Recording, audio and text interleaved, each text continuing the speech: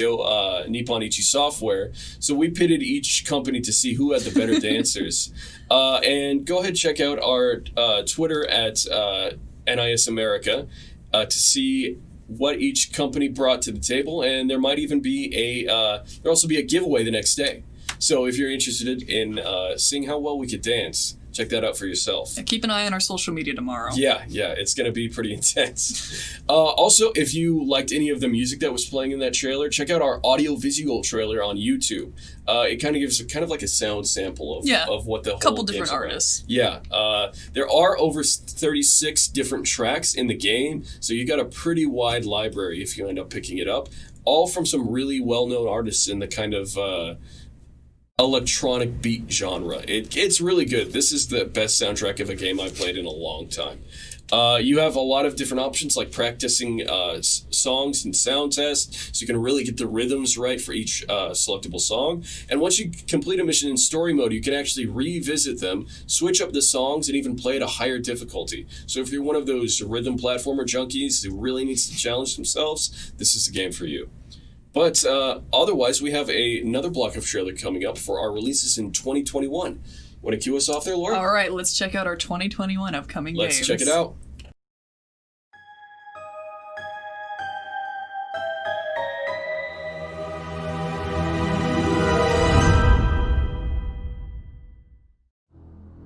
We finally made it to Balduke, the prison city. Forgive me for what I am about to do, but this city needs you. Come forth, my monstroms, and consume this dark night! Witness the strength of the Crimson King! Leave it to me! Mow him down! Here goes! Whitecap, reporting in. We can scale that wall using my gift. Yeah! Check this! Huh? What's the matter? Dull here. Good day. Use my gift to reveal clues. Huh? Eviscerate! Raging Bull is also peculiar. Raging Bull, I'm raring to go. I'll smash through everything that gets in our way! Shatter to base! Who's next? Alright, let's get this party started! It'll be a walk in the park for my hunter's descent. Too slow! Out of my way! Things just keep getting weirder and weirder. Renegade, let's get on with it already. Use my shadow dive to get to the other side of it. My time has come. There is no going back now, I'm afraid. The wheels of fate are already turning. As the sentinel between the dark and light, I, Aprilis, herald the fall of this dusk. Unsheathe your curse and smite the darkness. East 9, Monstrum Nox.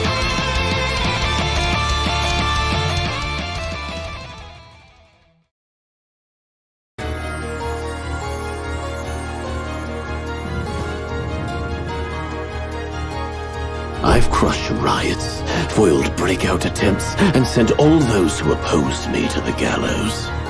You will not succeed. What is that old saying? There's a first time for everything. A problem is a barrier. A challenge is surmountable. The dominoes are just beginning to fall.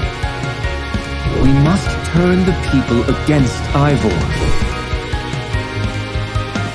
We must investigate this at once.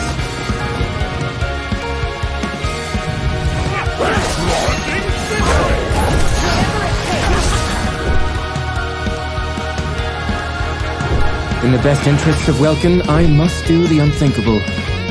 I'm lost. We have no time for diversions. This could be part of an elaborate trap. I am discreetly hunting for allies within the castle. The list you provided me earlier is most helpful. You're a traitor, Lucian! The plague and the slug will break down our walls! Everyone in Welkin Castle is counting on us. Ivor, Lucian, they all led me here. Never forget, I hold the fate of Welkin in my palm.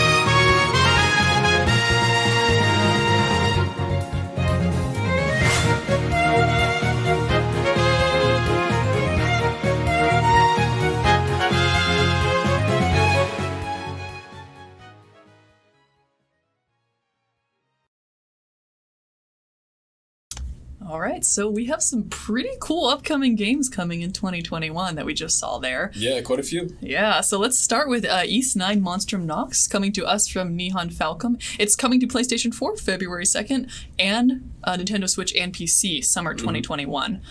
So just quick call out, since we saw a ton of cool characters in there, right? Yeah, we saw a lot of characters. More characters than usual in our latest trailer for East 9. But as you can see, a lot of them have these thing called GIFs. Which is what some of them use to do more movement-based things. So, right. We've seen Adel do his ziplining before, but we saw a little bit more now with both the climbing the walls, the flying, that guy who just shadows himself straight into the floor. A lot of maneuvering going on throughout the dungeons. Other than that, it does play very much similar to the East games, where you do have a bunch of different characters you can switch to, and they... depending on the enemy weaknesses and navigating the environment, there's also a ton of different side quests, as well as the main storyline you can do. But just a quick call out, this game was influenced a lot by Western fans. Yeah, you guys had a lot to do with the construction of this game, its narrative, and its design as well. Yeah, so you can kind of see the difference between East 8 and East 9 here, is that East 9 is very dark and gritty. It's very industrial now. There's a lot more vertical movement than just straight horizontal movement, which is also reflected in the gifts that these parties have. And it's also a little bit more open world. It's not really on the rails so much. It's a little bit of very exploration. open. Kind of, it goes with that new environment. Like if you're exploring, you want a large environment to explore. Yeah. So look forward to that. And just a quick call out, this is going to have French translation, and it's the same team that did Trails of Cold Steel 3's French translation. So look forward to that, my French friends. Yeah, absolutely. Otherwise, Fallen Legion Revenant's coming up from Yummy Yummy Tummy. It's coming out for PS4 and Nintendo Switch in spring 2021. So if you're not familiar with Fallen Legion, it's kind of like an active combat slash you go into these big combat scenarios, and then kind of halfway through you're left to a different area where you have to be kind of a sly diplomatic person. It's a very interesting gameplay loop where you go in, you make some key decisions at your home base, then you're out in the field, and then you're making other decisions, and some decisions influence others, and some are good for some people, bad for others. So there's a lot of different narrative paths. There's a lot of differences in the game. There's a lot of different ways to play it. It's a really big experience. There's also a lot of endings to go with those narrative paths. So if you don't like the one you get at first, you'll have to retry and go through again. We have some new characters coming from actually a social media contest we were running. we actually had a fan-created character be put into the game. So we're not going to say which one exactly now. You'll have to check the game out for yourself. Or you can check our social media. Or you can check our social media to see who won. Yeah. It's a tactical real-time RPG. As you saw in the trailer, there's a lot of kind of quick dodges, parries, blocks, responding to certain elements, enemies, using elements they're weak to. So you kind of have to plan out a little before you go into the field with what kind of characters you're going to use, what kind of spells you're going to choose, be it total glass cannon, just DPS everywhere, or tank it out with some heal spells. There's also been a lot of new improvements, like to the XP system from the previous game. It encourages a streamlined kind of process. There's a new alchemy system that's helps you create items that you can use both in the field and at your home base. And there's a new stealth gameplay segment. So when you're kind of doing all these Machiavellian little plots in your home base, you don't have to be caught, with stealing bread or whatever. So we're gonna move on after that to Saviors of Sapphire Wings and Stranger of Sword City Revisited. So these are both titles from Experience. Saviors of Sapphire Wings is a first debut here in the West, but we've previously released Stranger of Sword City here in the West, so this is Stranger of Sword City Revisited. So these are both dungeon crawling games made by Experience. If you've played them before, you form your party, you have these team-based RPG battles where you fight different ranks of enemies. If you're familiar with this kind of genre, this is like what exemplifies it all. Saviors of Sapphire Wings is a brand new title coming to the West where you defeat your knight who's kind of can't crusade against evil, ends in defeat, and your spirit is reincarnated 100 years later. So you have to form a new party to defeat the demon overlord. It's some pretty classic stuff with some really great dungeon crawling gameplay. And Stranger of Sword City Revisited is a remastered version of Stranger of Sword City. So that's going to come with updated graphics, updated musical tracks. There's going to be more dungeons, more characters, more enemies, different traps, different tactics to use. It's almost a brand new experience. So both of those are going to be coming in in one package, and it's going to be coming out in 2021 for Nintendo Switch and PC. All right, so we are going to move on to our new localization announcement. Yeah. So check out this trailer that we have for you here. Check it out.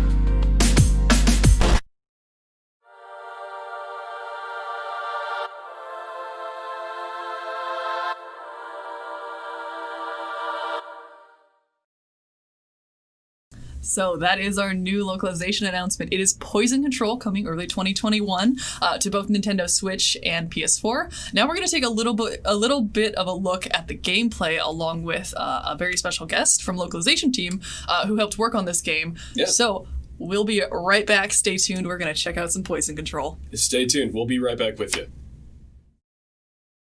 Welcome back. We're here with some Poison Control gameplay. And this time we're joined with our very special guest, who I'll let introduce himself.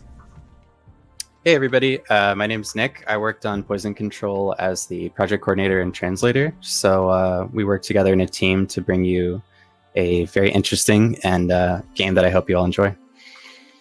All right, so we are currently in the menu screen. Just a quick call out. This is a dev build. It is still currently in Japanese. Our localization team is working very hard to bring the English build to us, and look forward to more updates in the future for that English build.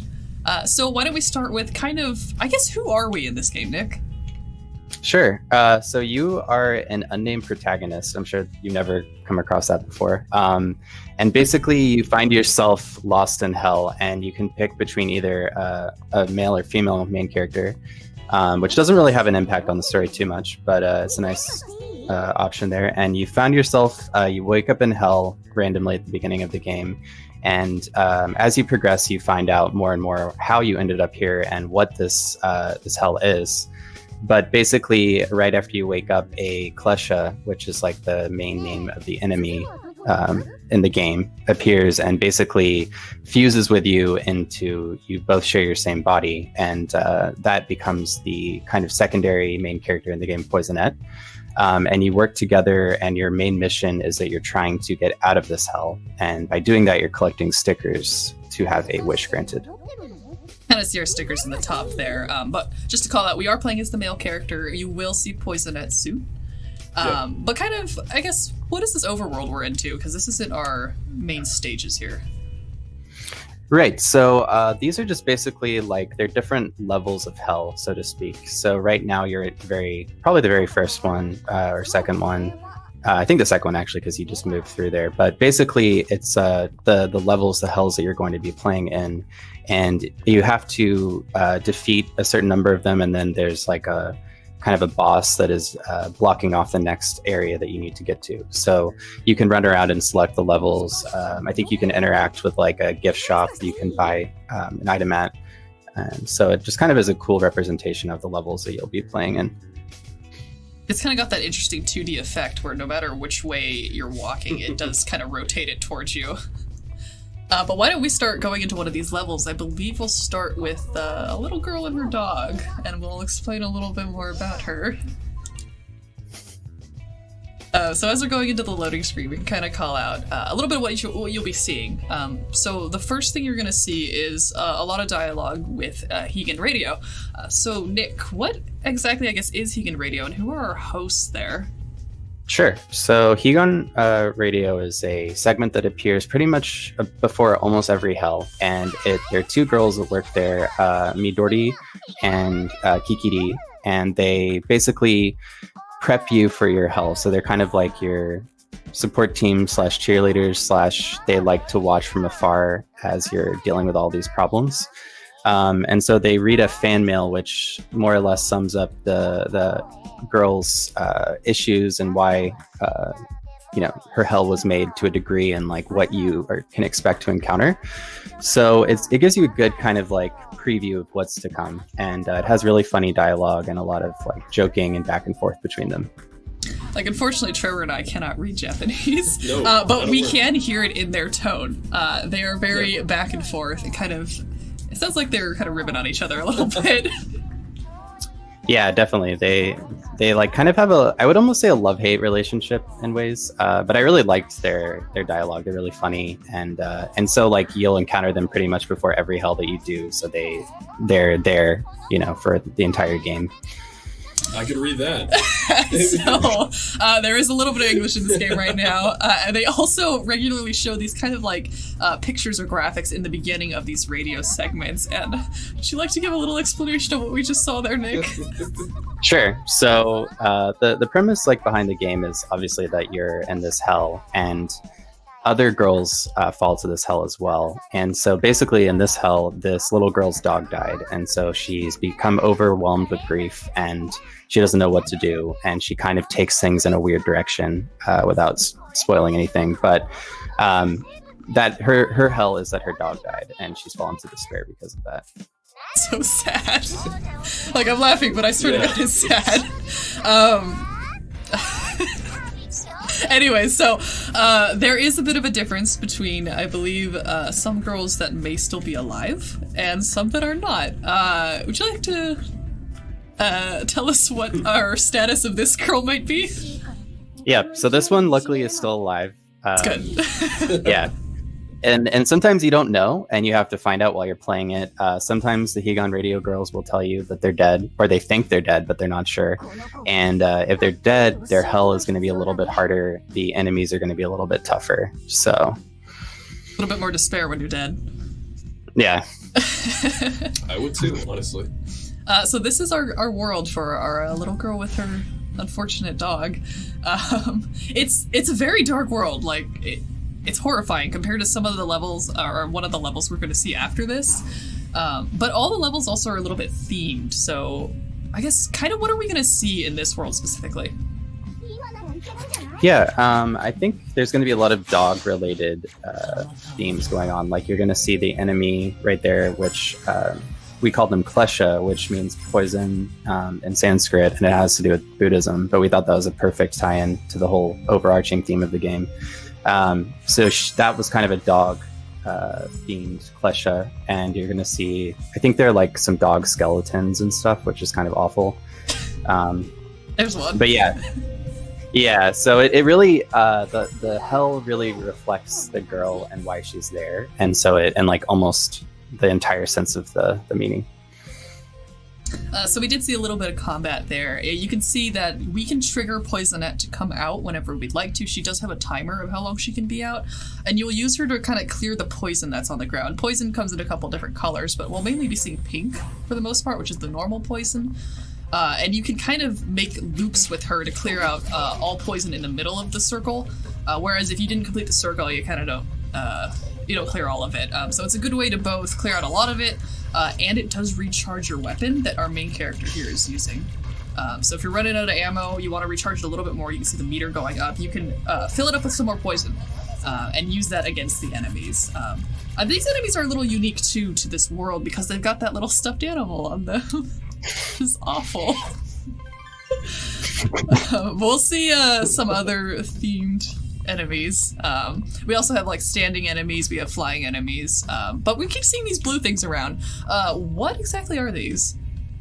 So because you're in this girl's hell, these are what we call thought forms, and they're basically like memories that this girl has. And so as you progress through the hell, you'll run into them and you'll get a better idea about what happened to her in the past and how she kind of fell to despair, fell to hell, and you get to find out more of her story, so to speak. So you'll encounter her and also other characters or like people in her life that were integral to basically bringing her to this point.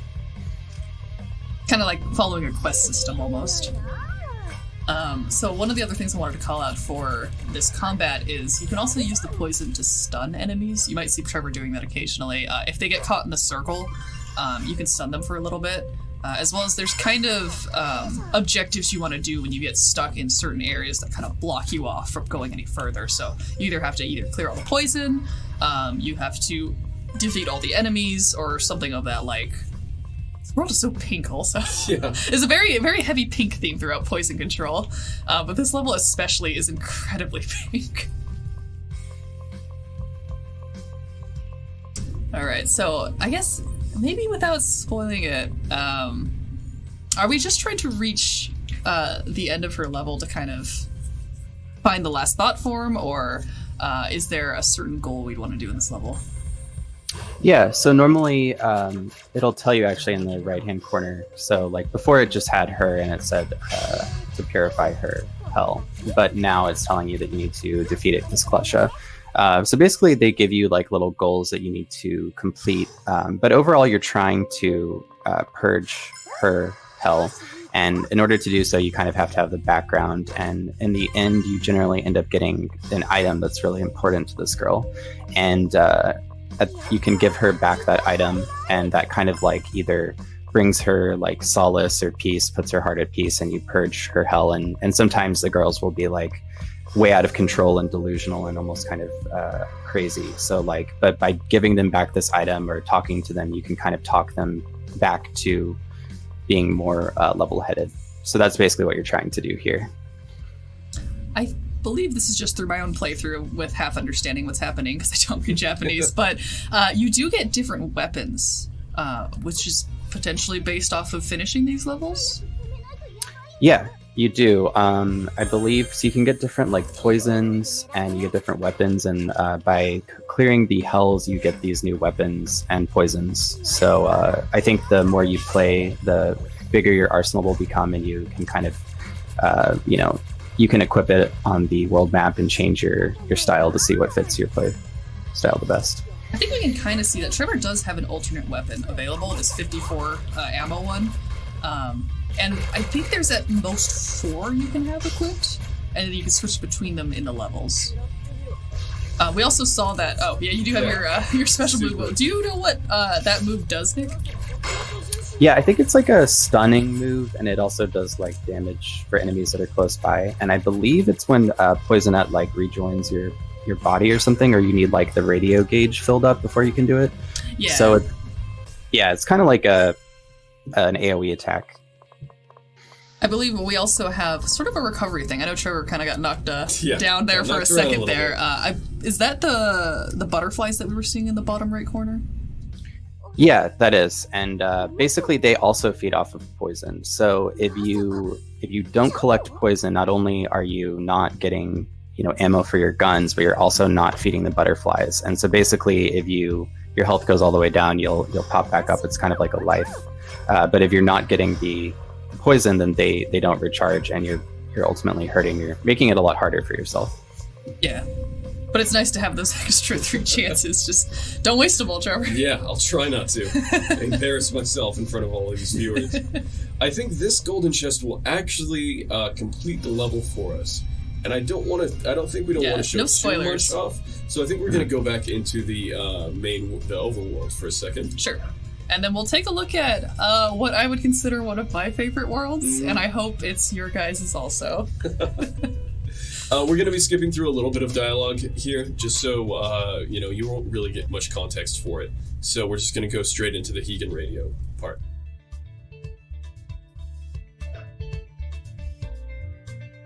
Hegan Radio always has the cutest images too. Yeah, every hell has its own. It's so adorable. It's awful, but it's adorable. There's one a little later in the game where it's like you chose the wrong difficulty in life, and it's like a JoJo character with like a mace and a lion on a chain. It's so endearing. All right, Nick, do you have a little bit of insight of maybe what they're kind of talking about right now for this specific Hegan radio? Sure. Let's see. Okay, yeah, so now I got it. This one is another fan mail, and basically it is about a mascot character obsessed girl, and she's like completely obsessed with it. It's her entire life, and she's going on and on about it. And then a problem kind of crops up, and she's wondering, like, she loves this mascot character, but there's something inside of it, and she doesn't know. Yeah. She's like, what is this thing doing inside of this mascot character?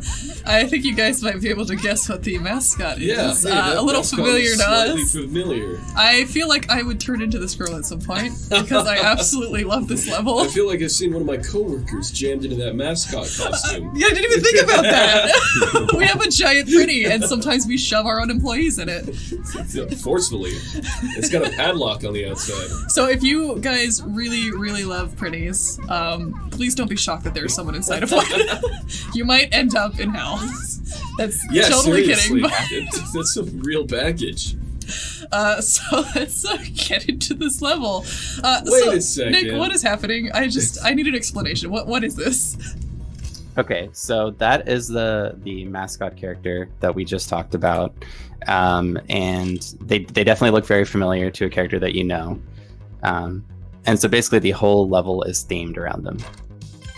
I just love how swag they look. Yeah. They're ready to party. That's called drip.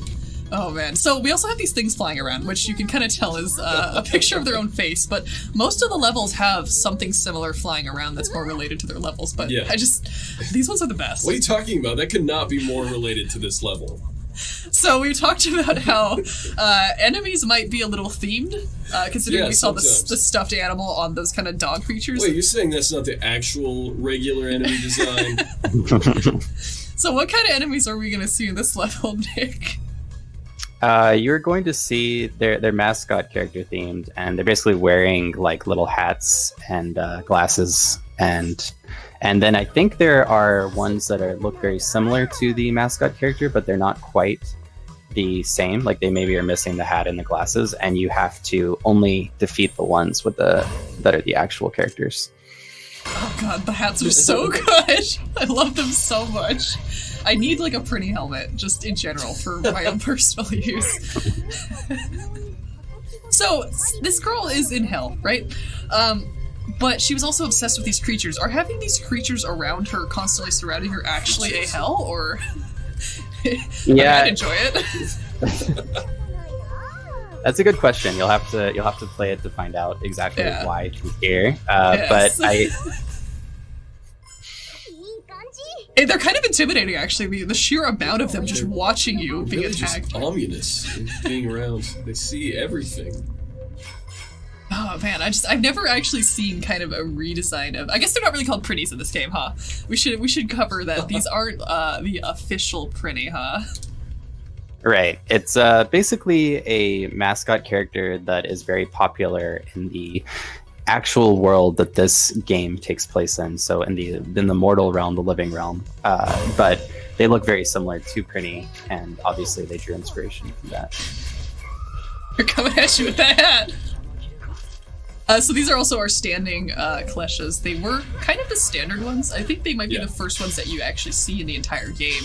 I don't particularly remember if we're going to encounter some of the more complicated ones. But there are like gigantic kleshas that you'll fight that have armor, and they'll wreck your stuff, man. They're really, yes, a lot of these, you get some really tough enemies. That's my favorite picture. Also, her shirt is like a cat with like 8 legs, isn't it? Like, yeah, and you know what? It's a little off-brand for her. You'd imagine she'd have a little Prinny or Pyrin shirt. Pinrin, yeah. I feel the like sorrow of this Prinny looking back at her, just like, oh god, not again. No, not this I'm just a man in a suit, please. Oh god. Just a quick call out to Poison. I love her reactions that she has to things. Yeah. She just looks like she's freaking out. Actually, did we cover kind of her personality? I don't think so.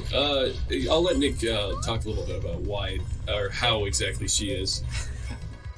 Yeah, I think you nailed it pretty much on the head there. But she kind of is a little sassy. Like she'll call you out or people out on things, or she'll be like, I can't believe that they're acting like this, or she'll like make jokes and comments, and she's just really because the main character doesn't really talk that much. Like you do have dialogue options later on when you're talking to her that kind of give the character voice, but she's like the main voice of the game, so she's kind of experiencing it in real time, and I think her reactions are really relatable. So we kind of saw that little purple guy in the bottom. Are those different from the thought forms? They seem to appear kind of occasionally throughout the game. Yeah. Are you talking about like in the dialogue options? Yeah, the dialogue one. Yeah. So those are the other characters that are not the main girl. So basically, like any other person in real life that the girl was talking to, they're like kind of purple figures, and so that's how you can differentiate between the girl and then the other characters, and then they kind of have importance in her background and her story. Kind of like eavesdropping on a conversation she had with someone. Yeah, exactly. There's also just such a stark contrast between this level and the previous one, where it was just dark, foreboding. You might think, oh yeah, that's definitely hell, but you were on like a street with a bunch of pinrins attacking us, the little pretties.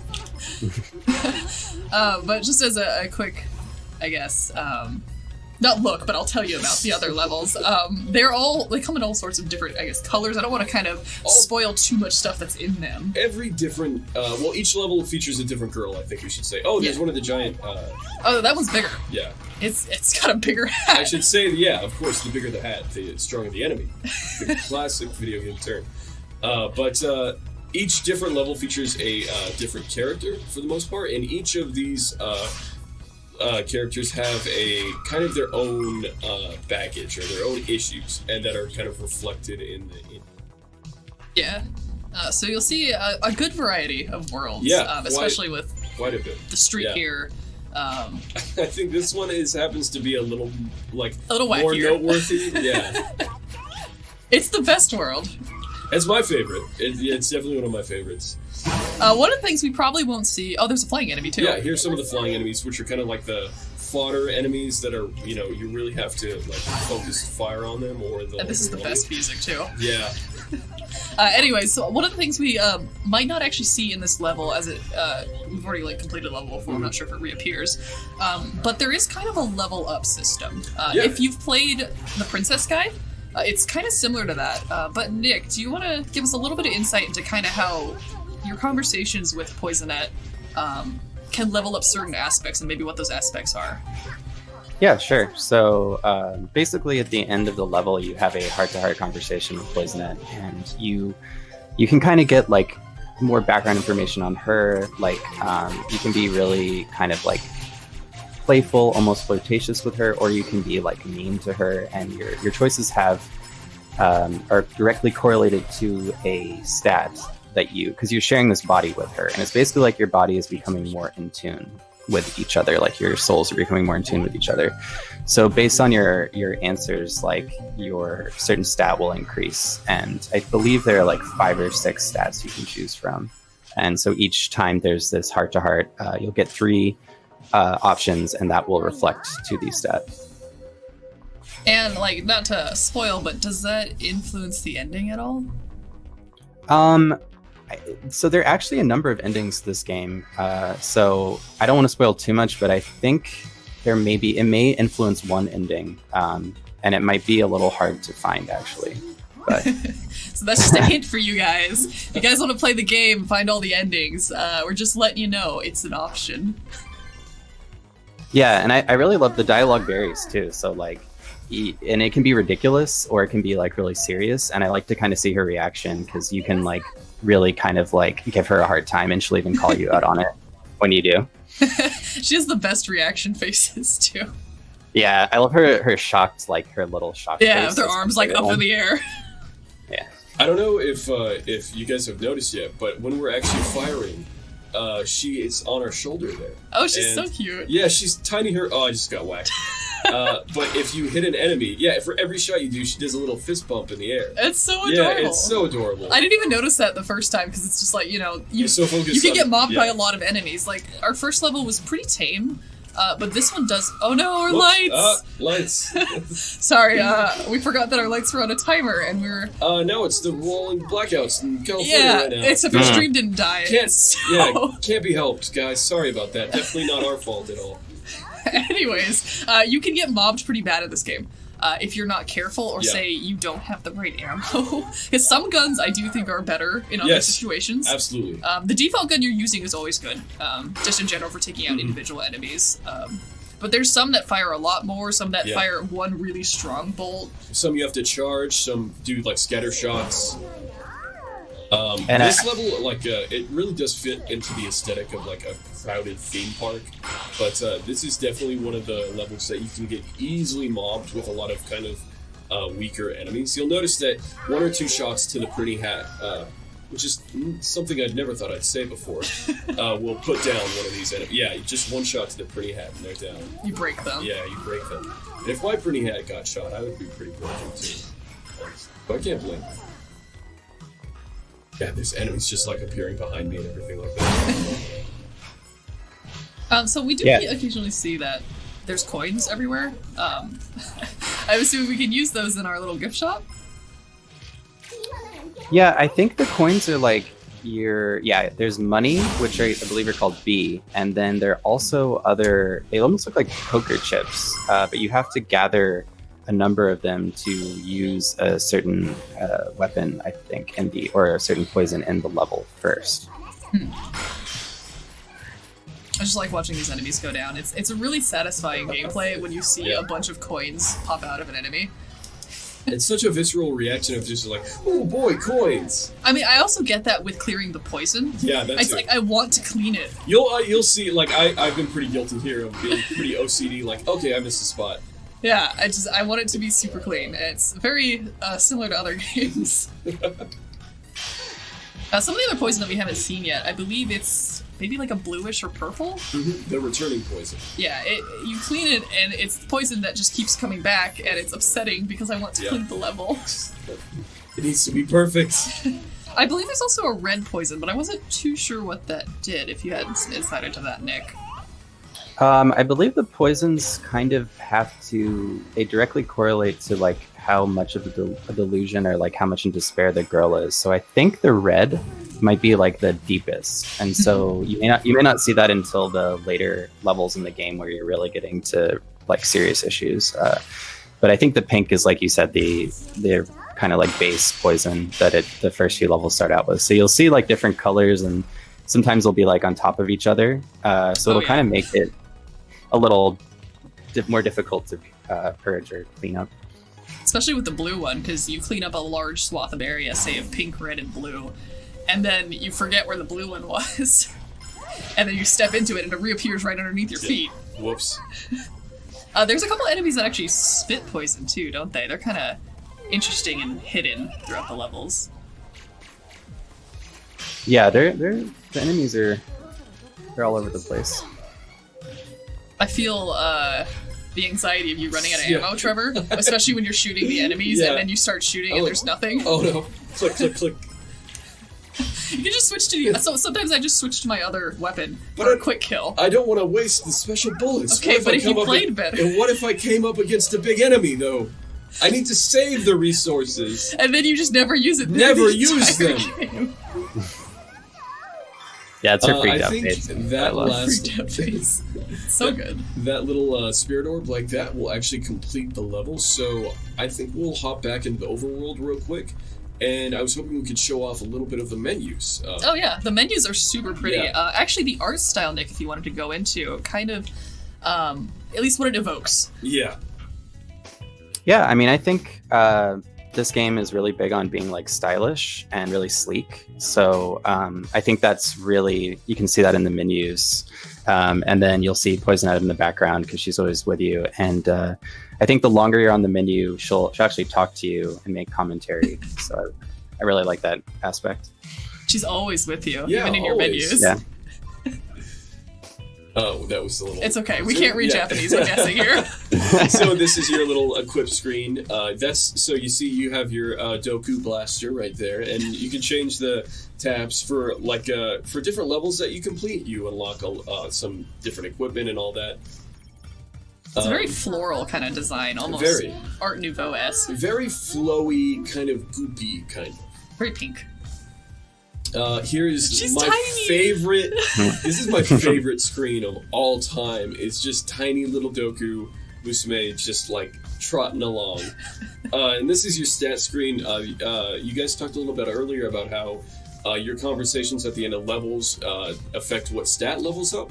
So I'm not really sure what any of these stats do, but you can level them up. You have the pictures though. Yeah. Look, it looks like so you've the got muscles, life, that's maybe strength, smartness, smartness. Yeah, death. Whatever. Localization is currently working on this. Unfortunately for us, we are illiterate on the Japanese front. But... Just look at the little Doku Musume. Just look at her. That's all you need to see. Look at her. She's so cute. So I think we'll probably wrap it up here for our gameplay. We do want to throw out a special thanks to Nick for joining us. Do you have any final words for our viewers, Nick? Yeah, I just hope you look forward to it. We worked really hard and tried to maintain a lot of the cultural aspects because it's really Japanese cultural centric. And we also, there's like a lot of call outs to like Buddhism and stuff in it. So if you're really interested into all that, and then you also just kind of want a really, I don't know, goofy, like some hells are really like feel good and others are kind of like really heavy. I think this game is for you, and I really enjoyed the story. So. All right. Well, thank you once again for joining us and sticking with our gameplay and Trevor's unfortunate getting mobbed by many tough things. level. This game does get a little difficult, just as a predecessor for it can that. get pretty challenging. But thanks so much for joining us, and we're going to do a little sun out in a second. But this has been Poison Control. All right. We'll be right back, guys. Stay tuned. Thanks so much. That was our Poison Control gameplay showcase. This game is also coming out 2021 to both Nintendo Switch and PlayStation 4, so keep up with our social media for more updates to come with this game. Thanks so much for joining us, guys. It was a lot of fun. But I've been Trevor. I'm Laura. And we're going to sign off. Thanks so much. Thank you very much, guys. Take it easy.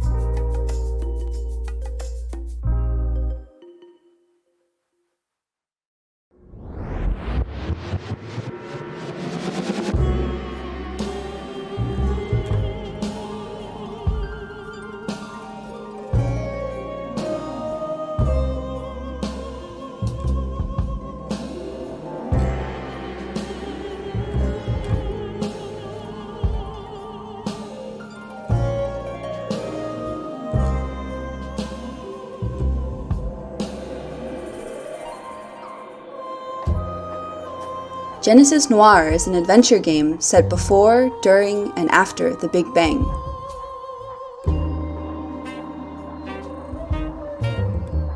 A cosmic gunshot aimed at the heart of a god rockets the universe into existence and must be undone.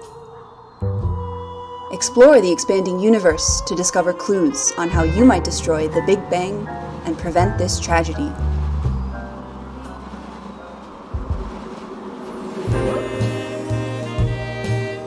You'll stumble through seedy speakeasies, transform energy into matter,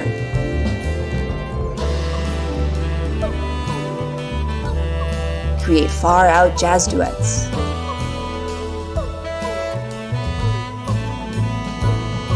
discover what's inside a gas giant,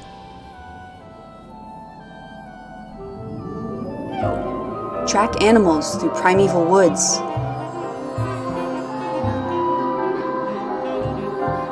and watch stars die in this film noir creation myth.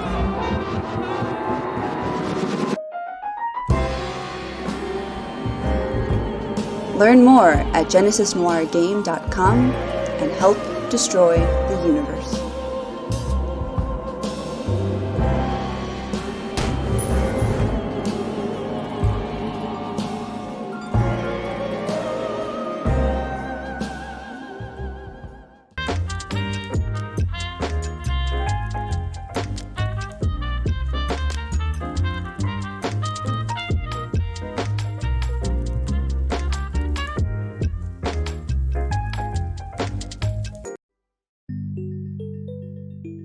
recently had a shift.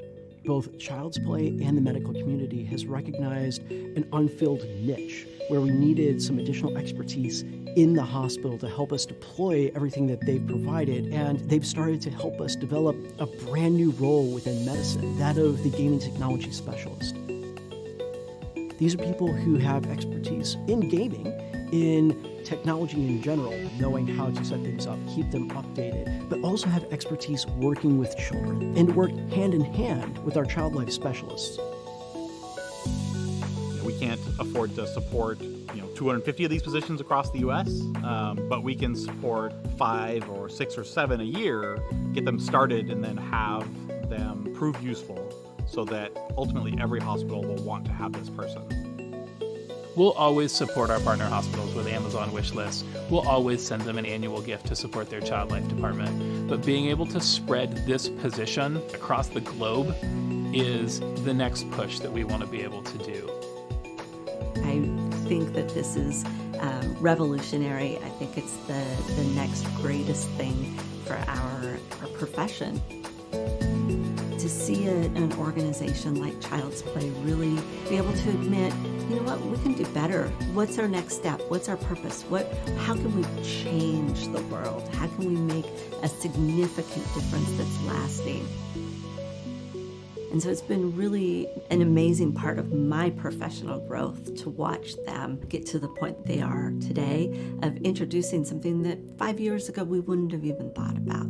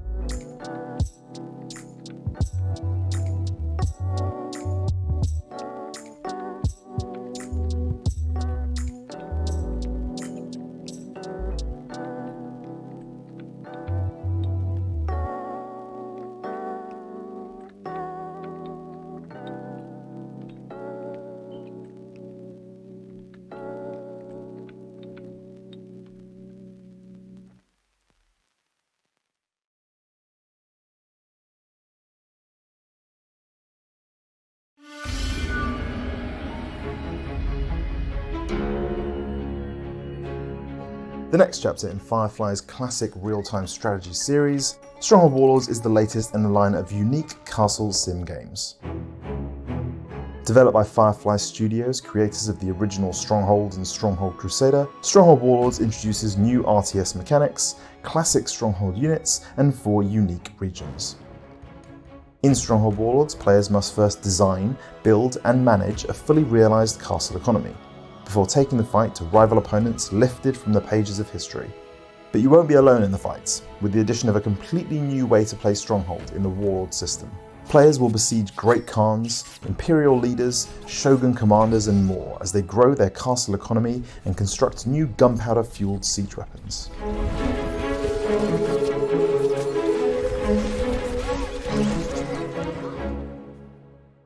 Taking players from the jungles of Vietnam and the Mongolian steppe to the warring states of China and finally feudal Japan, this new setting is built into each aspect of our castle sim gameplay.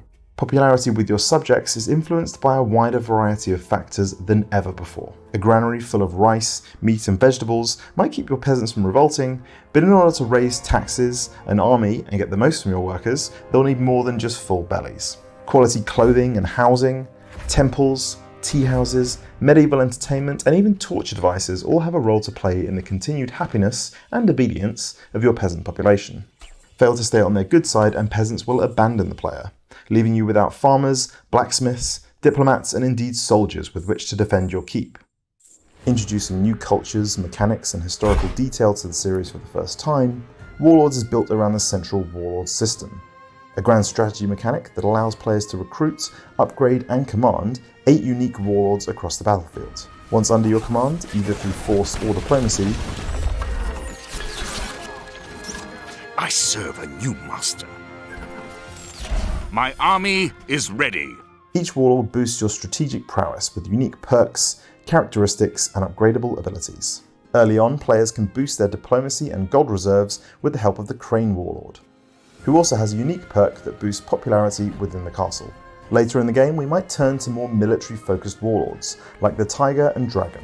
These more aggressive warlords can do everything from increasing melee damage and offering spiritual guidance, to growing your army with special units and even launching a full siege attack on the enemy. Utilize each warlord to boost your industry, fortify borders, forge weapons or launch a pincer attack, and you'll dominate the battlefield in no time.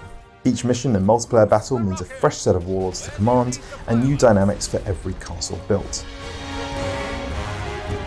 With all the warlords in this region, we have the numbers to launch a single great assault on the castle. To defend their castles, players will take command of Mongol hordes, Imperial warriors and samurai clansmen, as they prepare to besiege everything from Japanese castles to fortified Chinese cities. In addition to classic weapons like the trebuchet and mighty siege tower, Warlords also introduces gunpowder to the series for the first time. The Korean hwacha, rocket launchers, and fire oxen, inspired by Chinese siege warfare,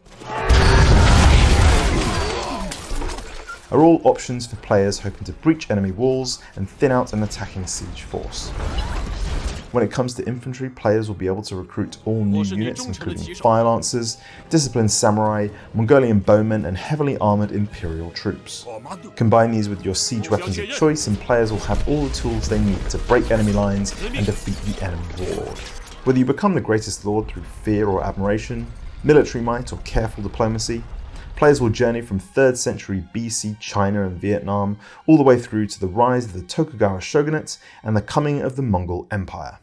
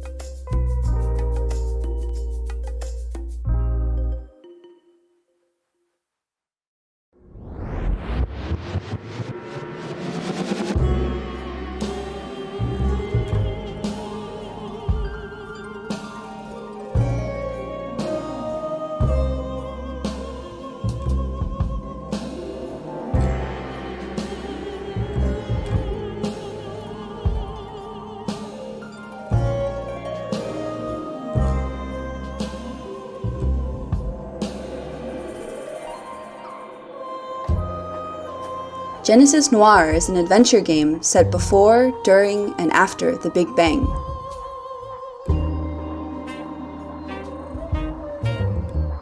A cosmic gunshot aimed at the heart of a god rockets the universe into existence and must be undone.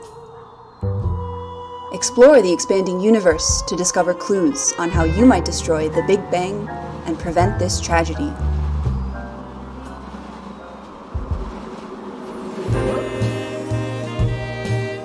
You'll stumble through seedy speakeasies,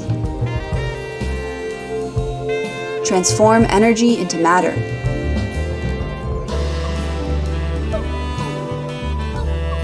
create far-out jazz duets,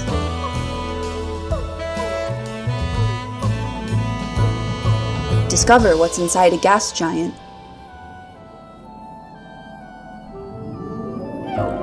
track animals through primeval woods,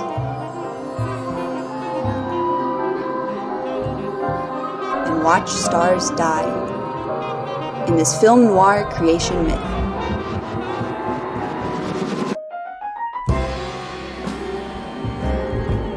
Learn more at genesisnoirgame.com and help destroy the universe.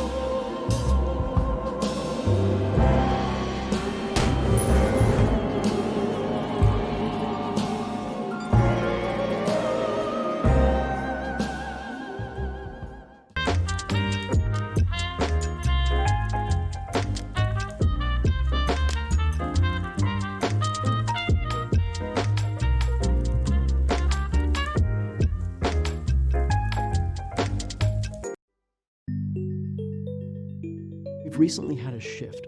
Both Child's Play and the medical community has recognized an unfilled niche where we needed some additional expertise in the hospital to help us deploy everything that they've provided. Welcome, everyone, to the PAX East Fear Factor panel. I'm Allie Foreman, an entertainment reporter with Mashable, obsessed with video games and obsessed with horror. Today, I'm joined by three excellent panelists. Would you guys go ahead and introduce yourselves one at a time? Why don't we start with you, Barney? Thanks. I'm Barney Pratt. I'm audio director of Supermassive Games. Currently focused on the Dark Pictures anthology. The last game in that series, or the next game in that series to come out, will be out on the 30th of October. It's called Little Hope, and just in time for Halloween. My name is Lucas. I'm the lead producer of Little Nightmares. So I've been working on this franchise since we started at Bandai Namco, our relationship with Starship Studio, and I'm very happy to be there. Okay, I'm Michel Ziegler. I'm developer at Hidden Fields in Lucerne, and I'm making Mundown, which is a folklore-inspired horror tale. Let's just dive straight into what this panel is all about. What makes games scary? Barney, can you start us off? So I'm biased. Being an audio director, I'm going to jump straight in and say it's the audio, of course, but I know that's not entirely true. I could bang on about that for hours.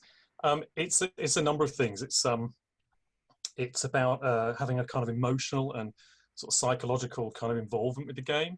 For the players, it's the unexpected. It's taking believable characters to extreme situations. It can be suspense. It can be impact with jump scares. It's kind of a great number of things. It's often the timing and the subject matter and crafting those moments to kind of take the player on a journey they weren't expecting, maybe. Lucas, what do you think? No, I totally agree that sound design really plays a big role. In making the game very scary. I mean, the build-up and the atmosphere are extremely important. There are really different angles where you can make like the game scary. So it can be more psychological, it can be more like jump scare or more gory oriented.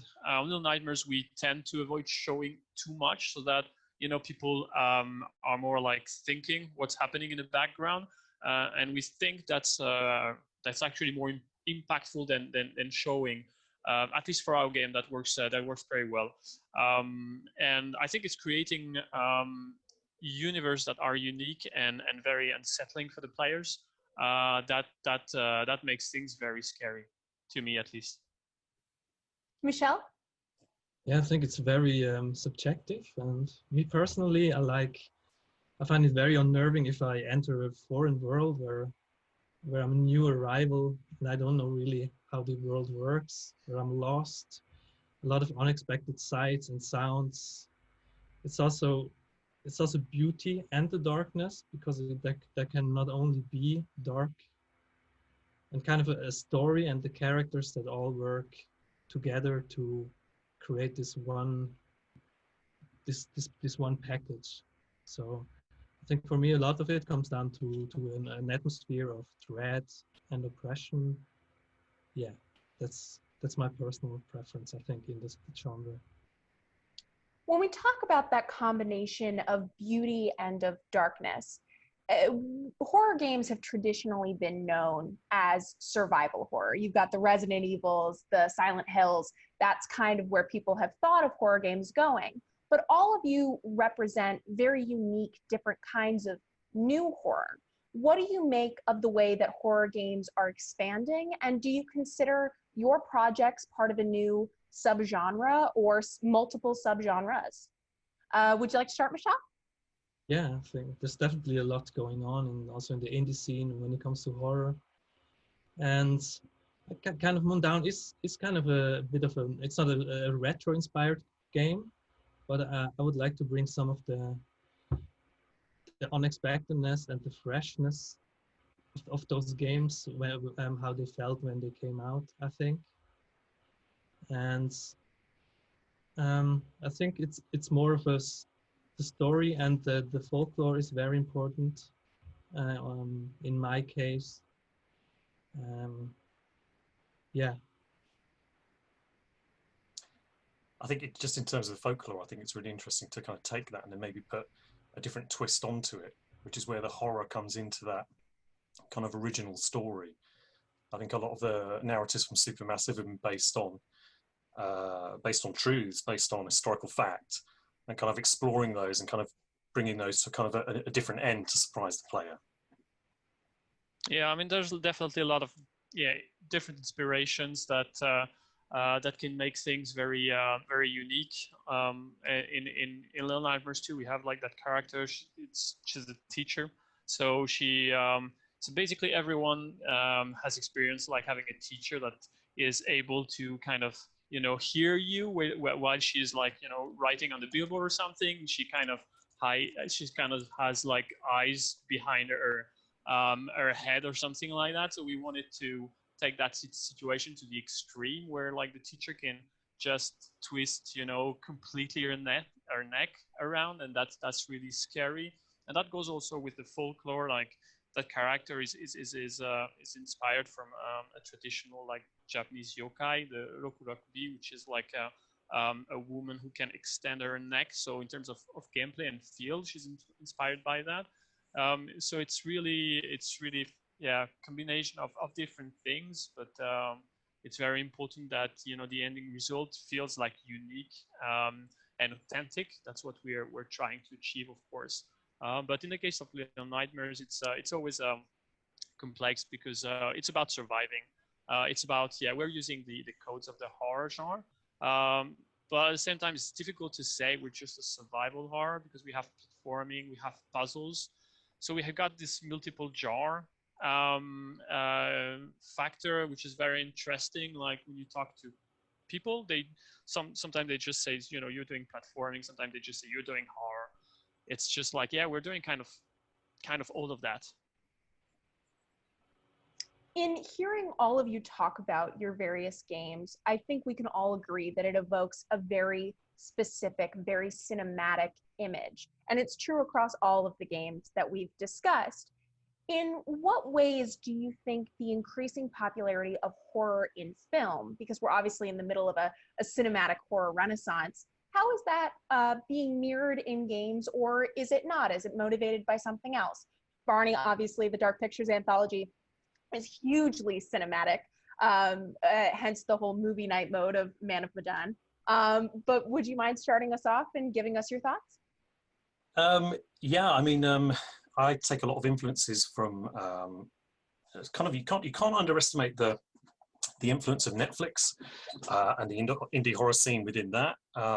There's a few great series that we've been watching recently, and I'm always finding little tips and tricks. I think the kind of believable characters has been an increasing kind of crossover from cinema into games. I think the performances as well. That is, players they're desiring lifelike or hyper-real performances in games to match those in film, in cinema.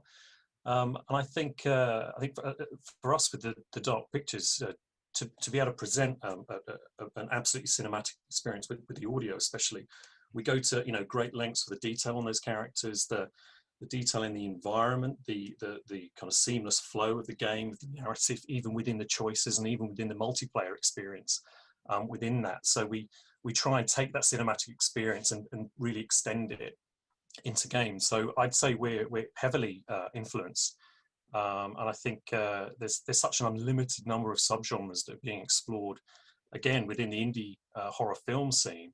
I think that's opening up opportunities and styles within the games world as well. I mean, not to underestimate the original styles that games present as well. Yeah, definitely. There's I mean, horror has never been as accessible as it is now. It used to be a bit of a niche genre, or at least it wasn't. It was difficult to get like horror movies back in the days. Now, like Barney said, it's just like just expansion of Netflix. You've got original horror creations from France, from Germany, of course from the US, from the UK as well. That has just like opened up like a large audience for horror genres, and In case of Little Nightmares, it's difficult to say like these have influenced our games directly, because the game, I think, is influenced not only by horror, by really a lot of different kind of things. If you check the mood boards from the artist team at Tarsha, they're really amazing. It comes from everywhere. But definitely, I think it's a great time to make horror games. That's for sure. I mean, I think the audience has never been as demanding as it is now. It's Michelle, really anything to add? Yeah. Oh, perfect. Sorry. Because when I started the game, I wasn't really thinking of a horror as a genre at all. I just had this specific vision of this folklore-inspired, very specific alpine scenario. And I started in 2014. And now when I look around, there's folklore horror popping out everywhere, like in television, in movies. And it seems like a lot of people in parallel kind of had the same idea. And now it seems to become a massive thing, which is really cool. As for cinematic influence, I mean, for Moondown, it's a first-person game, so I would say, and it doesn't have traditional cutscenes, so the cinematic influence is not that huge. While I mean, the atmosphere, the influence of atmospheres, however, is pretty obvious. It's largely on older horror films, like Rosemary's Baby, and the like. Just for this archaic kind of old feeling moods that is going on. And down a lot of inspiration is actually from old photographs as well. With all of those references, death tends to serve as kind of the ultimate consequence in any horror movie and any horror story. But obviously, death plays a really different role in terms of gameplay. How do you account for that in your own project when, Lucas, you're probably the best person to start us off here, since Little Nightmares is a platformer. I spent last night being picked up by the twin chefs, which was horrifying. But can you give us a little bit of a sense of how you go about creating that sense of horror? Somebody may have to die multiple times in a game.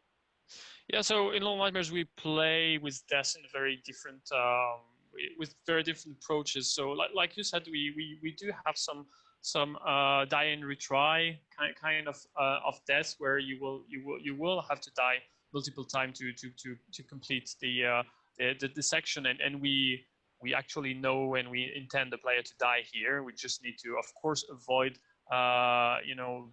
creating a frustrating experience. So it's a lot of balancing, but at the same time, we also have gameplay where you will explore a room, and you will see, like, a very big monster, and you know that you will have probably different kind of options to sneak around, and in that case, death is a bit more like the traditional ultimate consequence. You will just avoid dying from this big monster. You know that if you get spotted, you might have a short window to escape, but it's gonna be very challenging.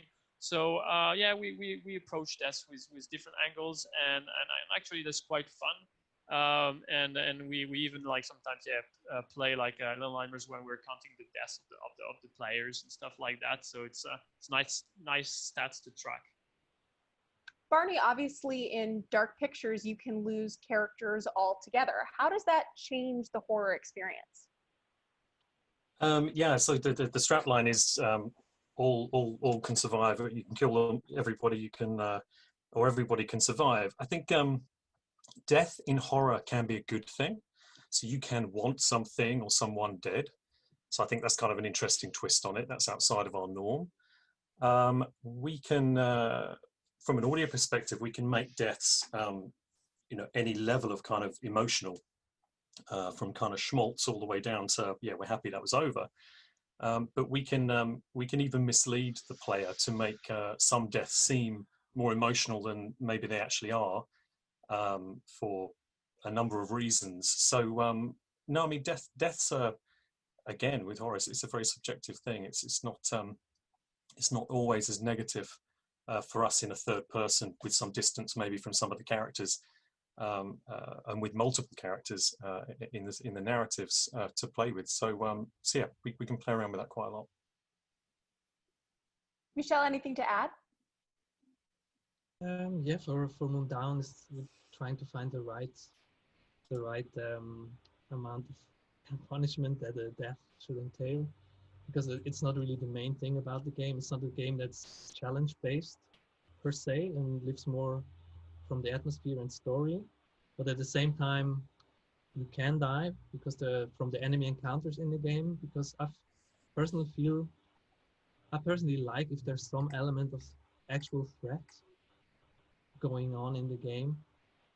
It's to raise the stakes a little bit, but again, it shouldn't be in the foreground, and also it's also an element of storytelling as well. There's some thing about one death by one creature, which is pretty it's pretty elaborate, but can't tell you yet. No spoilers. We've talked a lot about horror movies, but in playing horror video games, scares are presented quite differently from movies because your players can approach things multiple times or approach them in ways you didn't expect, from angles you didn't expect if you're in an environment, or maybe their narrative in the Dark Pictures anthology has unfolded in a way that is not all that common, whatever it is. In that way, is making a horror game more like crafting a haunted house than it is a horror movie?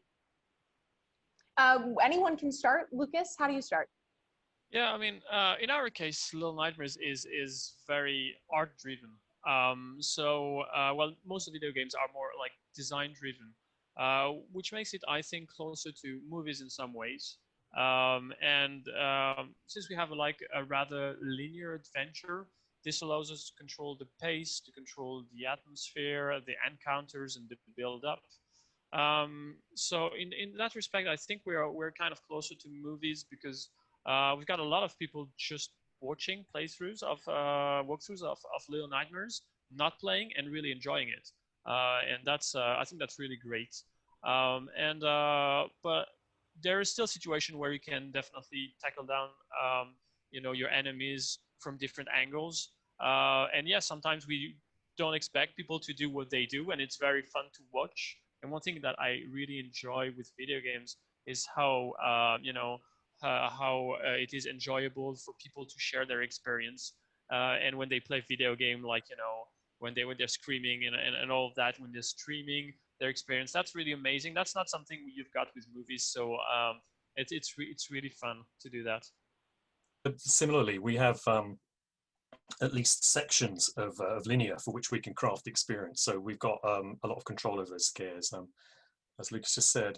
But funnily enough, we've just put in a 360 follow cam style camera into Little Hope, which has given us some challenges around that, about where to place the camera, etc. But since we're looking at and crafting each of the moments in the game kind of quite heavily, there's a certain amount of control we can place on that camera to improve the experience for the player, whilst giving them the expectations and freedom of that camera. So that's been a huge advance. It comes with responsibility, as you say. We need to control that. It's also about timings. It's also about kind of not just getting the camera in the right position, but about crafting those moments and really playing with the timings to kind of tap into kind of expected pause time. There's something we discovered in audio very quickly. There's a classic way of doing a scare is you have a riser and then you have a sting. So you're coming into a situation, everything's getting more exciting, and then whammo, you go with the sting, right? That's a classic jump scare moment. But if you do that the first time, that's great, and the player thinks, okay, I'm definitely playing a horror game, that's good. But then the next time, you can do the riser, and they just hold with the pause, and then go with the sting. So they didn't think it was going to come, they've given up on it, and then it comes in, that can scare them. And then the third time, because you're now playing with their expectations, you can just have a simple riser to nothing, no sting at all. So, an infinite gap, as it were. And in that way, you leave them hanging because they don't know whether that sting's going to come still. So you're just playing with their emotions.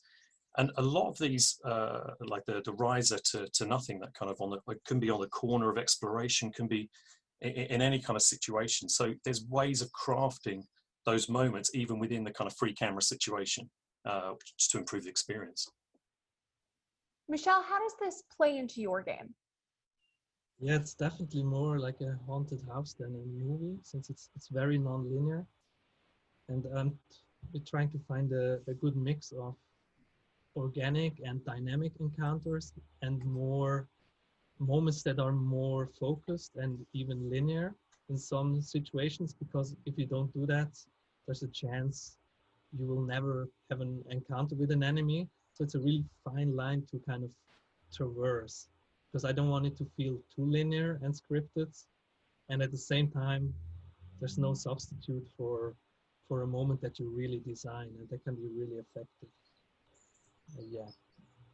But at the also a lot there's not a lot of jump scares per se in the game, but more like situations that are really scary, or more of a slow burning ones, or even situations where you walk into a situation where you know something in front of me is something's going on, and but still you need to go there because you need to advance, you need to find out something.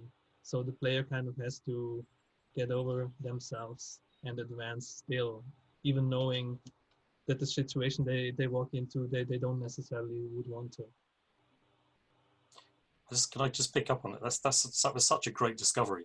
When you realise you can create these situations, we have a little doubt about, is this going to be effective enough? If they go backwards, they can break it. And it's like, no, you're forcing them to walk into their own fear. Yeah. And that's exactly. that's something you can only get in the interactive genre. So yeah, that was a good discovery. Huh? Yeah. When anyone is entering the horror genre, be it a filmmaker, a game developer, a writer, they have to kind of contend with the huge catalog of horror that already exists. We've been through the post-Scream era, we did the slasher period, and we've talked a lot about the folklore that plays into games and the kind of the perpetual fear that people have to play into. How do you keep horror original? Michelle, I obviously don't want you to give any part of your game away because we know so little and we're looking forward to it. But can you give me a little sense of how you made sure your narrative was unique and original? Well, for starters, it comes from a very specific place, which is like Swiss folklore. It's a very specific place that partially exists in the real world. So it's kind of hard to go generic from that, which really helps. So every architecture, every crooked barn is kind of based in reality, and the same kind of goes for the gameplay, which Mondown does a lot of things that you wouldn't necessarily see in a horror game when you just would think of the game, okay, let's design horror. You do a lot of other things as well. You can drive a hay loader, you will do a little day of farming, you do like mundane things in between, which I think really kind of helps or even puts the player into sort of sense of security or sereneness, which is always kind of overshadowed by the mood. And a lot of situations and a lot of encounters, they kind of really evolved from just working on the game. So I wouldn't necessarily start from, okay, this is the premise of this encounter, but it's just walking through this world and, okay, there's a hidden room behind this wall, which when you look at the mirror, you see it breaking behind you. It's like this kind of stuff which I couldn't really make up on paper planning, but that kind of emerges from making the game. And I think some of the best moments in the game are just, they weren't planned, but they kind of emerged and I went with it. And so I hope they surprise people like they surprised me when I thought, okay, this belongs here. Lucas, can you speak to crafting original horror specifically as it pertains to making a sequel for a beloved game? How do you make Little Nightmares 2 as original as Little Nightmares 1? So, I mean, we're of course keeping the same strengths from the first game, and we're trying to enrich it with more features. So I mean, in Little Nightmares, I think the originality comes from the perception, like you're really experiencing the game, from the eyes of the kids, and this world is not a good place for kids at all. It's dangerous. It's disturbing. It's very unsettling. And that's how we play. And then of course we introduce, like, traditional nightmares from the kids, like when you go under the bed and you've got like kind of very big hands trying to look for you, and we try to extrapolate that into a kind of extreme situation. In the case of Little Nightmares 2, we really wanted to to go beyond the first game, so we decided to expand with outdoor places. So now you have a forest, you have a city, and those are a bit more open, a bit less linear, which is a new challenge for the team. But it is, in terms of technology as well, it is a challenge. But we were very happy about what we have so far. And what makes Little Nightmares unique is just the monsters. Like when you have you generally have like one big monster per chapter, and there's no monster that looks like a previous one. They're really truly original. They're all designed to make the player feel in a certain way. Sometimes they can just be like very aggressive, like the hunter. He's just a bloodthirsty taxidermist trying to kill everything that he sees in his forest, and just like he's gonna stuff you with foam, and then that's it. That's his thing. But other foes, they have more complex agendas. Obviously, we haven't revealed everything for Little Nightmares 2 yet, but the originality of each monster is really what makes, I think, this game different. Barney, how do you keep Little Hope fresh within the context of the Dark Pictures anthology? Because we already expect so much following the first game. You'd say that.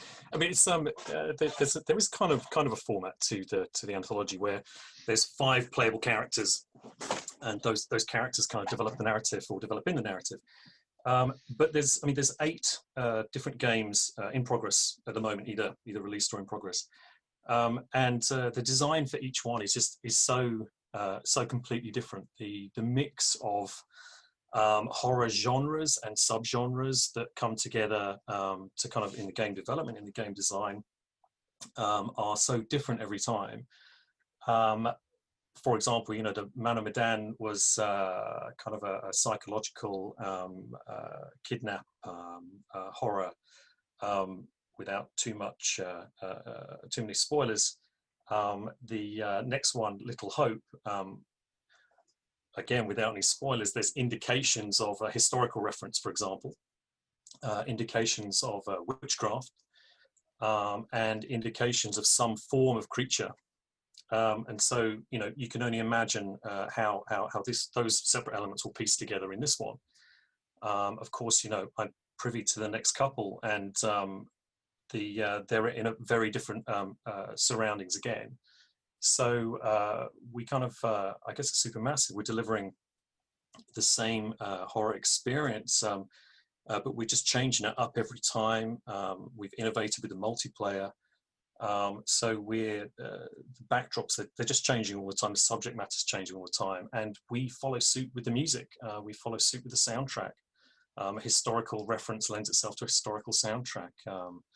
A present-day reference would lend itself to a present-day soundtrack. We were even influenced by the swelling of the sea for Man of Medan. Everything was written in 3/4 by our composer, Jason Graves.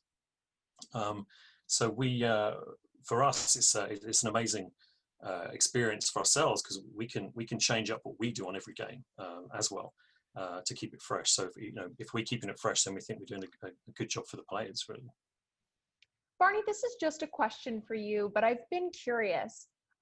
With having Will Poulter as a huge part of Little Hope after his role in Midsommar and his role in Black Mirror Bandersnatch, is there an element of excitement or anything unusual about working with somebody who's already established as a face in the horror genre?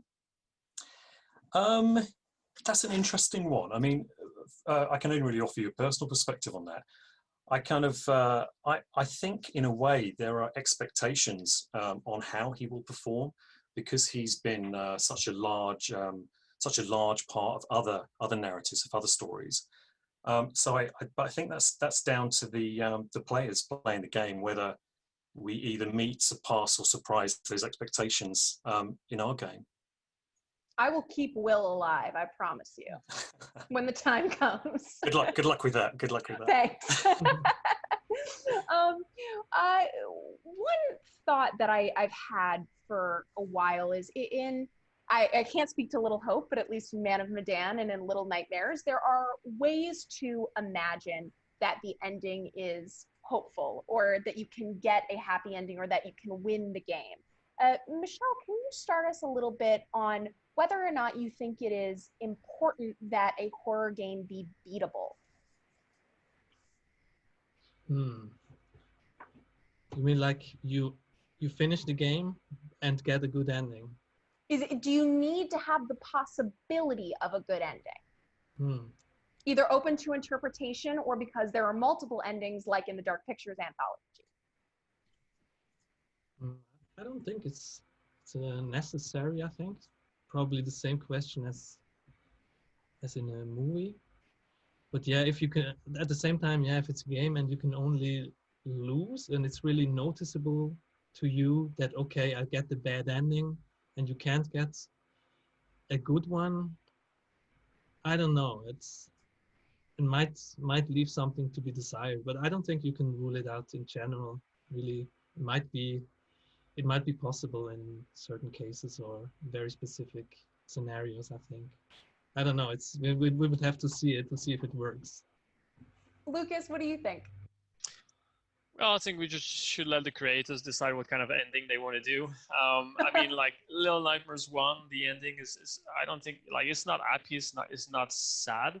The DLC ending is very melancholic. And LN2, well, you will see, of course. But I don't think there is any recipe for making the best ending possible. I personally enjoy endings that are not so happy, because I think they are more memorable than the happy ones, but that's just like, a mere opinion. Barney, any thoughts? Yeah, I mean, what's a happy ending in a horror, right? Is it, coming out with physically roughly intact, or, there's, I think a kind of positive ending for a horror can be kind of finding a simple kind of resolution, or some form of equilibrium again after such a crazy night journey, dusk till dawn kind of experience. I think for us, I think it's kind of important to have the range of endings. And yes, everybody can die and everybody can survive, including any other actors that might have been employed by us. So yeah, I think for us, I think it's important to have that range. Whether it feels successful or failure, that's kind of I think with regards to the replayability, I think if people are going to investigate sides of their personality and make different choices, maybe let their evil streak kind of win over, maybe everybody dying would be a successful end to that playthrough. Yeah, that's down to the player, I think. In the history of Hollywood horror, we often hear about the trope of haunted sets. So something weird happens on the set of The Exorcist, something terrifying happens on the set of The Shining. Have you ever had a scary experience developing a horror game? Lucas, you want to start us? Do you have any thoughts? Well, I hope not, because I need everyone to be there to finish the project. So I hope everyone is safe, in the team. But I mean, yeah, there's of course stories, and then you've got the studio gathering for parties and stuff like that. But no, hopefully nothing too serious. Michelle? I know you create your games by yourself, so I imagine the solitude has got to be a little stressful sometimes. Yeah, it's just making the game is kind of scary. Yeah, because it's sometimes you get anxious. How will it do? Will I make another game? And all these questions and if you invest this much time, you get really, really attached to the project. in an almost unhealthy way, I guess. So that's scary. And also one time I played the game in a chapel, which the game has a chapel which is a real chapel. It's a really, I don't know, it's from the 1500s or so, which I was playing there as a child. It was always fascinating.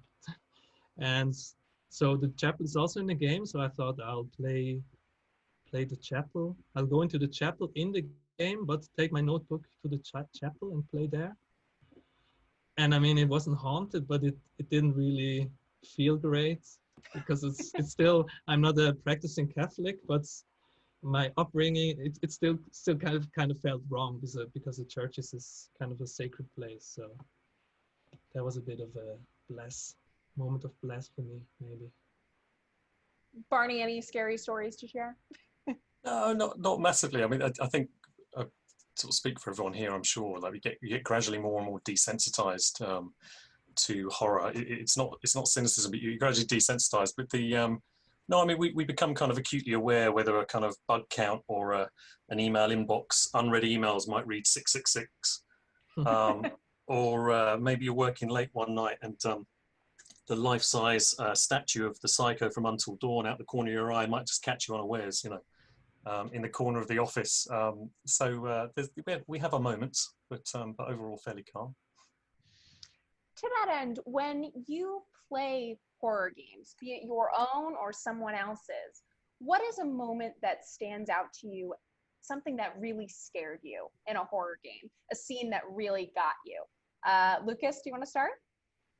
Yeah, I mean, when it comes to Little Nightmares 2, we've got like one chapter which is really horror oriented, and it's I mean, I think horror fans will really love it, and it's still like freaking me when I'm playing it, and I know what's gonna happen, and I really enjoy having people at the office playing it, and they're like really scared to shit. It's really fun.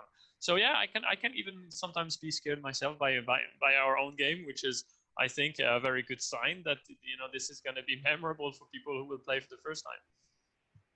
How about you, Barney? In terms of our own games, there's often scares that they might get you the first, second time, and that's quite normal. But if there's a scare that gets you the third, fourth, fifth, and sixth time, you're still playing them. You're like, okay, we've really nailed that one. That one's working. I think I have to call out a VR title we did, Rush of Blood. There were a number of moments in there. Oversized screeching pig heads. That was a classic. That kind of got me on edge every time. It was the intensity. And also there was another part of the roller coaster ride. You go this long dip, and as you came back up the other side, there was an oversized child's doll who just had this gentle high pitched giggle. And I think it was just the juxtaposition, I think, of that the classic kind of horror moment. But that always sent a little shiver down my spine. I think it was after having kids that got me more. Sounds overwhelming. Michelle, anything to add? Yeah, I mean, it can happen. Sometimes the enemies, if you're going into a house and do something and then you turn around and one of them is there, it can happen. Or one of them is passing in front of the window casually. But yeah, it's mostly, I think some of the best moments are really like the ones that work after many times, and not even necessarily jump scares or anything, but just moments or dark moments that are really hitting you in the gut just because of the atmosphere, because of the sound design or the music. Just everything comes together nicely, and and every time you play it, it's just really nice. You just to experience this moment again, and that's a great feeling then. All of you have such original stories that you're telling, but a huge part of the horror genre is sequels and remakes and reboots and revisiting classic horror concepts. If there was one existing horror property that you could play with in the game space, what would it be and why? Anybody can feel free to start. I don't know. It could be. I mean, I don't have like one specific in mind, but I'd probably love to play like a David Lynch movie as a point and click game or something like that. I think that could be really awesome. Like something very disturbing, something very weird. Yeah, it's maybe because that's kind of the kind of weird stuff that we do. I mean, of course it's different, but we tend to do just like stuff that are kind of unexpected, and I think his movies are doing that in an amazing way. So yeah, I'll probably pick up something from Lynch. Michelle? Yeah, like a game of Eraserhead. Yeah, Or, for example. I just thought Nosferatu would actually be amazing. Like, do it in black and white, and maybe even silent almost, and just make a really solemn, lonely game where you're the count. It could be really interesting. There could be sailing. I don't know. I mean, the mood of that movie is just. I mean, the whole mood of silent movies. I don't know if it's been done in games or if it's too gimmicky, but I think just the whole aesthetic of it could lend itself really well to a horror game. But then do something really original with it, and don't follow the template of the film too closely, but just take it as a springboard for something original, maybe. Barney? I'd probably go the other way and want to take something otherwise fairly cute and innocent and twist it. I don't know, something like a Little Big Planet or something that my kids play, just to make a little twist on that, I think. Well, that sounds pretty spectacular. With the time that we have left, I would love to hear a little bit more about each of your games coming up. Barney, you're first because it's this Halloween. We're going to be getting Little Hope October 30th. Tell us what you can. Tease us as best you can. We're all very excited. It's been great to put we're literally kind of finishing, as we speak, with regards to schedule, etc. I've got to be really careful about spoilers. We're so close to it now, and I know I think we've got our marketing PR guys on this call as well. So no, I mean it's been great putting it together as ever.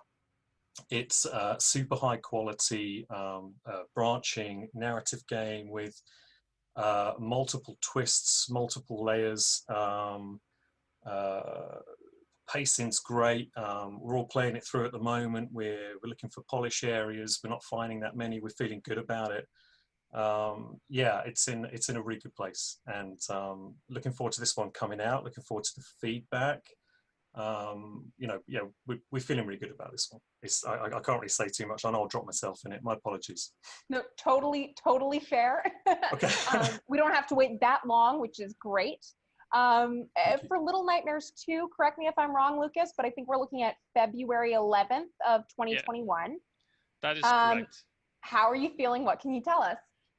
Well, I mean, we're still working very hard on the game, obviously, but I mean, Little Nightmares 2 is really expanding the world of Little Nightmares, and the recipe we have Six, the character from the first game, coming back as an AI companion. So it's going to be a very emotional journey with our new hero. That the name is Mono. He's got a little guy with the paper bag.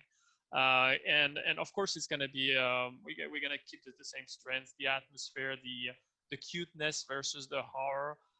We are adding new features such as the ability to wield a weapon and fight like I would say middle-sized enemies that you will meet in the game, but you will still have these amazing monsters that make Little Nightmares very, very unique, and you will have to find the best way, of course, to outsmart them. We were having outdoor places. The game is much bigger than Little Nightmares 1, which was a bit short. So overall, we are all very excited about the game. We think it's amazing. Of course, we still have some work to do. But yeah, no, we think we're in a good place. So the game will release February 11th on PlayStation 4, Xbox One, PC Digital, and Switch. And we have also announced a PS5 and Xbox Series X version for later in 2021. Michelle, I know Mundan has been an incredible labor of love for you that you've been doing over years and years and years. How are you feeling? I know you're looking at a spring 2021 release. Yeah, I don't know. It feels really unreal after all this time. It's really, really excited about. It's really coming together now. It's like a really special kind of phase or moment when all the music comes in. The voice acting will come in soon.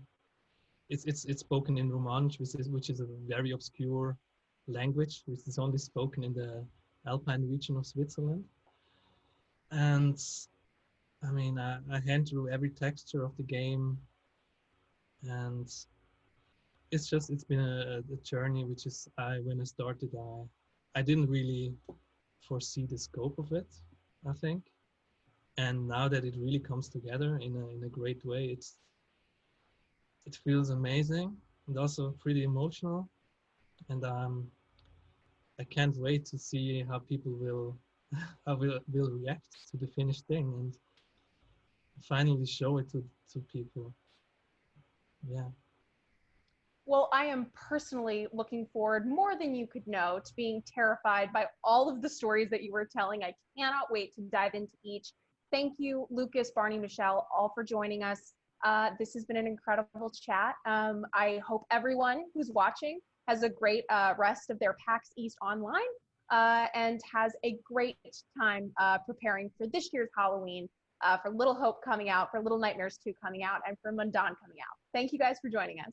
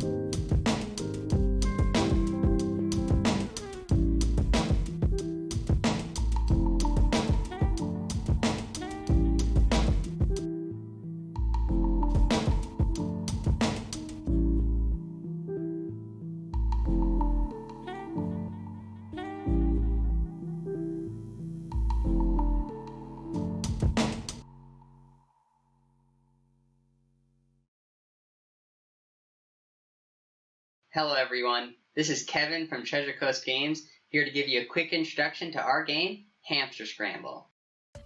Hamster Scramble is a brand new fusion between two familiar genres, a platformer and a match 3 puzzle game. It's separated into two distinct sections, the puzzle boards up above and the platforming stage below. In most puzzle games, you just have the game board and throw pieces at it from a static location. In Hamster Scramble, however, you have full control over a character in the stage below. It is also here that the hamsters will scramble. The hamsters enter from the top of the stage via pipes running up the sides of the area, and loop back up when they reach the bottom. In order to make matches on the puzzle board, players will have to chase down and catch the hamsters. Each hamster has a color, and when caught, becomes a ball of the same color carried by the player. The player can then aim and throw the ball at the board to try and make matches. Making matches sends orbs at the opponent's board, filling up a meter that adds a line when full, pushing the opponent's board downward. If a player's board hits the center line, they lose. The platforming and puzzles themselves are rather straightforward, so I'll skip to the fun part, swapping. In Hamster Scramble, making matches isn't the only way to attack your opponent. Players also have the ability to swap into their opponent's side of the stage for a limited time. While there, you can harass your opponent and disrupt their game plan by throwing balls at their board, stealing their hamsters for yourself, or straight up finishing them off.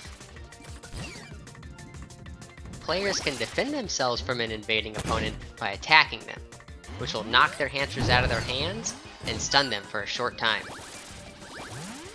Finding the right times and positions to swap is key to getting the most out of it.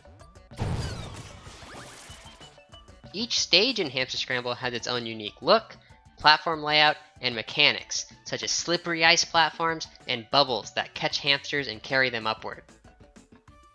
Players will have to adjust their strategies depending on which stage they are playing in.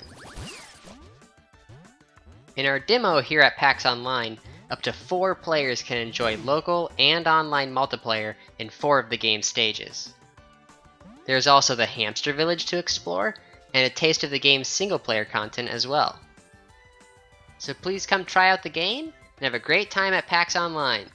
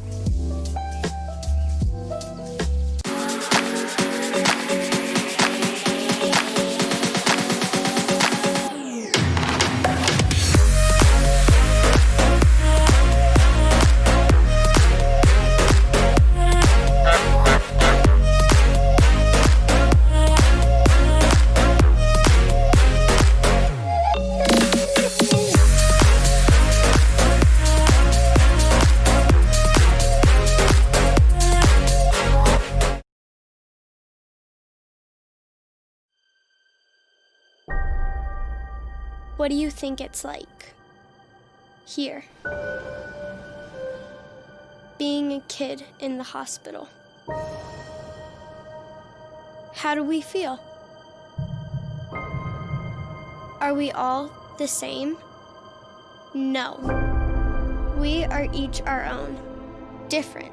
Some of us are here for an hour, some of us, months. We all experience different things. But we all share one thing. We all just want to be kids. And that's where you come in. Because of you, we have a new way to play. A new way to make things better. And you helped us get just the right people to make it all happen, including one of the first gaming technology specialists in the country. Every day I get to come into work and use technology to help kids feel better. This includes gaming on consoles, it also includes 3D printing, and even includes immersive technology such as augmented and virtual reality. Not only do we use this technology for fun, but we also get to use it to help kids get through treatments and for procedure supports so they can heal faster and get home quicker. It feels like you're a kid again when you're playing video games. Not only that, because of Child's Play, we also have the world's first child life medical director. Not only do I get to help develop and manage these programs, I get to promote the mission of child life throughout Children's Hospital Colorado and the community. And you help us figure out how to do all this even better. We're conducting research on how we can use these new and emerging technologies to establish best practices to benefit our patients and families, to improve the experiences, and how we can leverage this technology in really fun and innovative ways. So, we just want to say thank you. Thank you for helping us be kids. Thank you for helping us play. Thank you for helping us heal.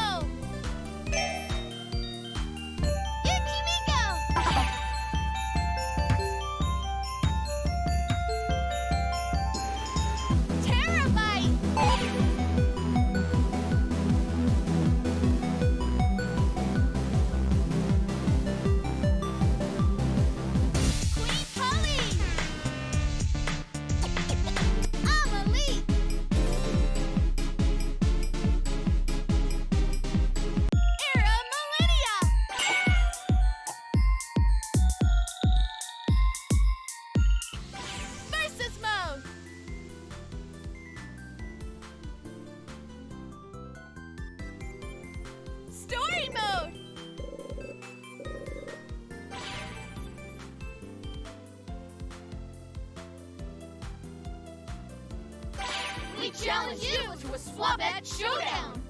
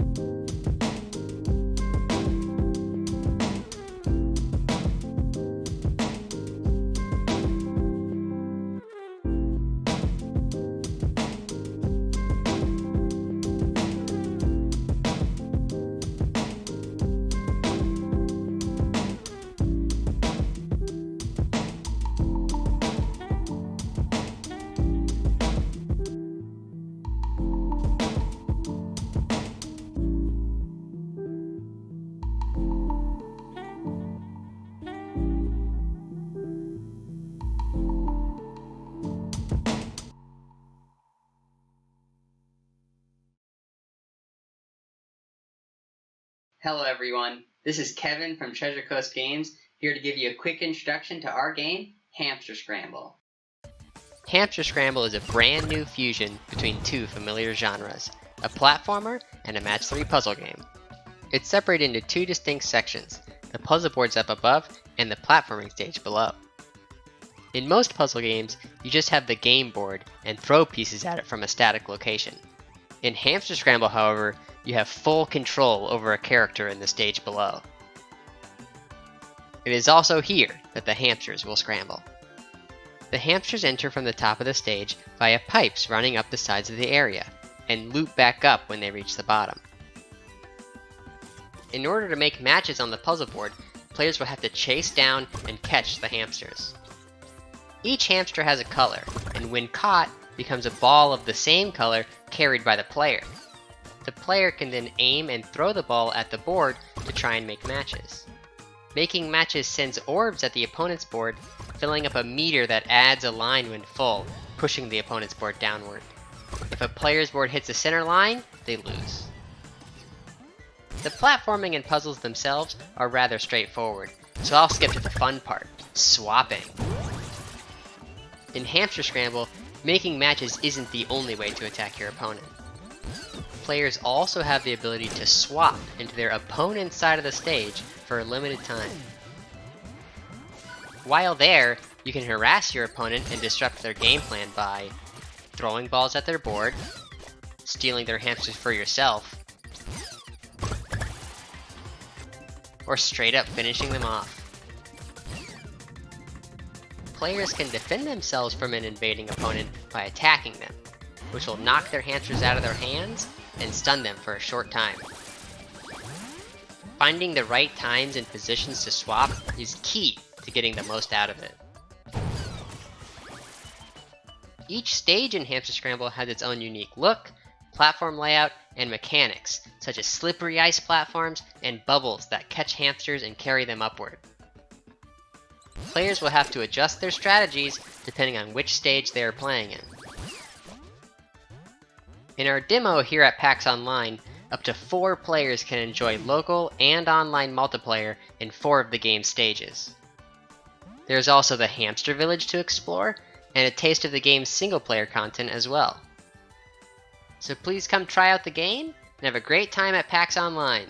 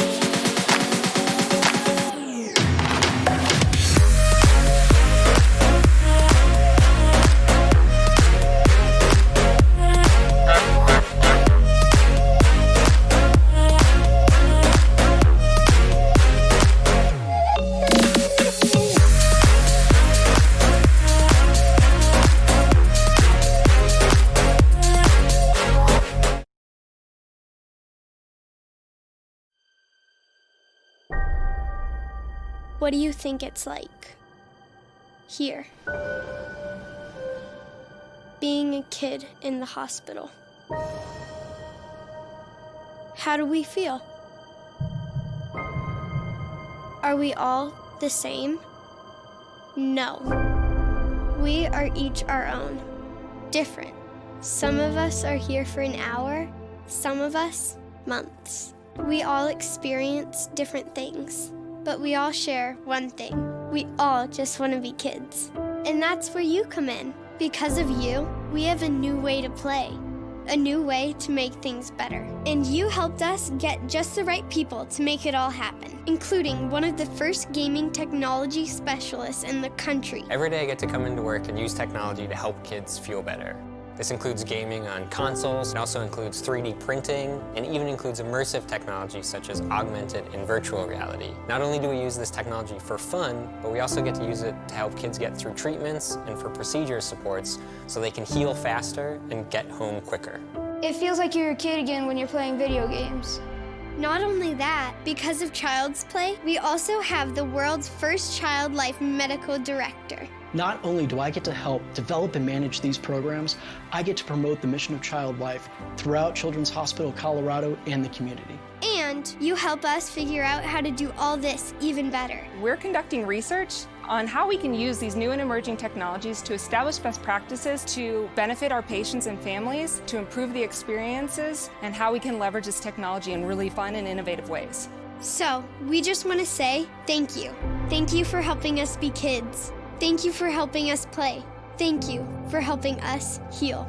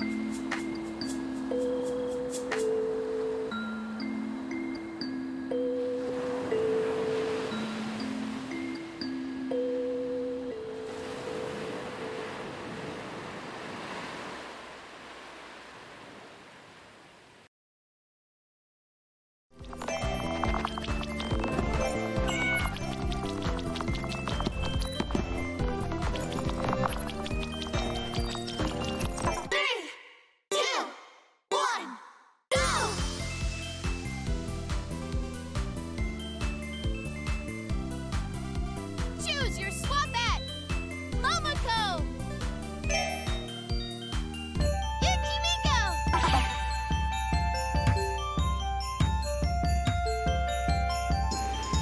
Terabyte,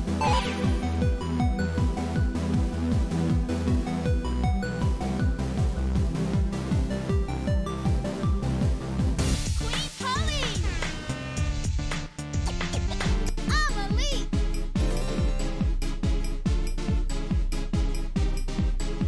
Era Millennia,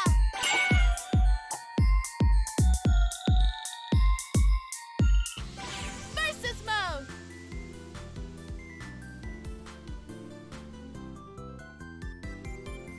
Story Mode,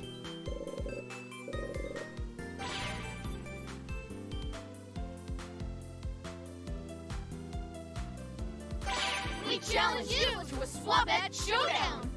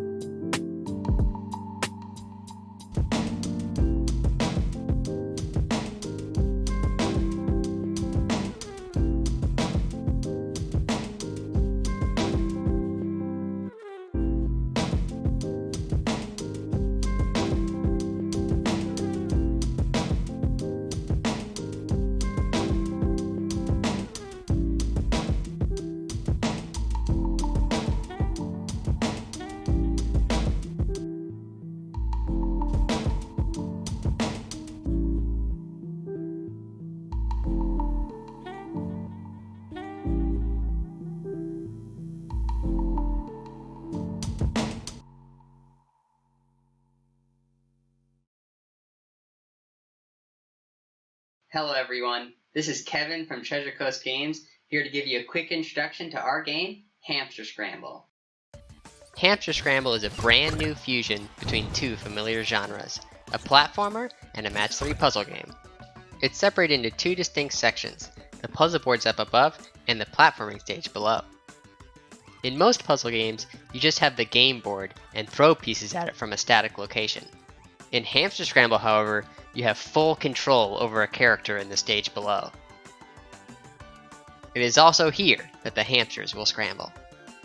The hamsters enter from the top of the stage via pipes running up the sides of the area, and loop back up.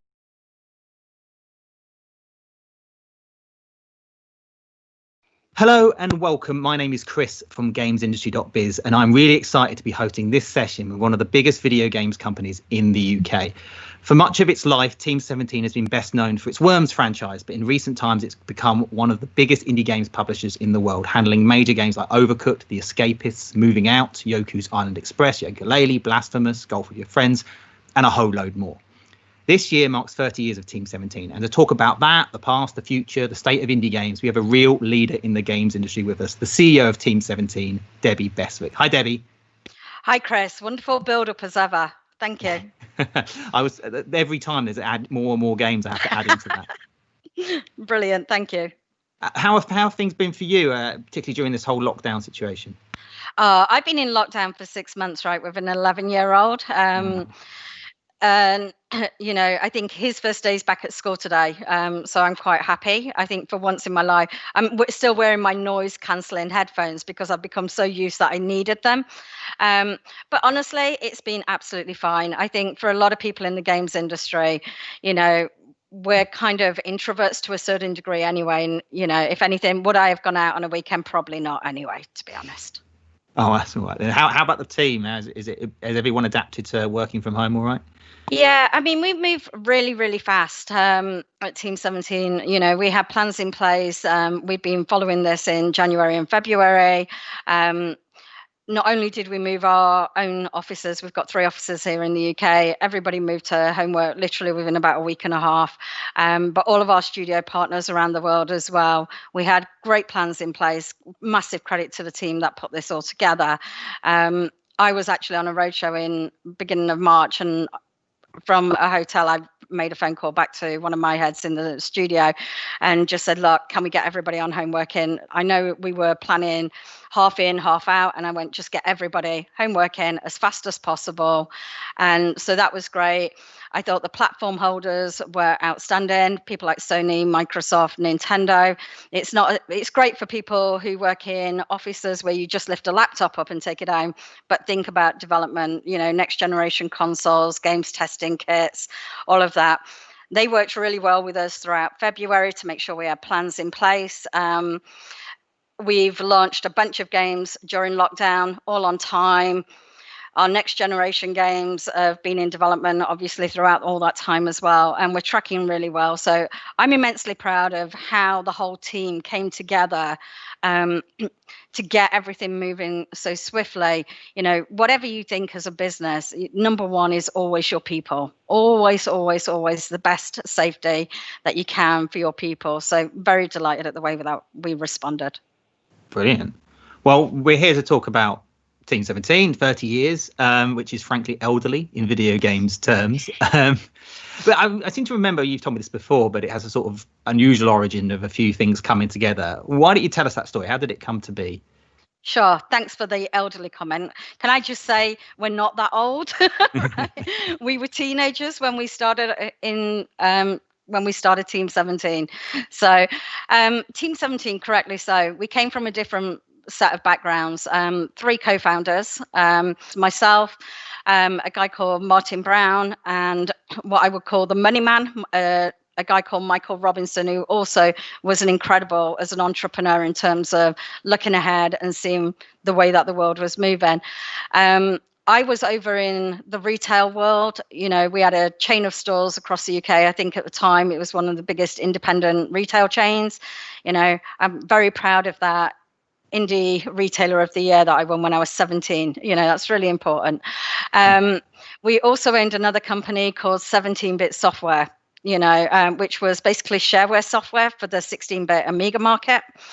Within that group, we obviously had access to development talent all across Europe and over in America as well, where they made the most incredible demos, and we sold those through our company called 17-bit Software.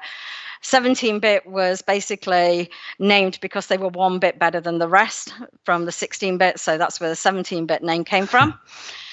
And basically, Michael Robinson was the guy. He owned the retail chain. He owned 17-bit. He approached Martin. He approached myself, and said, "Look, why? We're selling video games through all of our stores. We have access to the talent through 17-bit. Why don't we actually start making video games?" And there was a core group of guys, people like Andreas Tadic, Rico Holmes back in those days, and they'd been working on a game for Codemasters, Miami Chase at that time. And it was like, look, we can make, basically his vision really was, we kind of have our own app store. And this is back in late 80s, if you think about this, because we have the retail outlets, and video games weren't hugely expensive to make at that time. So we saw it that our break-even points we would meet anyway through our own retail chain on our games. And so his idea was, let's build a games publishing group that uses the skill sets of the other two parts of the business. He bought Martin from 17-bit. He bought myself from the retail commercial side. And Team 17, I think officially the company was December the 7th, 1990, but we'd been working on this idea for about a good year before that. See, I never knew that 17-bit was to be 1 better than 16-bit. So yeah, 1 bit better than the rest, right? You did say you'd tell me something I didn't know, and there we go. Already, first answer. Well, Worms is obviously what you're best known for. That arrived, I think, in '94. And it was obviously a big bit of a game changer for Team 17. I mean, that's how it looks from the outside. I mean, how significant really was it? Yeah, Worms officially, I think we launched Worms November 17th. We always have a 7 somewhere in key dates without, it happens just by accident, in 1995. But we signed the game earlier that year. Andy, who was the creator, very similar to the indie scene that everybody's been talking about for the last 10 years. A lot of people think the indie scene is something that's new over the last 10 years. Well, to be honest, it actually existed in the late 80s and early 90s, bedroom programmers, small teams making games. And Andy basically entered the game in a competition with Future Publishing. I think it was Amiga format where he entered the game, and it didn't win, but he went along to ECTS, which you will probably fondly remember from our early days in London. Team 17 were an idol of his. I think between 1990 and 1993, to give you an idea, we'd launched over 32 games. Of the UK, we had over 50% market share of the Amiga market. We'd won Joint Publisher of the Year with Electronic Arts at that time. So we were very, very high profile. So we were his heroes. He wanted his game to be handled by Team 17. So he turned up at the show, showed us the game, very similar to what you see at PAX and events like that, where developers come around, hand over their game to you and say, will you please check out my game? All that happened back then. And the game was a version of Worms. It wasn't what Worms became, but it had that core hook and key element of Worms. And he brought it along, and I always remember it was the Grand National, and I was trying to convince Martin to go and put a bet on at the Grand National, because we always put a bet on the Grand National at Team 17. And Andy was there with this game, and it was like we were all playing this game, and I think we missed putting a bet on the Grand National. And that evening, when we went back to our hotels, we were all sat playing the game in the evening. And so that's where Worms first came about. But what Andy was a typical indie developer. He had a vision. It was his first proper game that he was making, and he basically needed a team around him. The game was written in Blitz Basic, so it needed rewriting in C++. But what happened when we launched Worms in November, which coincided predominantly, obviously, we had PlayStation launching for the first time on consoles. Yes. PC wasn't really a big deal back then. It was just starting to become a deal. And I always remember working on the forecast with one of our publisher at the time, Ocean Software, and we forecast the PlayStation sales figures for the first 12 months. And I think we had something like 60,000 units in, right? It went on to sell millions, of course. But basically, overnight, we'd had hits before. I think the biggest seller that we'd had previous to that was probably Alien Breed at around 500,000 units. But when Worms landed overnight, multi-millions of units. I mean, it's at 75 million today. And so how did that change Team 17? Completely changed us. Worms obviously defined Team 17 for a long time. Was that a problem? Yeah, absolutely. I think we completely forgot what we were once that success happened. You know, when I look back at the previous 5 years of Team 17 prior to Worms launching, and don't get me wrong, I absolutely do not regret Worms. I think it's a privilege to be involved in a game that most of us in the industry have grown up playing and is seen as one of those classic games of all time. And that's a huge privilege. But we kind of forgot everything that we were about. You know, when I say things like, you know, we helped companies like Epic launch their games over here in Europe in 1991. You know, we were handling games like Super Stardust and working with those guys who are good friends of ours as well. And working with incredible talent, launching a lot of new IP. So how does a company go from a company that really didn't have sequels apart from Alien Breed, and I think we made one for Project X, to this company that was only working on Worms? How did that happen? That came about because you've got massive success and massive pressure, right? So anybody, you know, from the publishing side, we were self-publishing all of everybody's content up until Worms. Worms was such a big project that we believed was a much bigger commercial opportunity. Back then, we had two areas. One was the open platforms, which is the Amiga and the PC market. And then the others were closed platforms, which was the consoles, you know. Physical goods, cost of goods. We didn't have the finance for the physical goods. We didn't have the finance to launch a huge marketing campaign. And so we chose a partner to go with us, and our publisher at the time was Ocean. And that was really a step away from everything that we'd been doing great prior to that in terms of original IP, publishing our own games, to all of a sudden, massive success. Everybody only ever wanted to talk to us about Worms. Whichever publisher we spoke to, it was always when, you know, the next Worms game. And I just think we lost our way for quite a long time. But so you work with Ocean. I think you work with quite a few different companies, Virgin, THQ, amongst others. Many. So how was that experience? Was it all good or a bit of mix? Yeah, I think I looked at between 1995 and I think 2007, 2008, we had 10 different publishers. That tells you everything. We worked with some of the biggest publishers in the world. You know, we had, and, you know, I don't really want to name names because it's not fair, but I definitely did see the good. We saw the bad, and at times we saw the ugly. You know, you don't live with that many publishers and have everything. If we had the perfect publisher, I wouldn't have had 10. We would have had one. Ubisoft, I really enjoy my time working with Ubisoft, really enjoy my time working with Sega. You know, they were good experiences. THQ, we had a good time with THQ.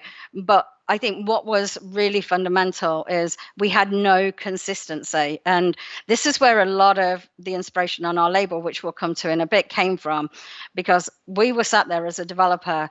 You know, every developer who's been around as long as Team 17 all have horror stories, you know, and we also have great stories. But you have to look at what you need. Very early on, I remember in iOS and Xbox Live Arcade, I worked on that game when I was a games tester with Worms. You started publishing yourself again.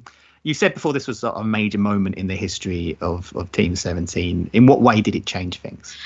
Yeah, it was, I think we'd been working with THQ on Worms Open Warfare for a few years. And we'd pitched in what was Worms on Xbox Live Arcade, and they'd rejected it, you know, and they didn't want to publish that title. They didn't understand the digital world, and it's probably why the old THQ is not around today. The market was moving quite swiftly.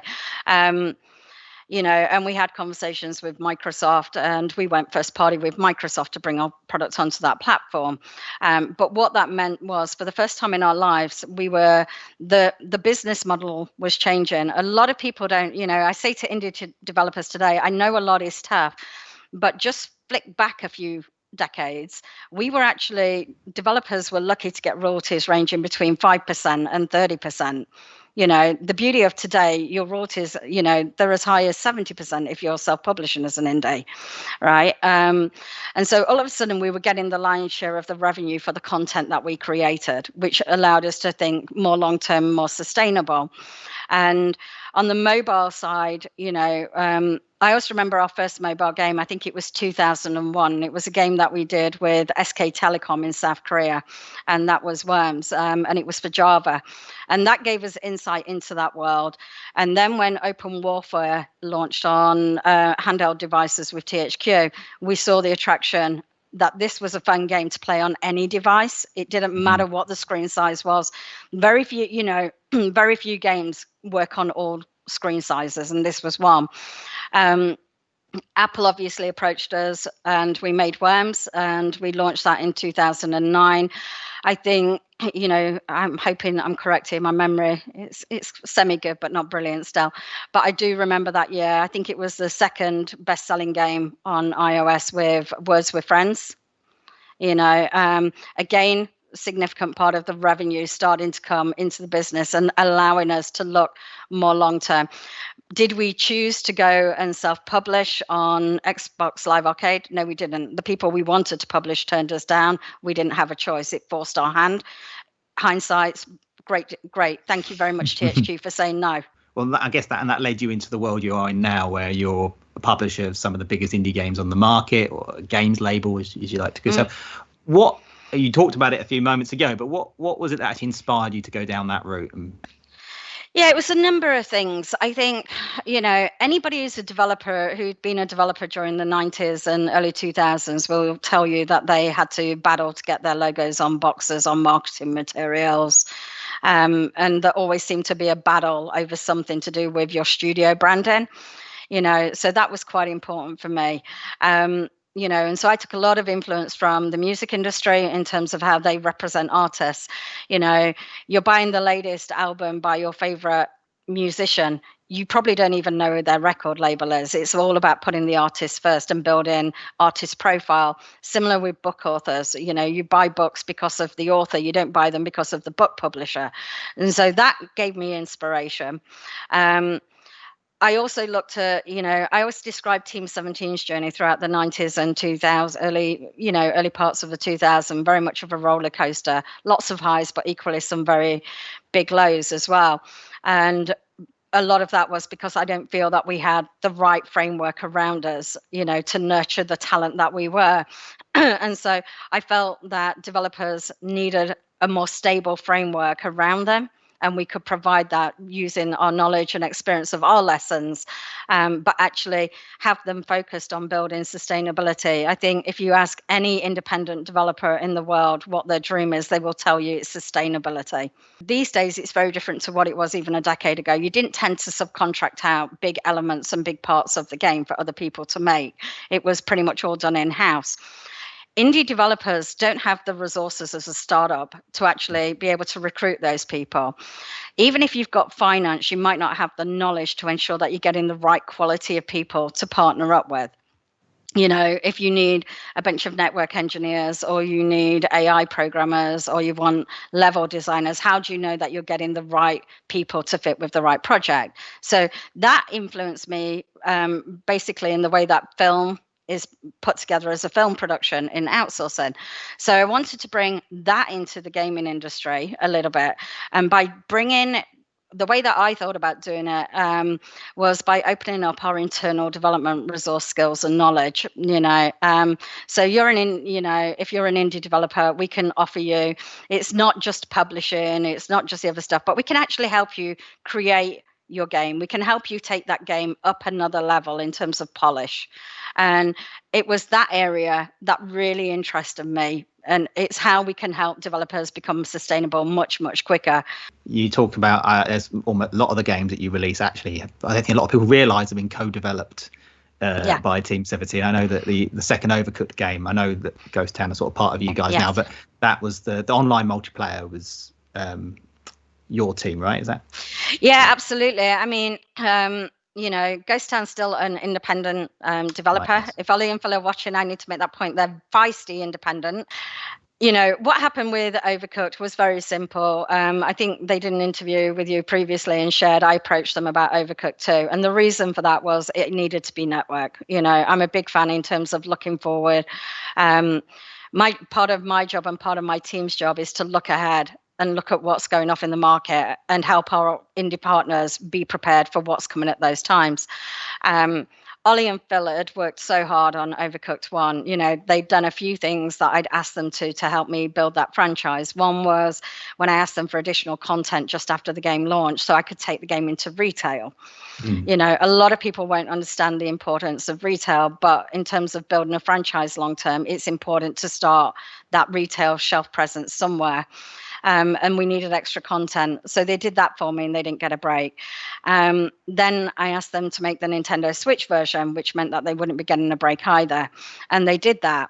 And it really came about when I asked them about the networking side, and they have no desires to grow the team beyond, they've got a third member, which is Gemma, which is Phil's wife, who does the writing and does amazing work on the business and on the community side as well with our teams. They have no desire to grow into a big studio. So how do you make the kind of production values that Overcooked 2 needed to be? Needed to be a bit, a step up in terms of the production values, investment into the project and team size. We have such a close working relationship. We have a huge amount of trust and faith in each other. I think it's probably the biggest testament to what we are as a label when you have somebody handing over their baby and saying, I trust you to help work on this with us. And what they did, they sat in the role of creative directors. Gemma was the writer for the game. And they basically had the lovely joys of signing off our milestones that we delivered to them. So we reversed the role completely, where publishers sign off milestones to our partners were signing off and working with us on the balancing and the game design and bits like that. But Team 7, our internal studio, pretty much built the game for them. Well, the thing is, I don't know if it's done on purpose or by accident, but Overcooked, The Escapists, Worms, a lot of your games have a certain flavour to them, a certain style that I know some are different as well, not all of them. But what would you say is sort of the quintessential Team 17 game? I think this is a really tough one because I think a few years ago somebody told me we were quite family orientated, right? Our games are played that way, and I was like, we're so not. We're gamers outside of Team 17 games, and trust me, they're not family games that a lot of us play. I think the first thing that we go for, Chris, is fun. It has to be a fun experience. Visuals, I think today's world is a little bit different. Visuals certainly have to be a much higher standard to a certain degree now. Production values have risen again.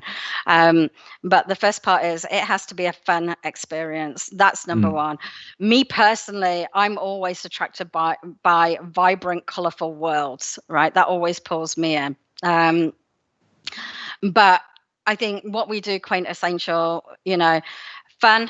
I think Worms, when you think about Worms, you go local co-op without a shadow of a doubt, sitting on the couch, playing that. Many people will be listening to this saying, I played that game while I was a student, and I was playing that in dorms with my friends.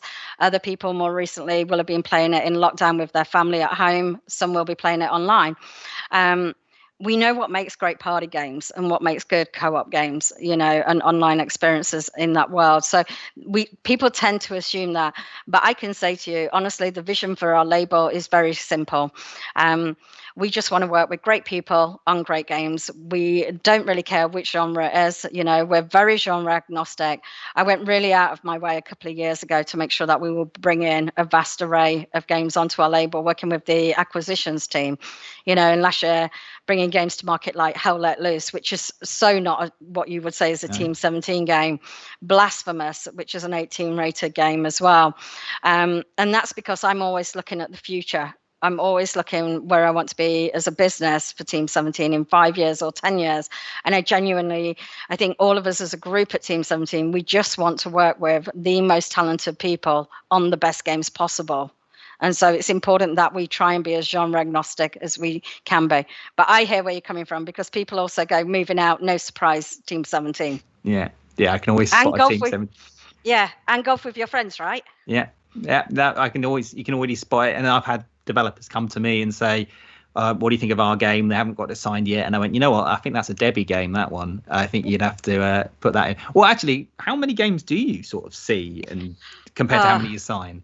Okay, we don't make any of it public, so I need to go careful what I say because of the PLC side. But to give you an idea, we saw a few thousand last year submitted into our label, right? We signed less than 0.5%. Incredibly selective, and that's about, I want to help every developer on the planet. If I can help anybody, that's my nature. I just want to help make everybody's life a little bit better than wherever I can. But the reality is, we're trying to help studios become sustainable long-term as independent studios. So it has to be very commercial to a certain degree, and we're growing quite fast. I think we've doubled our headcount in the last couple of years. We're at about 220, 230 people these days. And less than a decade ago, we were 70 people.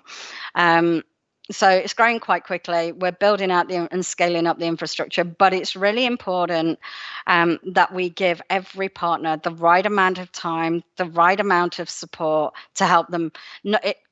Not just about the game, but it's about helping them build their studios wherever we can. Well, you're having thousands of games submitted. It must be. What is the current state of the indie games market? How hard is it to sort of be a small creator today? Look, you're always going to find the outlier that's going to come from nowhere and just take the market by storm. But nobody should ever build a business plan presuming that you're going to have one of those outliers, right? So you have to take a very realistic approach. And for me, realistic is, if I'm advising studios, it's about finding that sweet spot on their break even and profitability. We all hope for the blue sky results. We all work towards the blue sky results, but this is about people's lives. One thing that I take really serious on our label is a lot of people on our label, it's their businesses. They've got kids, they've got families, they've got mortgages, they've got to buy school shoes for their kids. It's really important that we protect that side for them. I totally advise everybody every single time, please don't borrow money off your family and friends. It's really not advisable. Don't remortgage your house. It's insane. The state of the indie market is quite good. I think it's quite strong. I look at our success rate over the last 18 months in particular. It's been outstanding. I think production values are really important now. I think launching half-baked games that haven't had proper QA or proper localization, it's so damaging if you get mixed reviews immediately on Steam. You've really got to focus on that consumer side. Building the community audiences, quite difficult. You've got Discord, Reddit, and many other areas. That takes special skill sets to build those. And it's direct to gamers these days, direct to them. That's a whole different type of marketing. That's not traditional games publishing. That's old school. That world's kind of all changed about 5 years ago. So it's how you make sure that you've got that right mix. So I think the indie market is quite strong. I think there's been some great titles launched over the last 2 years. A lot of people will say it's getting harder. I think where it's getting harder is for those games that are just not commercialized, at the right levels to support a separate studio or a separate team. And that's why it's so hard. We have a very, very busy process within what we call our green light team. They review every game. It's nonstop all the time. And that's why we have to make our decisions quite carefully. But yeah, I think it's a good. If you've got a great game's going to do well. You've got to find the right partners to take that to market and help level it up. But also, if you've got a really unique hook, I look back at Worms. It was hardly the most visual game when it launched. Right? It wasn't that attractive. But the gameplay was fundamental. So it's still. Despite how busy it is, how hard it may be to get visibility on stores, if you've got great gameplay, those games tend to find their way. Oh, good. I'm very conscious of the time, and I've got a hell of a question to ask next. We're in a time of big disruption. We've got new consoles, new PlayStation, new Xbox. We've got new streaming technology, new business models with things like subscription and Game Pass. What do you think is going to define the future of the games market? I think lockdown has given us a great insight into the future of gaming to a certain degree. I don't know what the stats are, but I've got an 11-year-old son. He's he loves video games, right? I laugh and joke about the fact that this child from the age of 5 is on countdown to join in the games industry. I look at the way that we've played games in lockdown. Without a shadow of a doubt, whether it's one game running across multiple devices, which is very much what we're hearing from some of the platforms. Cross-play for me is absolutely crucial. This year we're doing it with Worms Rumble and we're doing it with Overcooked as we bring them. We are firm believers that people should be able to play against their friends no matter what the device is. That's a core part of where we see the long-term future. But online gaming is so important. Gamers' habits have changed in the last 6 months, probably forced to a certain degree. My son, his social interaction has all been through video games in his little group at the end of each day that he joins.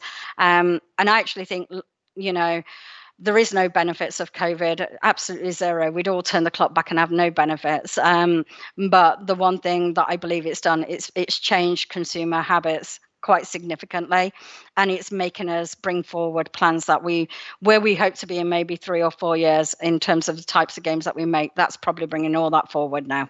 It's accelerated things. I think Absolutely. It has done across the world. Yeah. Well, I'll ask one more question if we can squeeze it in, which is a very generic one, but what should we expect from Team 17 next? Look, you're talking to the people. We are launching 6 games between now and Christmas, right? Next generation consoles. Our heads are completely focused on that. But I think, truthfully, what's next from us is more of exactly what we have been doing, but bigger and more of it. And we are determined to remain the people that we've always been, which is keeping our feet on the ground and making sure that we are educating people and giving back to an industry that's been fabulous for us over 3 decades. Amazing. Well, thank you, Debbie. Thank you for everything. Thank you for the chatting to us. And thank you all for watching at home. Please stay tuned for all the other sessions that are coming up. And enjoy the rest of your day. Bye. Thank you. Bye.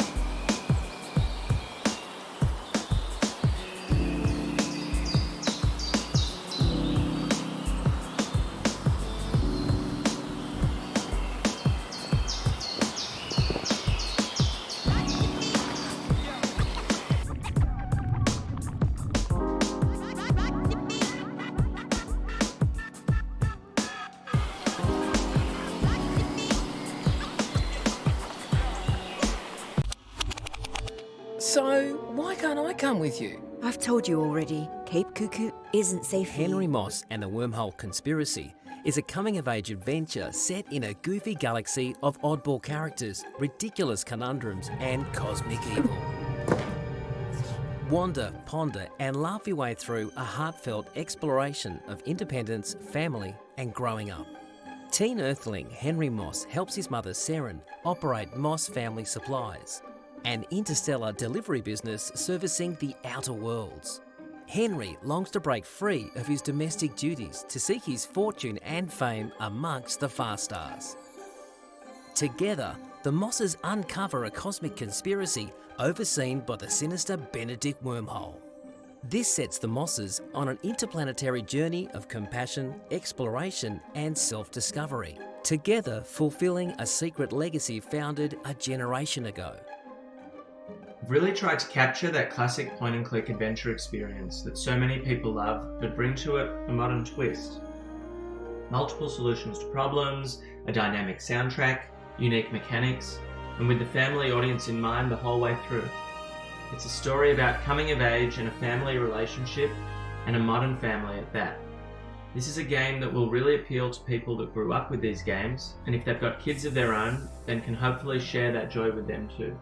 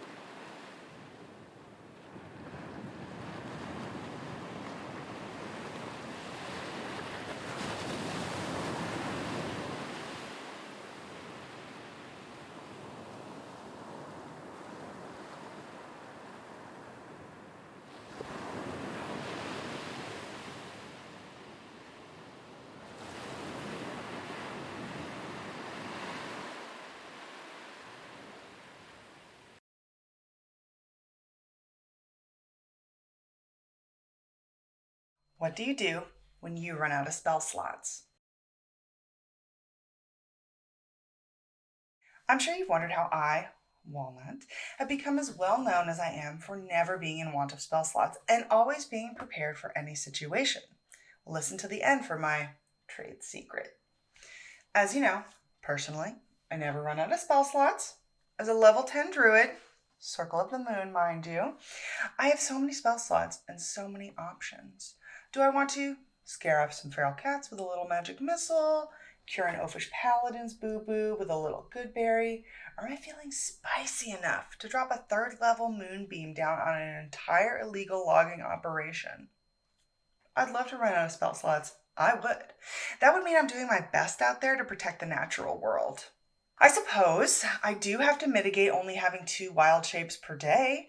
Now, I know what normal people would think in this situation, but Walnut, can't you just save those wild shapes for when you're in the most dire circumstances? No, I say. Instead, I would say, what defines a day? Certainly, there's no law, no rule, that a day has to be anything other than the time between rests. And that's why I've developed a perfect system to skirt the rules, as it were. I need to do a big fight with a dragon in 30 minutes. Good thing I can turn into the mighty dragon's most feared natural enemy, a regular-ass bear. But oh no, I don't have enough time to sit for 4 hours and regen my wild shapes. Guess I'll die. Sorry, the rest of my party. Has this ever happened to you? Not anymore. Now druids can perform not 5, not 6, not 7, but 8 equidistant mini trances, or naps as I like to call them, across the day. Why wait for your wild shapes to fully regenerate when you can get partial credit for a 30-minute nap blast? Sure, I could turn into a whole bear, but isn't it just as good to have my regular body and say like 1 bear arm for about 15 minutes? That's a whole 150 rounds of combat. If you can't get the job done with 1 bear arm in 100 rounds of combat, then why are we even talking?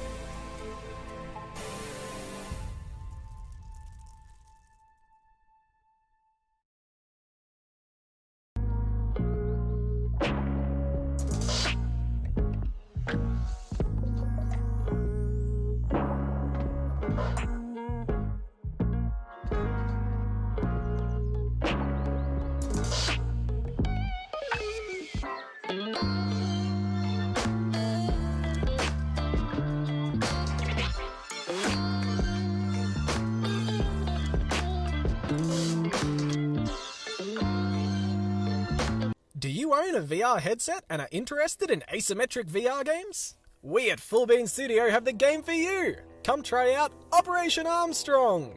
Sneak around our lunar facilities while your friends keep you hidden from enemy robots. Hopefully. Don't own a VR headset? Find a friend with one and then go play Operation Armstrong.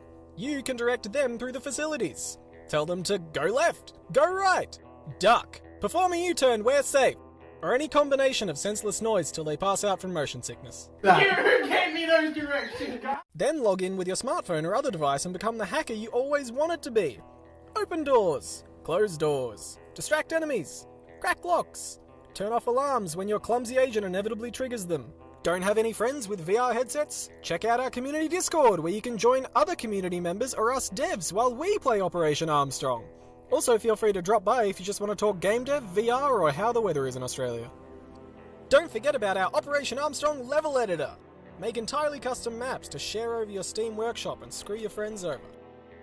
Alright, enough talk. Let's play.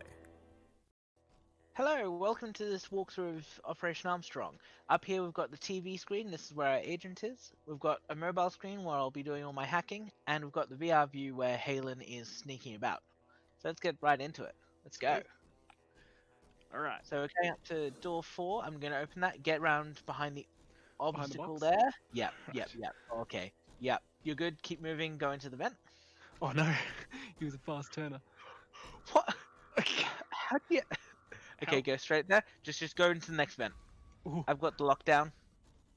Or I'll mess up the lockdown. That's fine. Okay, I'm going to open door 10, releasing the crawler into the level if you want to get round to that next next pillar across. I'm choosing when I open this door. Yep. Yep, just stay there. It should kind of just wander right next to you. Why not? Just stay. Just. Okay. Is he coming around? Leaving you. Go. Jesus. Alright. What's the code? Okay. Door 9 is yellow, blue, red. Oh, don't go yet. Ooh. Okay. Oh, alright. Close that door in his face. I'm just gonna open door 10 as well, so the crawler.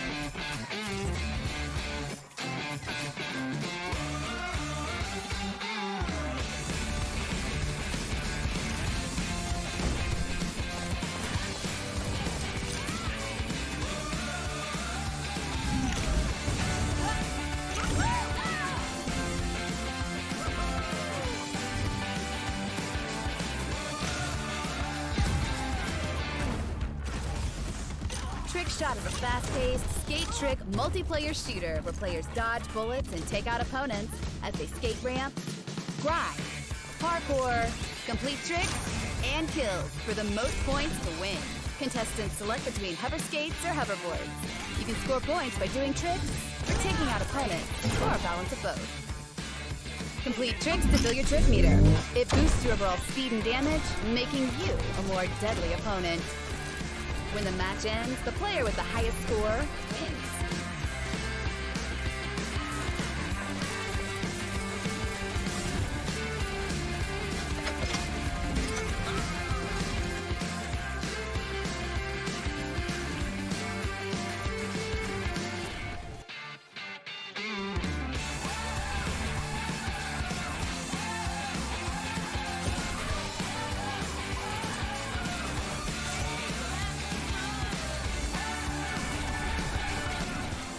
You can carry as many weapons as you can find.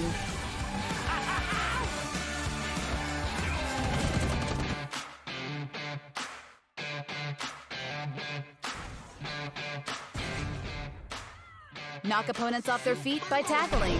Use dash to bridge gaps and gain on enemies. Or you can slide into boomboxes to launch them at your opponents. When you're holding a weapon, each air trick will give you a small amount of ammo. Each ground trick gives you a small armor boost. When you kill an opponent, the score they lose from death adds directly to your combo score. Jump towards the wall to start a wall run. Grinding will continuously give you health boosts. Actions add points to your combo score, and kills will add to your score multiplier.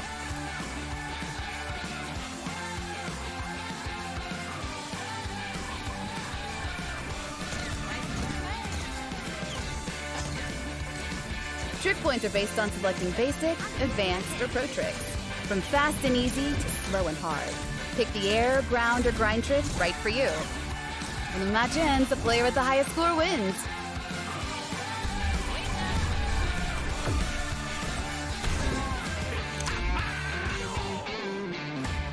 This is Trick Shot.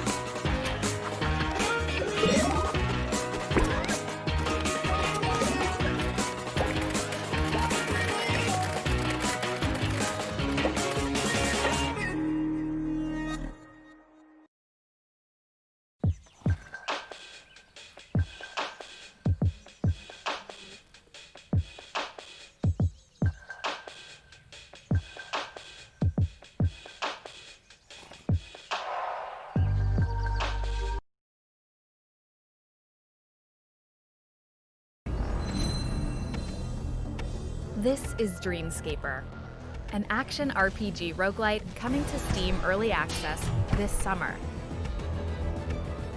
Dreamscaper takes action RPG combat and combines it with the endless replayability of a roguelike. Every slumber is a different dungeon in an ever-changing world with a multitude of unique events and challenges. Play as Cassidy, dive into her subconscious, take on the surreal nightmares she wrestles with to dispel the darkness. Master a rich, expansive combat system that rewards skilled play. Use careful positioning, exact timing, and quick reflexes to defeat foes with an abundance of combat options. Make your defense offensive. Use quick reactions to dodge and parry enemy blows to create opportunities. Each weapon class in Dreamscaper is unique, allowing for a myriad of ways to approach combat. Rend the earth below your nightmares, fire off a finger gun, or whip a yo-yo into their faces. Make your nightmare your source of strength. Use lucid powers to bend the dreamscape around you. Manipulate the elements to set enemies ablaze, or freeze others in place. When your nightmares overwhelm you, even control time itself to give you the edge you need. Explore ever-changing dreamscapes and discover lost memories, surreal scenery, and a multitude of unique events. Uncover Cassidy's past as you venture through her memories. Use your wits to solve challenging puzzles, growing your strength. Plunder through your dreams, finding resources and gear to build the playstyle that complements you. Special modifiers and rare keepsakes add depth and variety, allowing you to create unique character builds that encourage strong synergies. Wake from your nightmare to tackle a new day. Travel across the city of Red Haven and live Cassidy's waking life.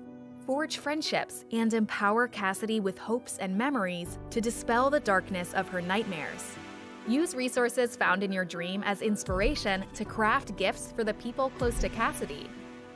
Make new friends and improve your relationship with them to unlock story vignettes and new powers in your dreams. The more you invest in them, the more they'll support you in return.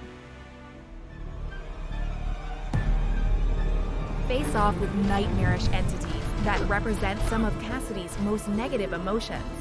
Challenging boss fights with representations of fear, isolation, loss, negativity, and more will test your mastery of the dreamscape. You'll need to draw on all your strength to handle ever-changing combinations of powerful enemies. Spell slingers, spectral swordsmen, mysterious wanderers, and hulking bruisers will bar your path. Vanquish those deadly foes to clear the dark miasma surrounding Cassidy. We can't wait to make Dreamscaper even better with your feedback and support over the coming months. Prepare to fall into dreams when Dreamscaper launches on Steam Early Access this summer.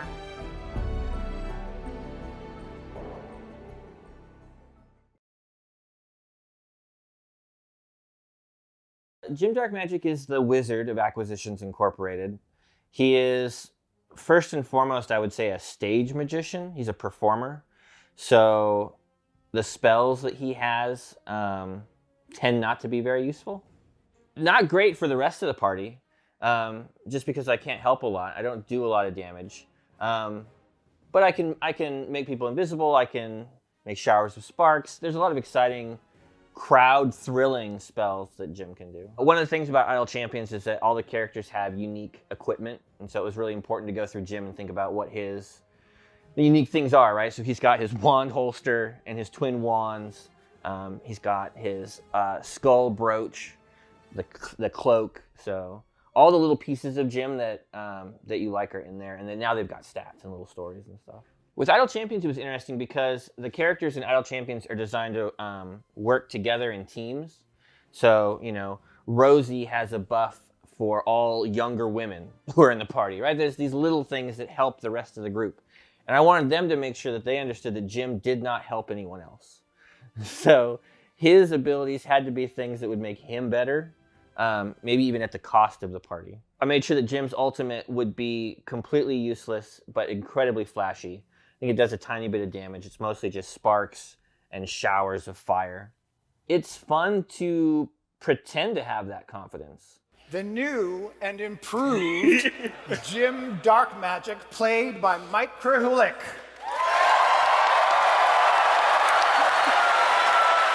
Like the last show at West where I came out in that costume, like I was so nervous, you know, to come out in a wig and everything and makeup and like a leather pants.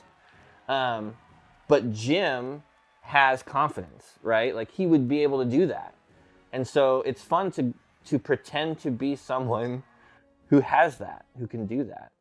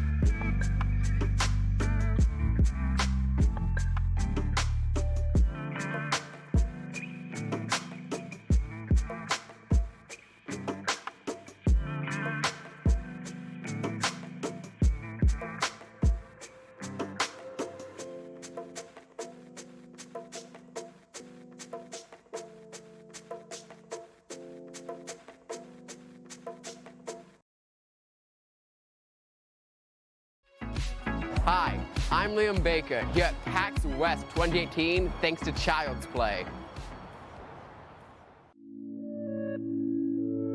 I've always liked video games, and Liam would first just watch myself play video games. He'd always be by my side. As he got older, Liam started overtaking my skills. At first, Liam would let me try, Dad, let me try, and then I just let Liam do it because that became his passion.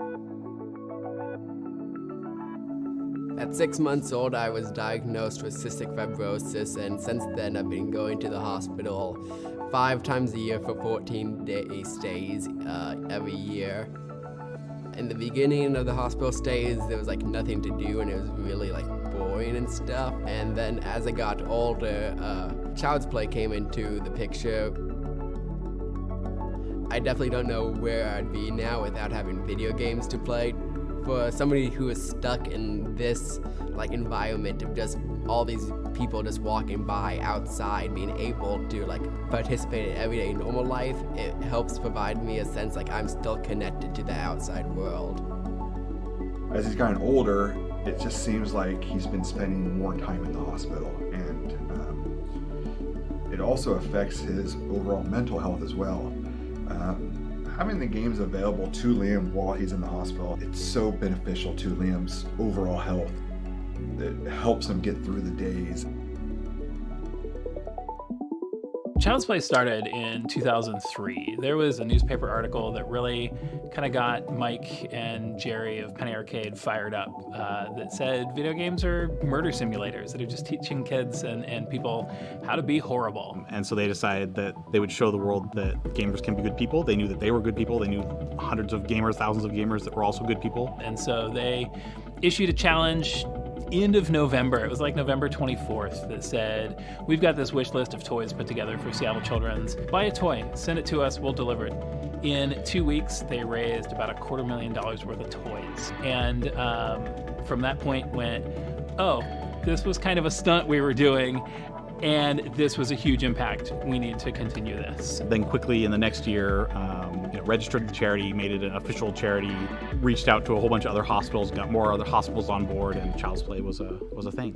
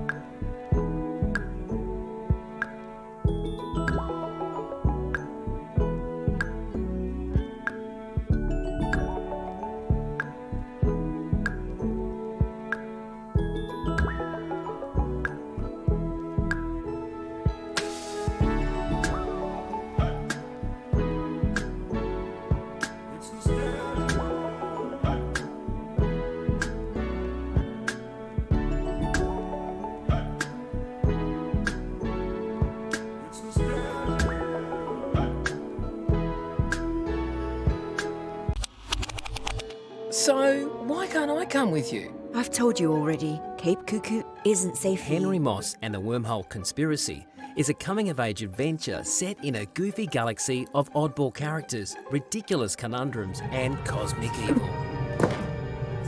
Wander, ponder, and laugh your way through a heartfelt exploration of independence, family, and growing up.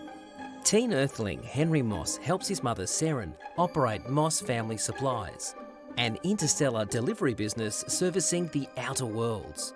Henry longs to break free of his domestic duties to seek his fortune and fame amongst the far stars. Together, the Mosses uncover a cosmic conspiracy overseen by the sinister Benedict Wormhole.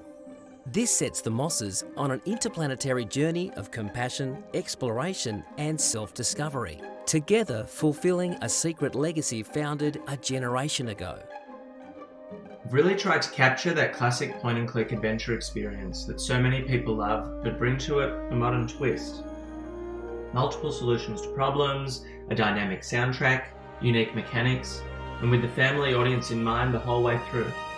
It's a story about coming of age and a family relationship, and a modern family at that. This is a game that will really appeal to people that grew up with these games, and if they've got kids of their own, then can hopefully share that joy with them too.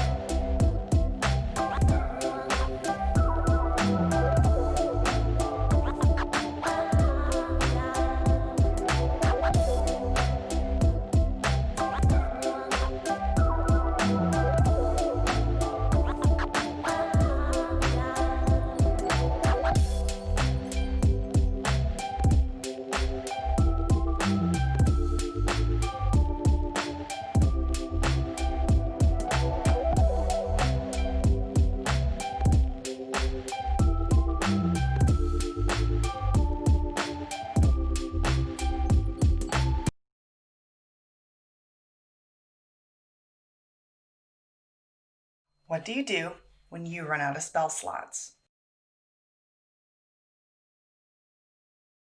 I'm sure you've wondered how I, Walnut, have become as well known as I am for never being in want of spell slots and always being prepared for any situation. Listen to the end for my trade secret. As you know, personally, I never run out of spell slots. As a level 10 druid, circle of the moon, mind you, I have so many spell slots and so many options. Do I want to scare off some feral cats with a little magic missile, cure an oafish paladin's boo-boo with a little goodberry, or am I feeling spicy enough to drop a 3rd level moonbeam down on an entire illegal logging operation? I'd love to run out of spell slots. I would. That would mean I'm doing my best out there to protect the natural world. I suppose I do have to mitigate only having 2 wild shapes per day. Now, I know what normal people would think in this situation, but Walnut, can't you just save those wild shapes for when you're in the most dire circumstances? No, I say. Instead, I would say, what defines a day? Certainly, there's no law, no rule, that a day has to be anything other than the time between rests. And that's why I've developed a perfect system to skirt the rules, as it were.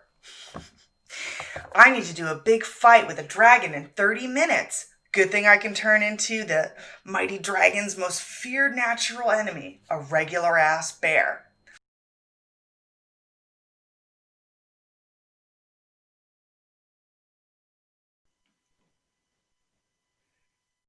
Hi, everybody. Hi, PAX Online. Wherever you are, welcome to Improv in Role-Playing, How to Run a Game in the Now. This is going to be a 1-hour panel.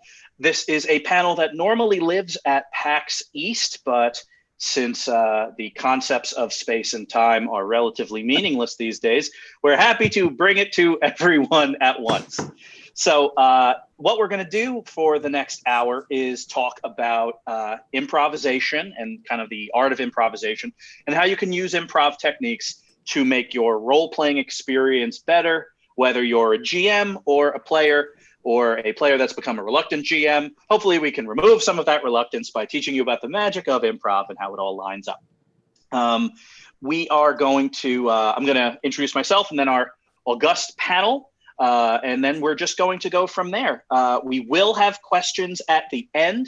So if anyone is in the Stream One Horse Theater Discord channel, feel free to ask questions at any time. We will get to as many of them as possible at the end of our panel. Sound good? Sound good. All right, so as far as who I am, my name is John Serpico. I'm going to be moderating. I've been a professional and semi-professional improviser and comedian for about 20 years. I've been playing and running role-playing games for about 25. These days, since Improv Boston, my home theater, is currently closed because of, everything, I can be found GMing Knights of Prospect, which is a live play / improv powered by the Apocalypse role-playing game show on 2MB Studios on Twitch. Bobby, how about you? Hi, I'm Bobby Smithney, former director of Improv Boston Mainstage, current history teacher, and as we were discussing before this panel, beater of Battletoads. Just going to throw that one out there. So I got my nerd cred.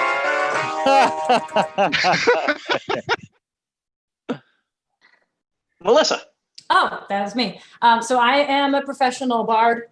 I am the lead singer and guitar player in the band Minus World. I also am the director of education at the Company Theater in Norwell, Massachusetts. And I was a professional improviser for over 10 years and teach improv to children, teens, and adults now.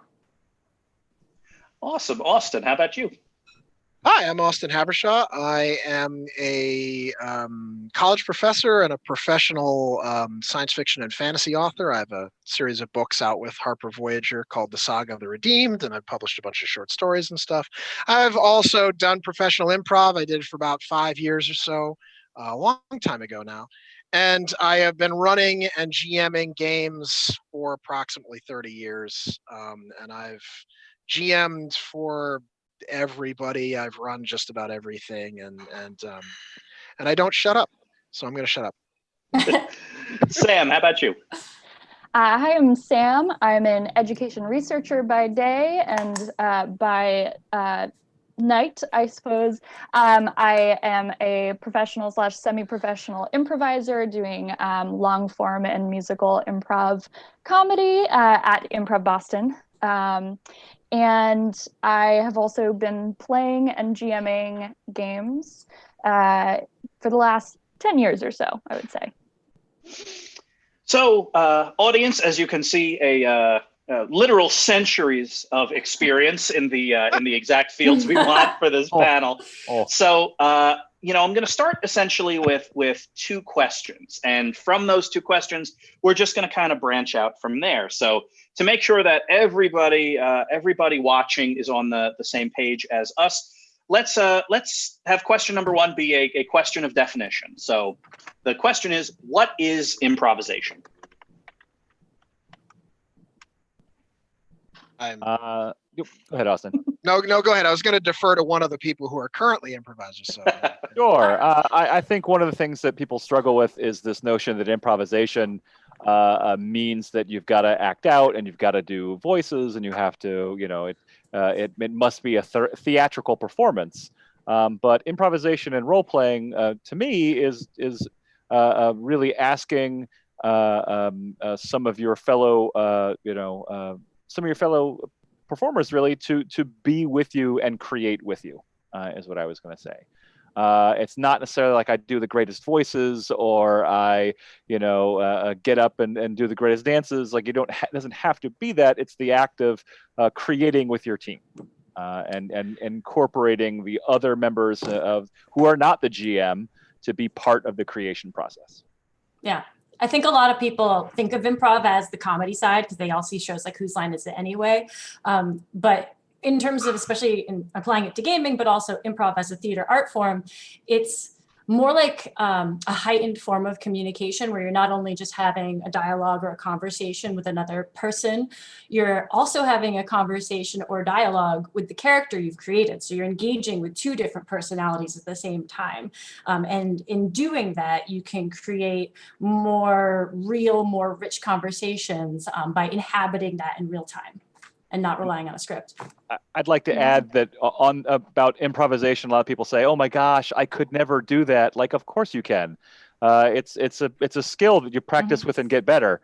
I like to talk about it as basketball. Like, everyone can pick up a basketball and dribble it. Not everyone is LeBron James, but that doesn't mean that you can't do it, right? You can't learn it. It's a skill. No one's ever afraid when they go out and play a game of basketball that they will be unable to shoot the ball, right? It's something that every single person can learn. Yeah, I think go ahead, Samantha. Okay. I tend to think of improv particularly in the context of like collaborative creation, which like role playing is.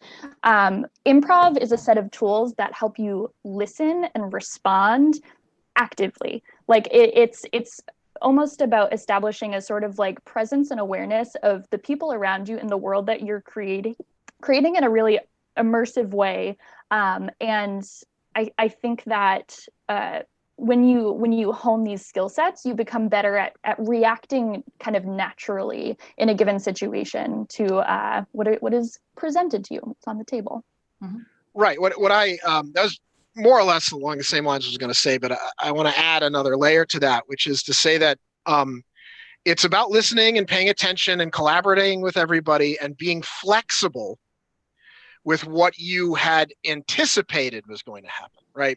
That the important thing about improv is, or I guess to more functionally define collaboration, what it means is that the thing that you 100% wanted to and I'm sure is going to happen might not happen the way you want, and that is okay, and that can actually lead you to even more interesting things.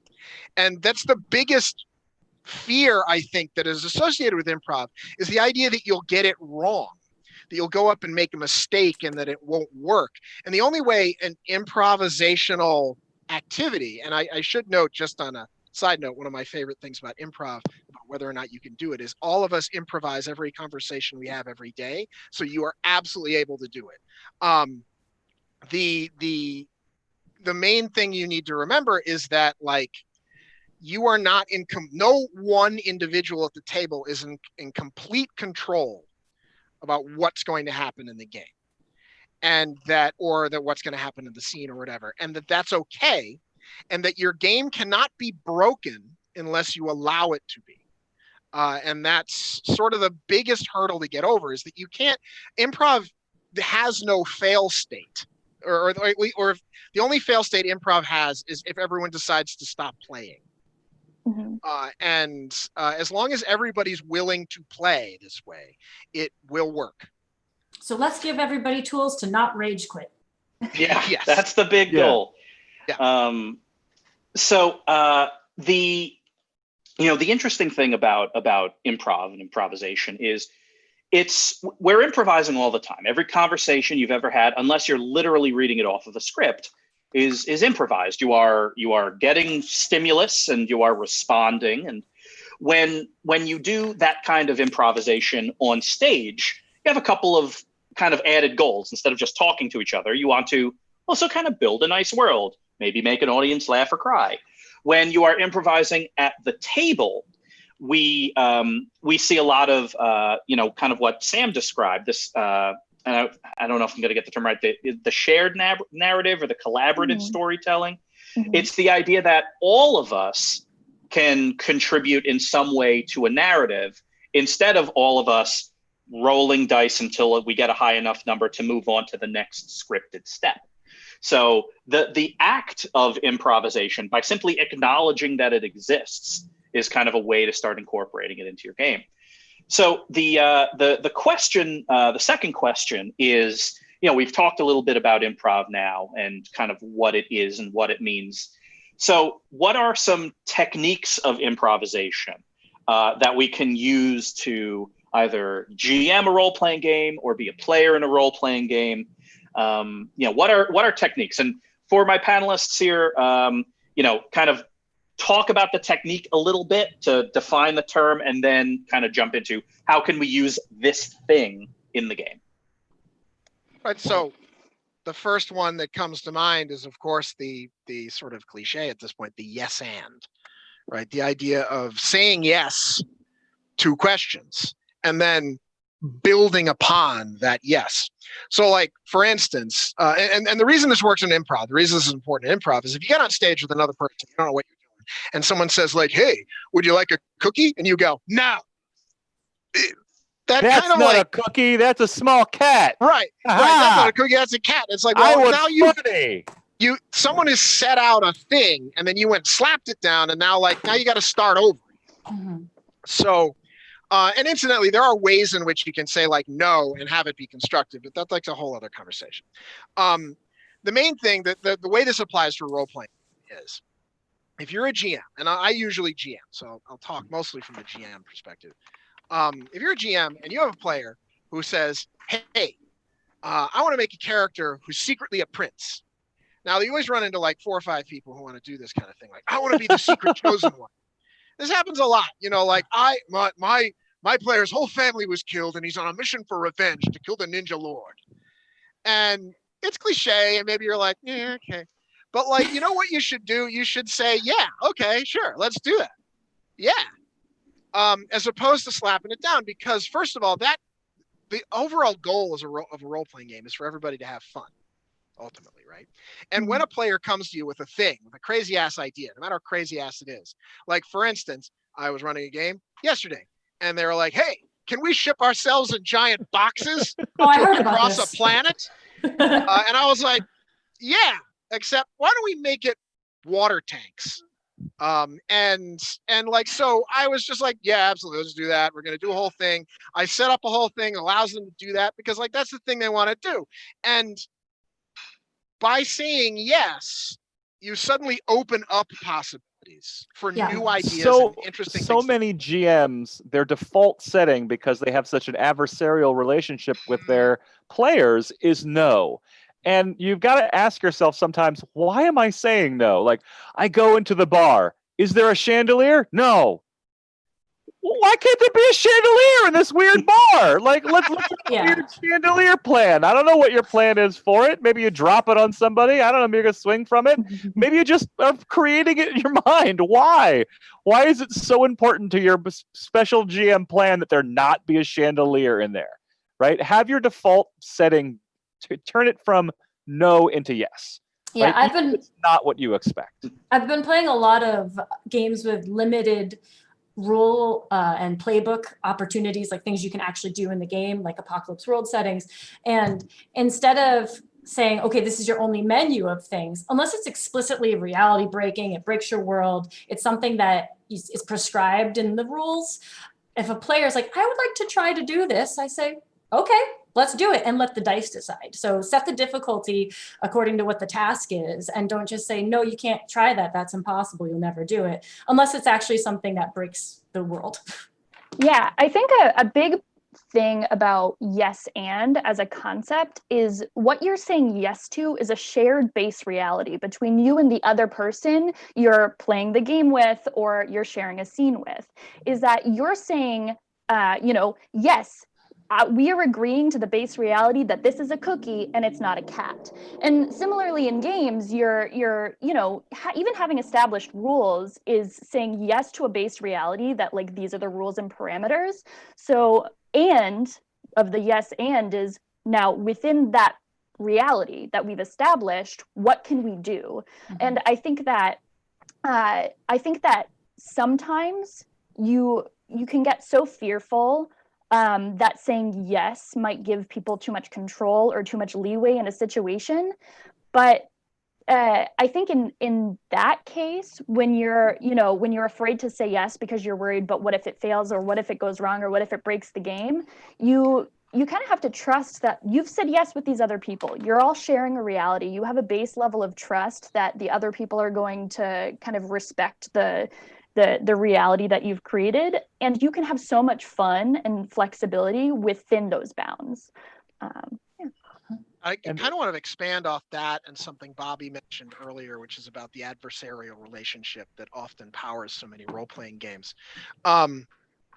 In that, in order for this to work, as Samantha points out, you need to have a shared understanding of what you're doing.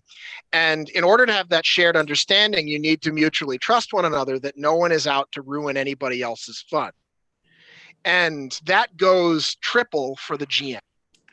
The GM should not pose themselves as the adversary of the player. And I'm very firm on that because if you think about it, it really doesn't make any sense. If you were actually their adversary, they'd just always die because you have ultimate power. So you could just say, like, well, you first level characters run into a dragon. I win. Like, undodgeable rock falls the first from the time you go to sleep, bears. Right. Obviously, nobody does that because they're at a base understanding. We understand that the purpose of the GM is to facilitate fun, not win. And the best way to facilitate fun is to give the players interesting challenges and things that are fun, that they enjoy doing, that you also enjoy doing. I am a big proponent also of GMs having fun. And which, by the way, often gets glossed over. A lot of times the GM is posited as everybody's like story slave. Like, go work all week and then entertain me on the weekends, fool. And like, no. The GM also has a say in fun. Like, they definitely do. But the main thing you need to do is, as a GM, you need to trust that your players are not trying to trick you, because how and why? Like, you're not their adversary. Like, who cares? Like, oh, but then we're going to win super easily. Okay, but then I'm going to come up with something else that will also make it, or I'll make it more complicated in some way. Like, everything in a non-adversarial gaming situation is an opportunity, not an obstacle and not an attack. And the players and GM both have to understand that and work with that in mind. Yeah, and I think sometimes the feeling of like that adversary can sometimes come from, I know my first time GMing ever, I felt such a sense of control because I had worked so hard to create something, and I felt so insecure that potentially the thing I created wasn't going to work, but that if it was going to work, it was going to work under the exact guidelines that I set out. It's like, I thought about this, and you know, I want to make this work because I want them to have the experience that I set out for them. And after that, I've only fully improvised GMing. I do not prep, I do not plan, because I'm not good at sometimes have it's hard an outline. Have an outline, and it's okay if you stray off the page, right? Or don't have an outline and just that's fine too. So, hey, I was wondering, can I talk a little bit about session zeros, since we're talking about trust and all those things? So, just to kind of pull this back to the analogy of an improv show and your role-playing game.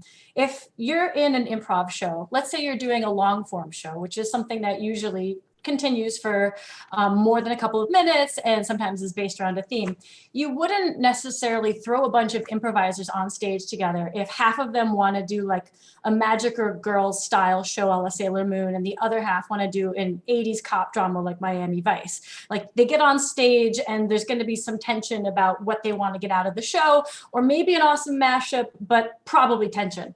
The same thing goes for a role-playing game. Having a session zero, which for those who have never had one before, is a session before your gaming actually begins, can help you to establish some of the things that you as a GM and that your players want out of your game.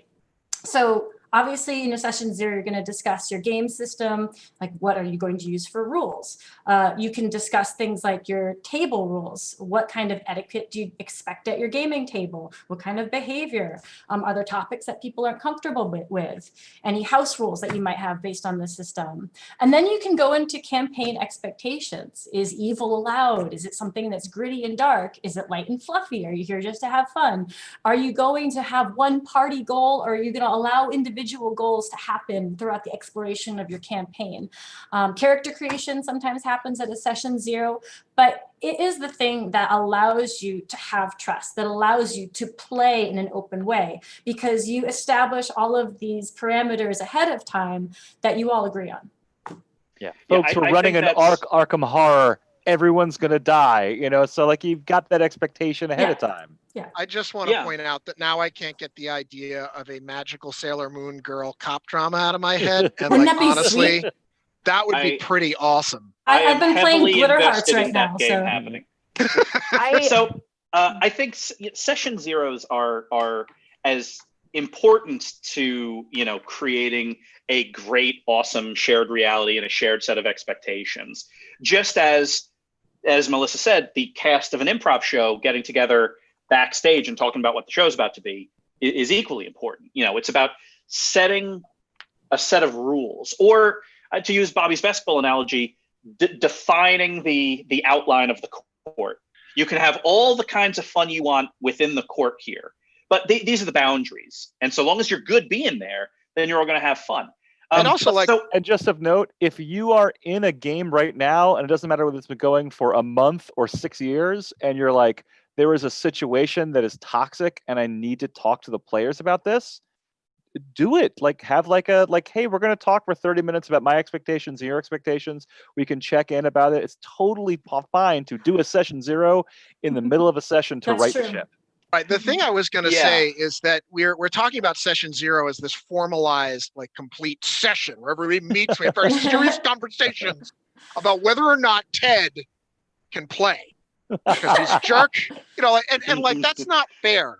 That's not really. I mean, I guess that can happen, but generally, in my experience, session zeros are informal conversations and often are just contained in the email that I send to the people that want to play. As I'll say, like, hey guys, I'm going to run a game that's set in the Warhammer 40,000 universe. You're all going to play Space Marines. And my question, of course, is: can we hide ourselves in a water tank to get into the base? That's what. But and so just going in, that's almost a session zero right there. You understand what you're getting into. Okay, this is going to be very combat oriented. We're all going to be playing 7-foot-tall genetic super soldiers, and I imagine we're going to be shooting aliens and demons and stuff. So I think we get it, right? Like, it doesn't need to necessarily be this, like, okay, let's all sit around and talk about our do's and don'ts.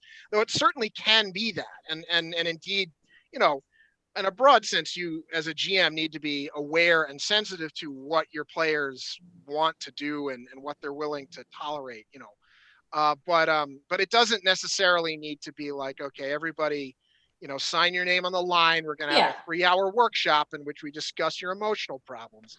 Although, to be fair, Austin, great right now. I could use that. A session zero is, I'll admit, a lot more important when you're gaming with people for the first time or you don't know them as well, and you don't know what kind of expectations they have of you as a GM. Totally true. Yeah. So we have a question from our wonderful moderator. What happens when a session zero chat breaks the group up?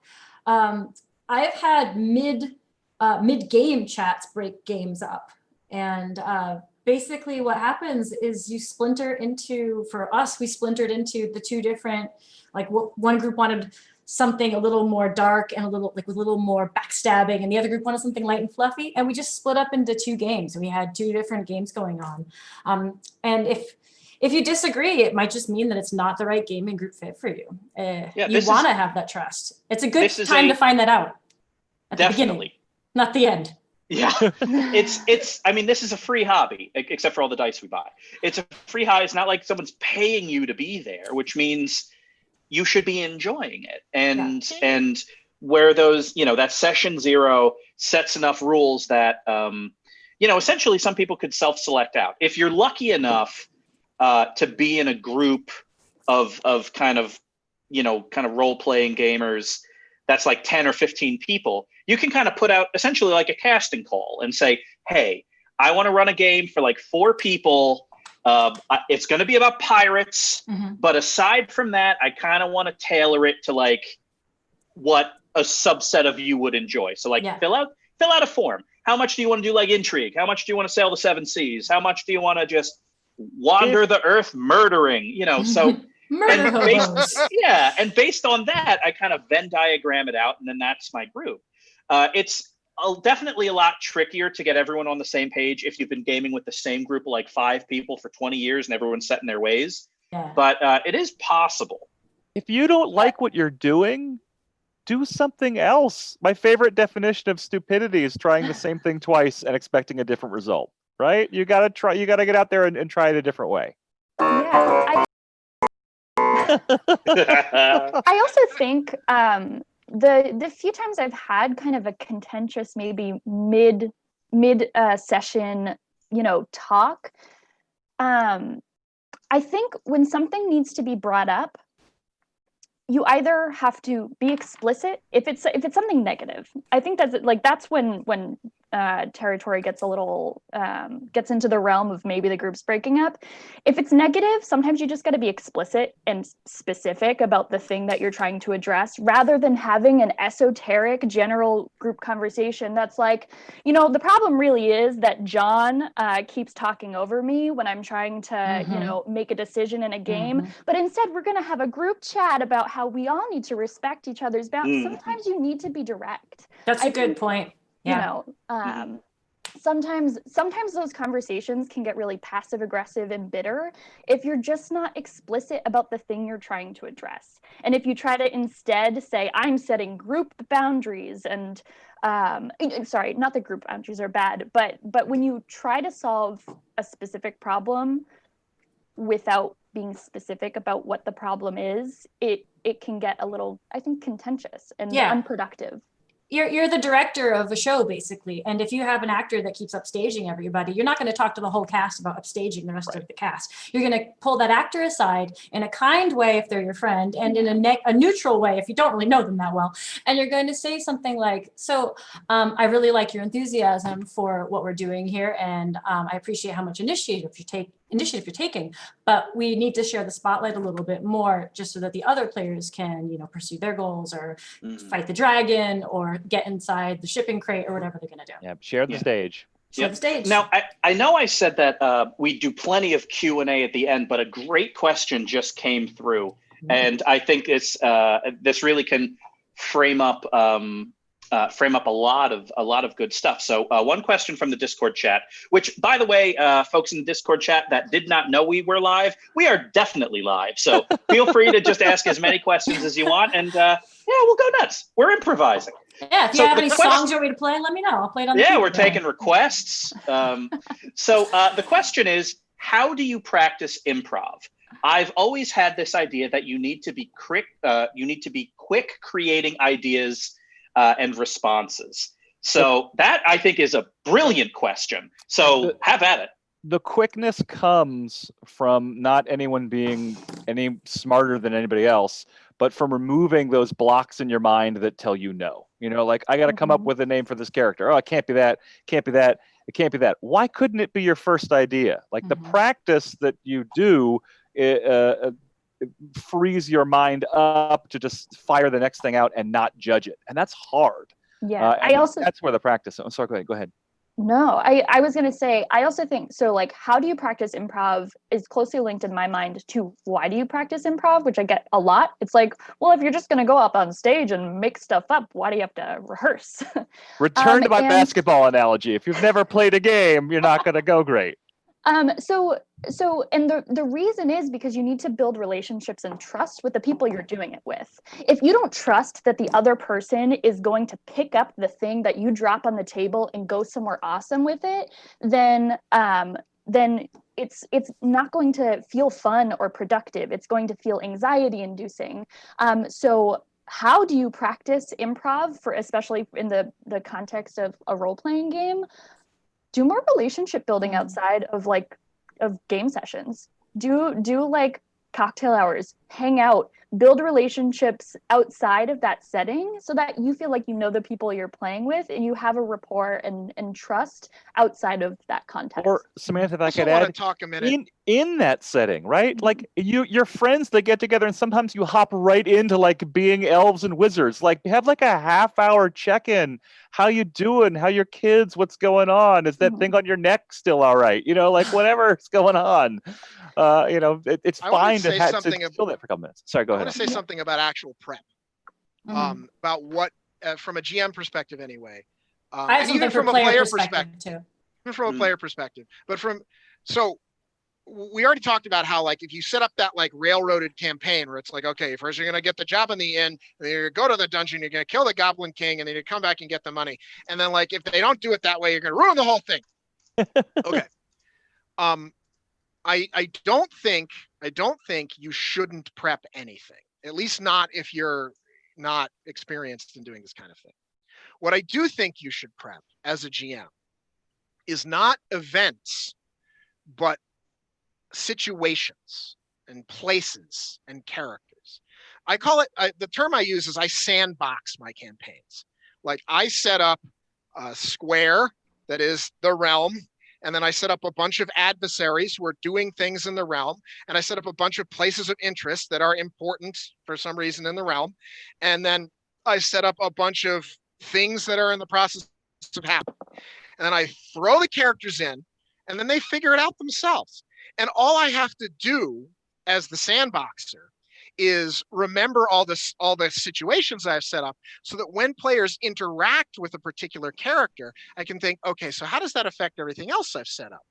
And by not having anything rigidly set in stone, it enables you as the GM to be very loose and to react to what the players want to do, and still basically tell this kind of story you want to tell. And it enables you to be very, very fluid. And I think moving away from plot and towards simply setting, situation, and character can actually help an awful lot in like that being quick. You'll give off this sense like, oh my gosh, he was planned for everything, when really all you did was have like a skeletal structure of stuff that they just kept bouncing off, and then you just kept reacting to it. It and fills it's in. way easier. And sorry, go ahead, Mel. No, you had something about players, right? Yeah, so this goes for when you're playing a character, either as a player or as a GM. You can kind of go back to one of the things that you learn as an improviser, but also as an actor in general, is to start with, for your character, a goal or a motive, and make that the heart of your character. Have a clear goal. And from there, you'll find what kind of actions or tactics are possible.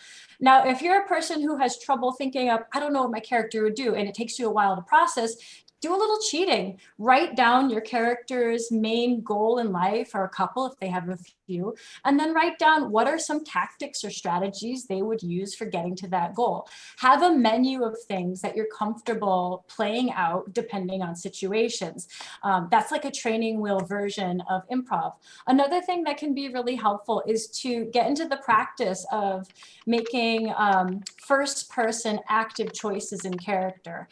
I think that can be the hardest part for a lot of people who aren't improvisers or actors. So as a GM, the way you can foster this with your group is to put a place in your game at the beginning where stakes are low, and you're just giving your players a chance to talk in character and get used to that idea of the first person and the idea of speaking off the cuff. So, they all meet in a tavern or something like that, and you give them the opportunity to talk and get used to just having their voice out there.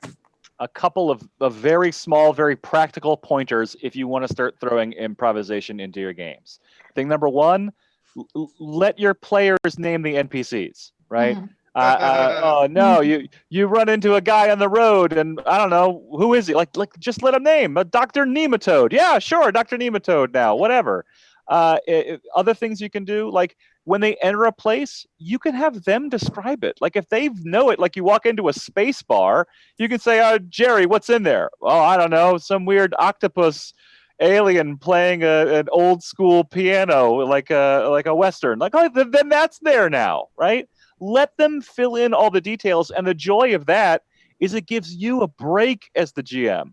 Right, because it's a lot that you're creating and having to stay on top of. And if you can let somebody else talk for like 30 seconds while you get your shit together, that's great. Like you've done a huge service and given you stuff to play off of and have fun with. Yeah, one thing I want to add to, Sam, go ahead. I was going to add one thing also as kind of like a quick tip, kind of like an expanding on what Melissa said.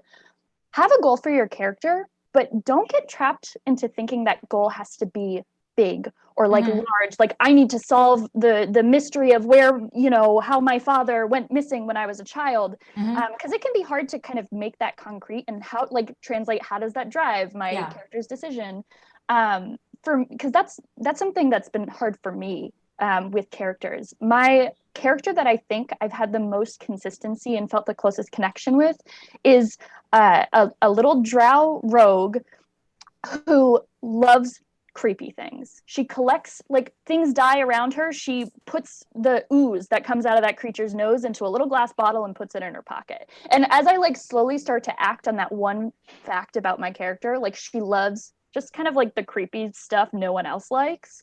I start to build how she acts in certain situations and how, like, build out her point of view of the whole world. And now that I've played her for a couple years, I know how she's going to respond in certain situations. But it all started from that one nugget of like, she's going to collect problem snot, and it's as a player, it's a really powerful improv tool as you're creating a player or creating character and having that character interact with the world is the idea of, well, if this is true, what else is true? As a guide, it's like, yes, do you want to avenge your father? Of course you do.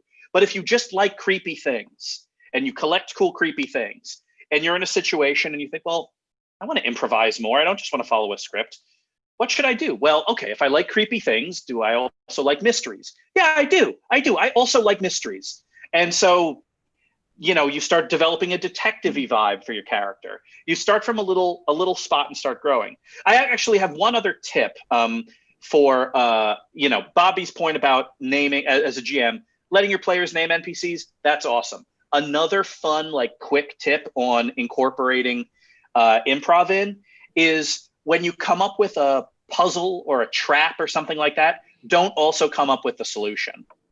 Say, all right, well, there's a 15-foot deep pit with a foot of water in the bottom. Go nuts, everybody. That mission you two guys are on, Serpico and Bobby are in a game I'm running. That mission you're on, I don't have any idea. I love that. I don't know. We're already in the water tank. We're already sealed in a tank. So far, yeah, you're in a water tank being mailed there. Anyway, I want to say, like, this is just a brief story. I had one of my favorite characters I've ever played was in a campaign, actually Bobby ran ages and ages ago. And he was a swordsman, and his basic ruling underlying character trait was he hated bullies. And so I made a rule with that character that anytime some giant, powerful person, no matter how giant and powerful they were, was picking on someone weaker than them, I called them out. Yes. Even if it almost certainly meant my almost immediate death. Like, there was a point this was a 7th Sea game, and the Queen of the She was being a jackass to somebody, and I called her out to her face. And then she turned my girlfriend into a desk. But still, like, I was like, I knew full well that I could possibly lose my character by doing this, but like, there's no way that character wouldn't say something. And please make mistakes. Yeah. These people are not real, and they're not you. They'll be fine. A good GM, won't, and it's still fun. A good GM will make a mistake have just as much importance and weight and a spotlight as a success. Like, if you fail, it should be spectacular. It should be something that you want to clap afterwards.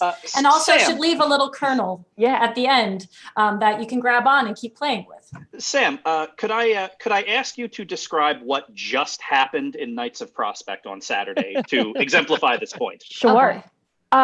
So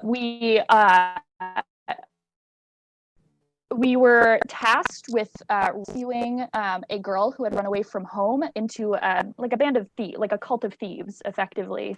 And we decided to two of us decided to stack on top of each other, wear a trench coat, and our name was Tallboy. Classic, love it. And then another person covered themselves in mud to disguise themselves, because we were fairly well known in the area, and called themselves Mudman. And then Mudman and Tallboy kidnapped the 4th member of our party to bring them as like a sacrifice. And then basically the head of the thieves called us on our bluff, and we had to injure the 4th member of our party, who we captured, and we failed so spectacularly at fake injuring them that we killed them instantly. And now they're trapped in a scepter, and it's a whole it failed spectacularly, but it was also the best moment. of that whole show. As a player, it should be your job to get in trouble. Yeah. And it should be the GM's job to make that trouble interesting, as opposed to you just dying, right? Like, so as my favorite players throughout the years have always been the players that are like, I am going to stir the pot. I'm going to cause shit to go sideways. And that is always because, and I say this, I've said this probably on every time we've done this panel, but I'm going to bring it up again. You are never going to tell the story about the time you planned a mission in a D&D game and it went perfectly and everything went straight and nobody got hurt and it was all great. And all of a vast majority of you people out there think that's what you want.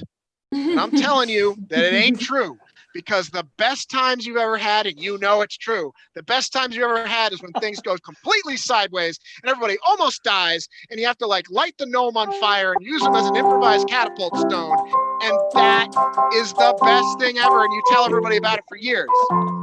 So thank you, Melissa. So like that should be your goal. And the goal of the GM is to A, encourage that kind of thing, because everybody likes things that go nuts, and B, make sure that when things go nuts, it doesn't just immediately end in miserable failure and everyone, and you don't just go like, well, obviously you all die.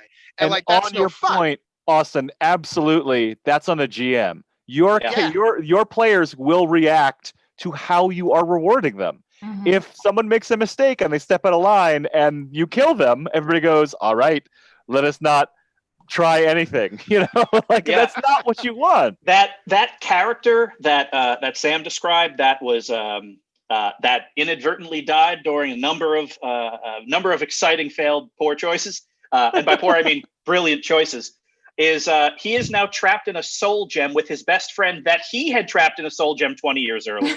So the reward for making big choices is going to be huge. You don't need to roll a 20 on the dice to get rewarded for a great decision. You can't control what's on the darn dice. All you can control is saying, I want to do something.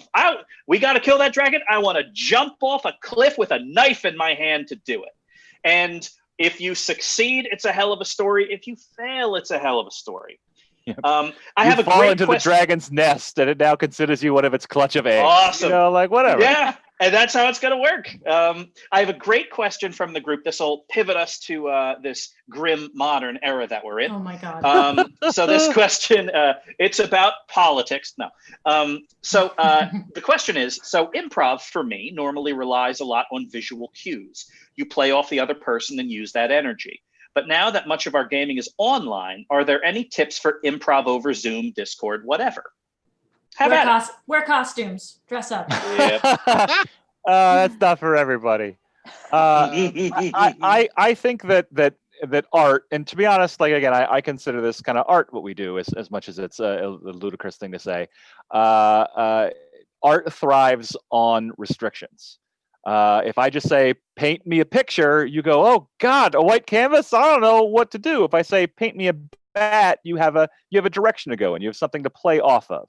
I've thought a lot about watching She-Ra with my daughter. They did an amazing job with a terrible 80s cartoon, because they took all the themes and things that were there, even though they didn't make much sense at the time. For this, we're in a different realm where things are different, but that only means that you can explore it in a different way. You can you can have people figure stuff out on the chat. Like I run a game in the Tales from the Loop role-playing universe, and these characters interacted with the computer, and I was like, oh God, I don't want to talk as the computer because I think that sounds dumb. It's like, oh, they're gonna have a typing interface, and they just we had 45 minutes of quiet typing as they were typing questions to the computer mind, and I was answering as the computer, and it was awesome. You just got to see it as something that would be a benefit to you. I do think you can use the internet a lot better to your advantage in a multimedia sense. So as I've alluded to, I'm running a 40K role-playing game. Serpico and Bobby are playing in it right now. And there's a huge wealth of 40K art out there. Tons and tons and tons and tons of it. And I have a giant file full of it. And so like when we run into something or they come up with an idea they want to do, sometimes I'll just find, oh, that reminds me of an image. I'll throw an image on the screen and I'm like, okay, this is where you are. Some sort of like dystopian hellscape kind of thing. And then that is sort of like an offer in an improv sense where it's like, okay, so that's what they look like, or that's what that thing is. Can I react to that? What options do I have around that, and what can I do with it?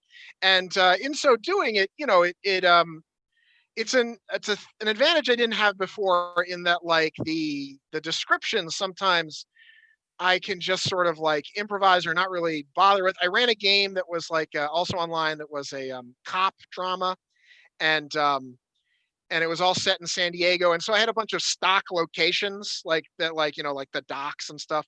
And so I'd draw up a picture of like a container port. And just by throwing that on the screen, suddenly they have something to react to. And then they start saying like, okay, can I climb on top of that thing? And I'm like, yeah, officially that container exists now because it's on the image I randomly found on an image search. So that's one thing I've been doing. Go ahead, Melissa. Go ahead, Sam, and then I'll speak after. I was gonna say something I've played with a little bit, and I've been itching to play with more.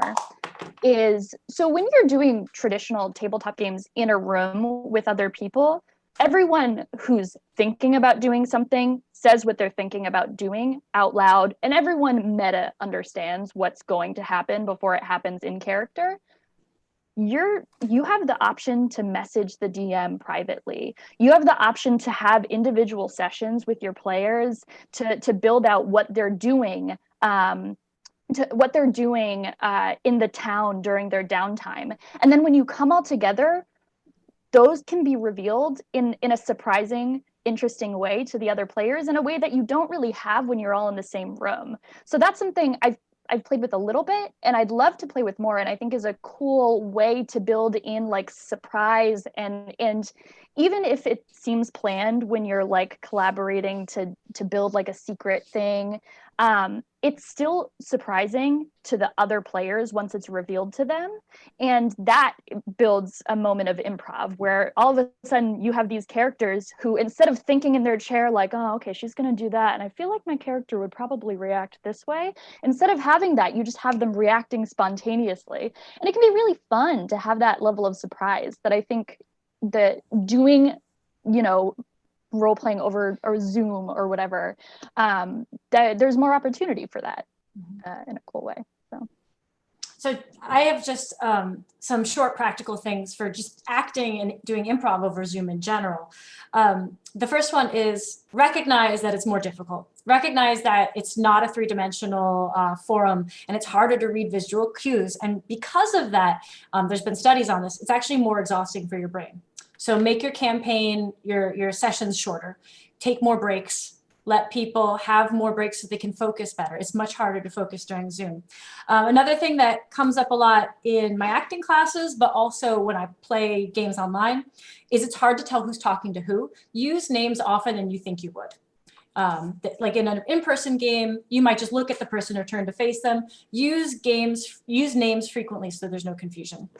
And the last one is, and it's kind of related to the names thing, make it even more clear when you're in and out of character. So if you have something that you're saying to the other players, not as your character, maybe have a hat that you take off or put on. It could be a physical item that you use as a visual cue, or just have a different voice, or make it very clear, just so that, because we don't have as much to work off of in the space visually, have some kind of system where they know when you're in character. I also want to add that you can make this a multimedia experience too. One of my favorite moves of GM moves of all time was Austin ran a game. He ran a Shadowrun game, and then somebody was like, "Oh, I want to hack this computer," and he said, "I hate the hacking rules for Shadowrun," and he pulled out Super Mario 64 and he plopped it in and he threw him the controller. He said, "All right, you got 3 minutes. For every red coin you get, you're going to get another degree of information from this hack." Oh my God! It was awesome. The look you can on do his that. face was priceless. It was priceless. So there's another really interesting question came in. It's very, very tactical, but I think this group is the absolute perfect group for it. Because we've been talking a lot about, the tropes of like, walking into a tavern and hanging out in a tavern. But someone asked, what are your thoughts on essentially a dry game? And I take that to mean like a game that doesn't involve just like everyone getting hammered on mead and waiting for like a prince to walk in to give you a quest. So group thoughts on dry games, or by extension, if we want to make that a broader topic, kind of avoiding certain tropes that we think might be played out. I think the important thing here is to think about what are the opportunities to bring people together in your world that you've created outside of a tavern. For example, right now I'm playing in a game of Glitter Hearts, which is the Magical Girls game that is based in the Apocalypse World system. And we are all at a private school, and we have things like school dances. We have things like prom committee meetings. Those are the opportunities to gather and share ideas. And it's not centered around alcohol or drinking. It shouldn't be, we're teenagers. But find in your group, what are the other opportunities for community? It's just like we have so much important things that happen in our online communities now. What are your important communities in your game? I very much encourage people not to use the tavern trope, mostly because it's dull and so done. And there's so many other things you can do. And as a non-drinker myself, I can assure you of the drinking world, there's lots of things to do that don't involve beer, and that you should explore. It's sort of to take that idea and then just sort of like, how do we start it in a non-typical way? My favorite way to start every game is a game where all the characters already know each other. You already know each other. You already are working together in some way, and we just dispense with that stupid artificial nonsense. We're like, well, we got to meet somewhere so we can have an adventure. It's like, guys, you're all sitting around the same table. Just like already be on the job. Like just start in medias res or something. You're dividing up the gold from your last successful heist. Like there's so many other ways we can do it. You really do not have to have that whole rigmarole where it's like, okay, now introduce your character to everyone. Just go and say, like, we already know each other. We've been adventuring together for years. Now, that's not to say you can't have them meet, but like, I think it's so much easier if you just say everybody knows each other. Yeah. I also think something I love to play with is rather than, relying on tropes of going into a tavern and you're waiting on the guy who sent you a message and he's going to give you a quest. I love environment, like exploration. And so I'm thinking of a time when I ran a campaign and this was fully improvised and I didn't know what their goal was going to be. I didn't know what the arc of this session was going to be. They were walking in the woods and I said, something strange just happened. Someone describe it for me. And someone was like, oh, we heard a weird whistle out in the forest. And I was like, well, how do you want to react to that? Do you want to keep going? Do you want to go investigate the whistle? And just using those cues, like, okay, what's the sound that was interesting? Now go, what do you see that is odd or out of place you wouldn't typically find in a forest? Kind of asking a string of questions that leads you to this mysterious thing that kind of organically gets built. And I might have an idea after a couple rounds of questions where it's like, okay, I think they've described this weird whistle. They are going to run into a trap of this person who's trying to to trick all the druids who live in the area into falling into these pits in the ground. And so I'll start to come up with maybe an idea in my head, and then it's up to them to discover it. But they're going to continue to pull apart little pieces of the environment and just slowly get there. And it's also narratively interesting. It's cool when I don't know how it's starting, but when you start really small and focus and dive deep on that one little thing and then start to expand out and follow it, it can be a really cool way to start a game without feeling like you're falling into traditional tropes. It's a little bit like that improv game, Follow the Action. where you start off with like one scene and then a player will leave the scene and you follow where they go and you see what's important to them by the scene they start. And then within that scene, another player might leave and you'll start to dive deep into this world that they've created and you'll see what they find interesting by what they choose to start as each scene progresses. Something I've always wanted to try and never actually have is a collaboratively built world in which you start everybody say, okay, you come up with a basic setting idea. Okay, medieval Europe, sure, whatever. You start in a town and then like everything outside of that town and the kingdom they live in and like what's going on in the kingdom and so on and so forth, the stuff that the players determine as we go. And that they basically have investment in creating this whole world that I then am just in charge of managing. Now, part of the reason for doing that is because I don't want to think it up anymore. But like the other part is that is like a pure improvised game, and that it totally like the whole world you created is totally different and new. And it's in everyone would have big investment in it because they would have made it and it would have been a ton of fun. Because one of the main things you need is buy-in, right? You need the players to buy in to what you're doing. And if they're in on it, it's great. That's one of the big mechanics in Knights of Prospect, which is the show that Samantha and I are in, is because it's essentially half live play and half improv show. We really want to show the audience that really we're doing a lot of improv, and I don't have some secret screen with a bunch of notes and settings. So often at the start of a show, I'll say, okay, well, you're in a town. I want one of you to name the town, and I want every other person to give me a sentence about what makes the town interesting. And boom, now we have our town. All I knew going in was, in that town, the mayor's been kidnapped. But everything else is built, everything is built by the players in full view of the audience.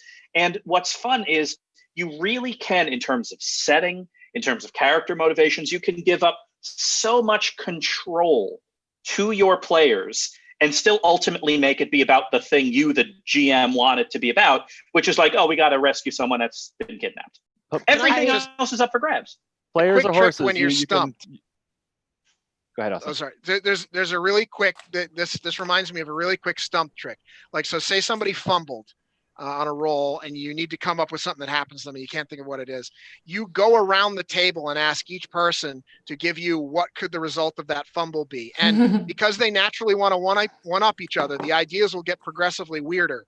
And then you roll a die based on the number of people there, and that's the thing you pick. If you're ever stuck, do that. It's always great. It's tons of fun. I also had, before a session started, I had people drop pictures of random places. Like someone drew a picture of like a mobile home with weird waves coming out of the top. And after I kept them, and then whenever I needed a new location, instead of thinking about it, I just shuffled through the pictures of locations that they drew. And I pulled it out and I was like, this is where we're going. Here's That's where we are today. That's awesome. If you've never done it before, it sounds terrifying to go into a game where like, I only know a couple of things. Like there's a villain and there's this and there's, like, but you can come across as such a genius when you leave yourself all these breadcrumbs in the story, like, oh my God, when that person they passed on the path with the baby carriage in the first session is actually the big villain, like you can, there's so much that when you create it together seems so much more impressive and awesome and fun. Yeah, and if there is a mistake, like if there's confusion, if there's a mistake, it's okay to say, oh, we were not on the same page. Let's rewind a little bit and reset. Oh my God, absolutely. Oh, that did not happen. Or, you know what? Words everybody's afraid to say as a GM, I don't know. Yeah, take a break, figure it out. Give me a minute. Everybody go get some pizza rolls, and I'm going to think about this for a minute. And whether now I want pizza rolls, Bobby. Yeah, they're so good. So we have about 30 seconds left. This has been a jam-packed hour. So obviously, everyone watching, thank you all so much for watching. But before we go, can I ask each of these very august panelists to give us like one sentence to end on, one parting thought, one parting shot? Get in trouble, and Love trust that the GM is going to make that trouble lots of fun. And that's the key to the greatest role-playing sessions I ever had. The GM gets to cheat, and the players get to win. Even as a GM, you're allowed to be curious about the things that happen. That's not just a state the players have to be in. I would just say share the storytelling and don't have so much pride as a GM that you're afraid to do that. And I'll close out with mine, which is the players and the GMs are all on the same team, and it is the story team. And you're all going to work together to build one. Folks, enjoy the rest of PAX Online. Thank you all so much for coming to this panel. We love doing it live at PAX East, and we love doing it here. Thank you for having us. Good night, everybody. Yay! Bye.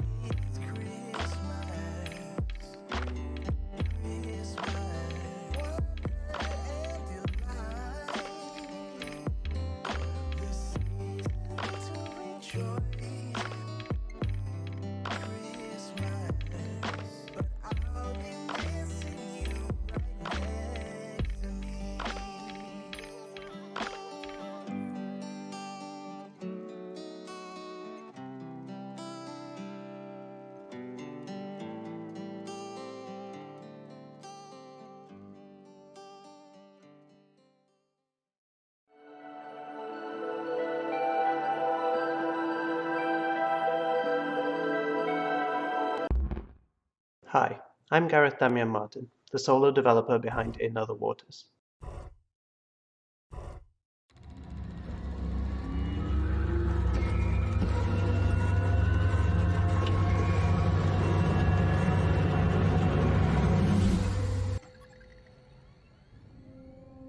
In Other Waters is a narrative exploration game that casts you as the AI assistant to a xenobiologist as they explore and study an alien ocean. Played through a unique interface that offers a distinct perspective on the water world of Gliese 667cc, In Other Waters paints the picture of a unique and complex ecology through an immersive array of signals, descriptions, and sounds.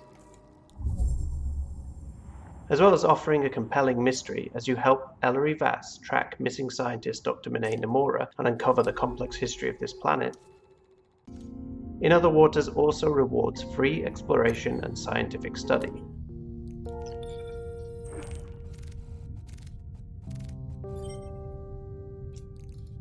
With detailed taxonomy entries complete with biological sketches to be unlocked for each creature.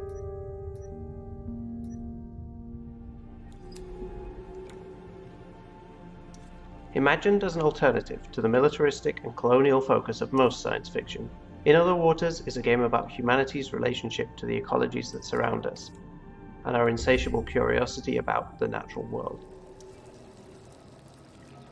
In a time of climate crisis and ecological destruction, can we imagine a different future, or are we doomed to repeat the mistakes of our species' past? Find out in this unique and beautiful dive into another world. Available now on PC, Mac, and Nintendo Switch.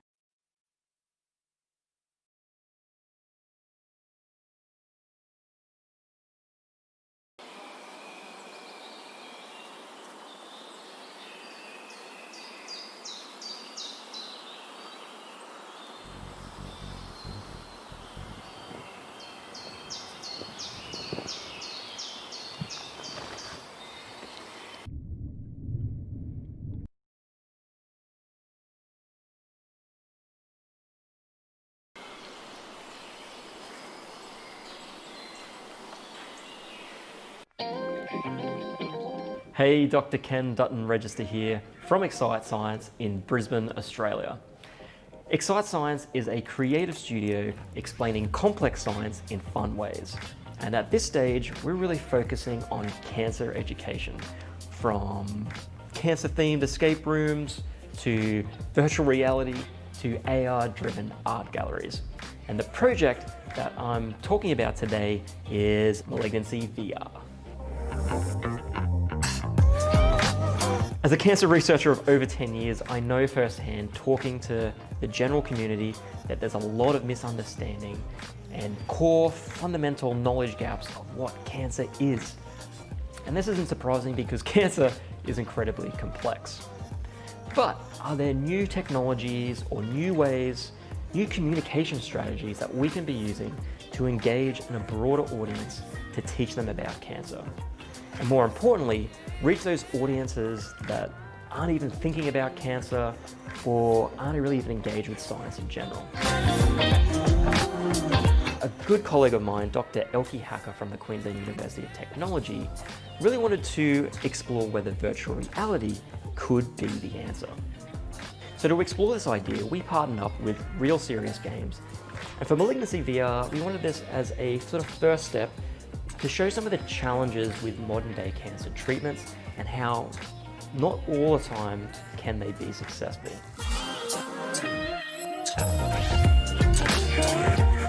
So after we decided we wanted to talk about different cancer therapies, we began talking about the different game mechanics. And this is where we came up with the different treatment guns, focusing on chemotherapy, targeted therapy, and immunotherapy.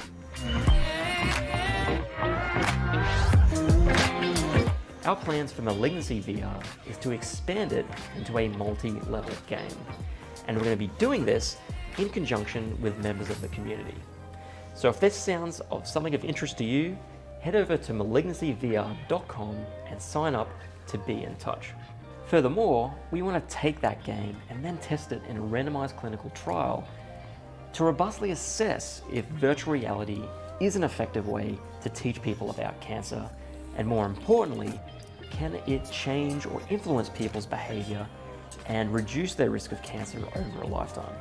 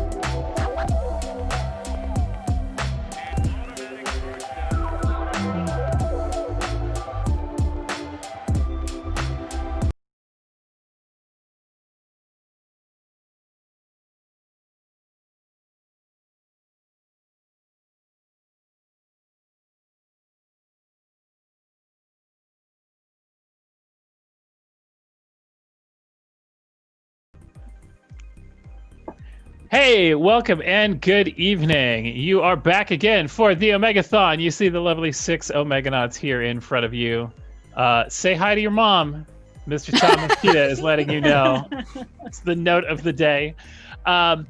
We are back tonight. We have some Horizon Chase Turbo happening. It is a fun, Hot Wheels-esque is the feel I get when I think about this game, racing game. I feel like you could have picked this game up out of a cereal box on a CD-ROM back in the day to play on your computer. I have already surprised them and made them unlock a mode that I told them would not be available and they couldn't have, and then unlocked all the cars and gave them an opportunity to pick whatever car it is that they actually want to drive now that I made them delete everything they had in the game. So we are ready to throw them for as many loops as I possibly can. For our Grand Prix ranking, in case you missed it last night or haven't checked up in on the Discord, right now Wolfox is dangerously close to pulling away with 30 points.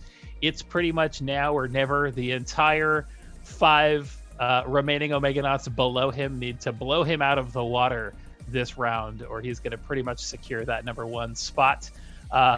GTA is in second place with 20 points, but not safe. Baba Fett is right behind at 14, and Mr. Thomas Kita at 13. Targaryoke at 11 and Crystal Bubbles at 8 are not out, but have definite work if they are going to make it up into this. And if not, then they're just here to be our 5th and 6th people as we run these and have a good time, because I hope, like me, they're having a good time hanging out this hour every night. It's always a fun end to the day for me, and a fun, nice start to the morning, hopefully, for G-Tamp and Crystal Bubbles and those of you down under who are joining us.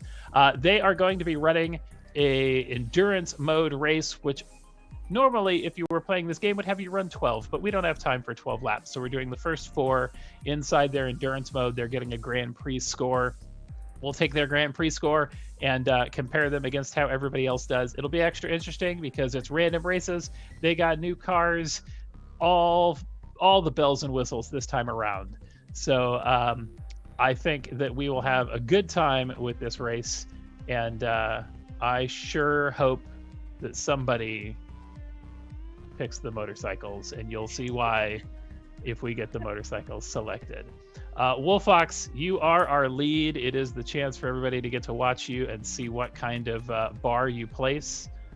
Wolfox selecting his car, looking for the deja vu, perhaps. Yeah, I wasn't sure, but this seems like it's good all around. All right. Well, we're looking for your first 4 races here, so we don't have to worry about anything else. Welcome to Endurance, the game mode. You got to stay above 5th place to stay in. If they get below 5th place, they're done, and we take their score at that point. So stay in the top 5 to get all 4 runs. Go ahead whenever you are ready, Wolfox. We can take off here. All right, so far I'm liking the name of this first one. Morning Walk. Unless it's being, like that is actually super hard. The first race of these endurances are a relatively simple loop. Yep. The crash mechanics are extra bouncy in this game and send you flying off. And on these early courses, you might not notice it, but the fuel actually does come into play. The fuel meter up in the upper right-hand corner will slowly drift down. And it'll be extra embarrassing if someone runs out of fuel during their race, but we'll enjoy it on the audience side. So this is laps 1 of 3 in 5th place, which is at least inside the continuing score. Moving on up.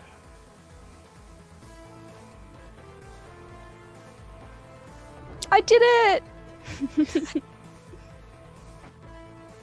Oh, we're not narrating the driver? The driver, yeah. You should, yeah. You lack discipline. Not sure how you're coming first.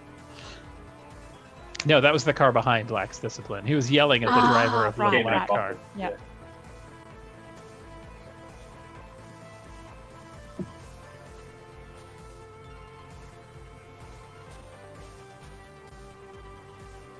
Into that final lap, still holding strong on fuel. Yeah, this is a pretty simple map starting out Yep. here.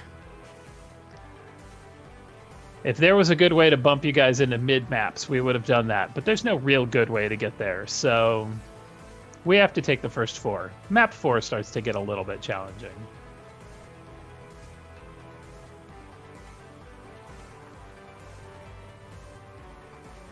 If we do happen to run into a tie, we will have them race off in one of the control levels that we can set to make sure that they are running all the same level.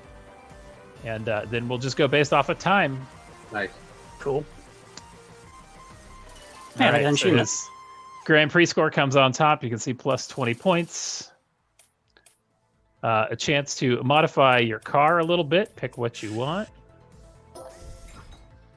I made them go through this whole process of deleting hidden files in their Steam drive so that no car upgrades existed, and then now they're in here getting to upgrade their cars.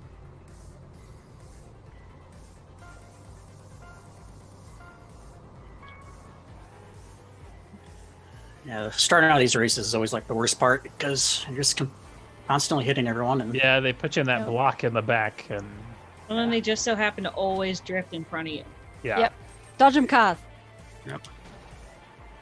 Focus!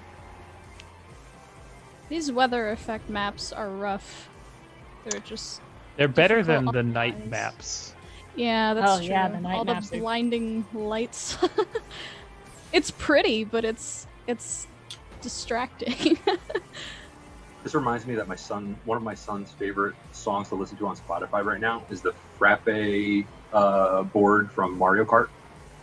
Yeah. You just like listen to it on repeat. It's like, it's the Mario song. I'm like, yeah, sure, kid, whatever. You don't know the Mario song. Hey, if I can listen to that driving instead of, Baby Shark and That's true. That's, yeah. Chico Chico Bon Bon, then I'm all right.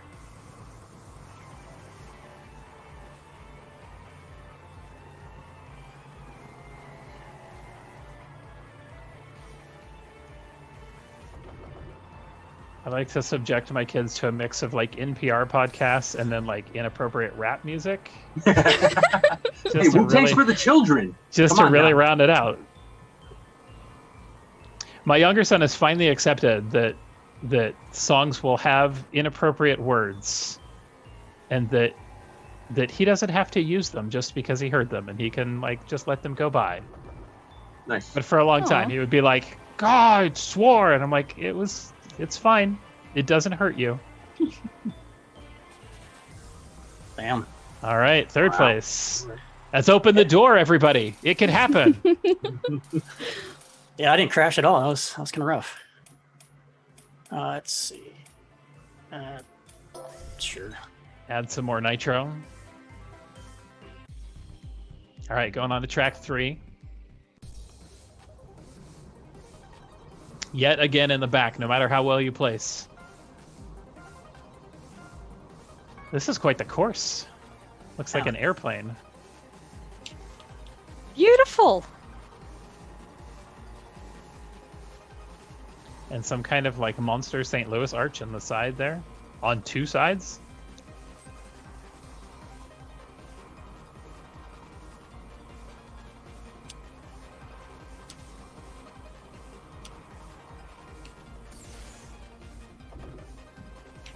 Does the DeLorean feel any different than the base cars that you practiced with the whole time, Wolf? Not really. It's got pretty good handling, but top speed could be better.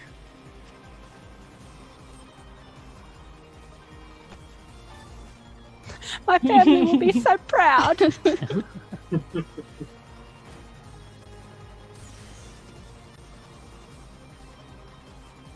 Actually, I'm pretty sure he has the initial D car, not the DeLorean.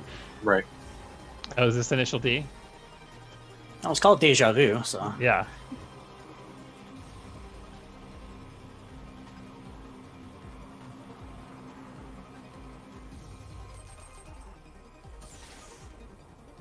It looks good in pink. I like it.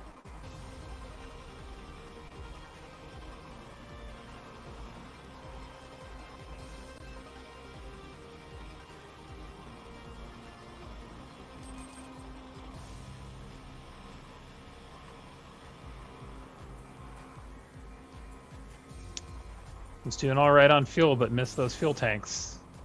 That'll be fine. It's final lap, so. Is it fuel or restart every match? Yes. Okay. Ooh, that'd be tricky if it didn't do that. I know. If it Yeah. didn't, then you had to hold on. You've made it to your pit crew between races. There's a refill. Now he's fine. And someone ran into him. I know. The extra push.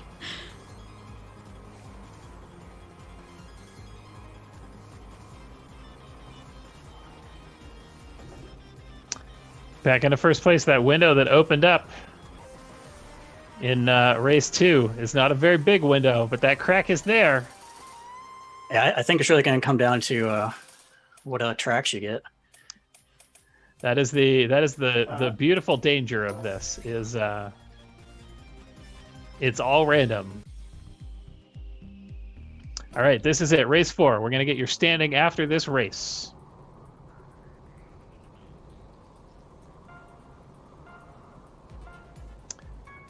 This looks like a friendlier track 4 than most of the tracks that I've seen at track 4. So I feel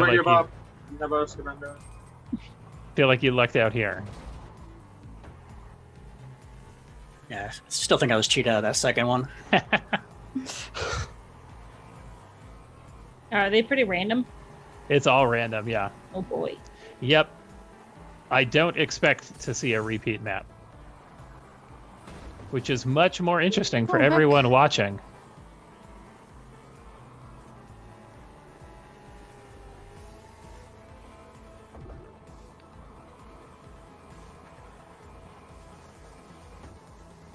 God, that bump every time. It just sends the other car flying. There we go.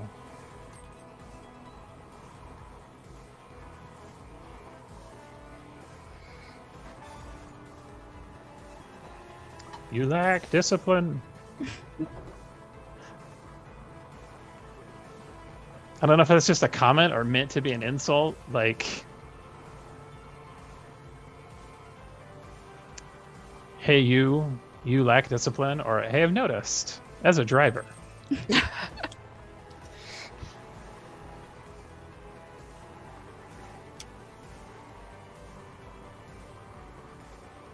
Well, 3 of 4. First place is not too far ahead. Oh, Out of my way. Oh. Some Days of Thunder mess right here. Oh, inside. Wow.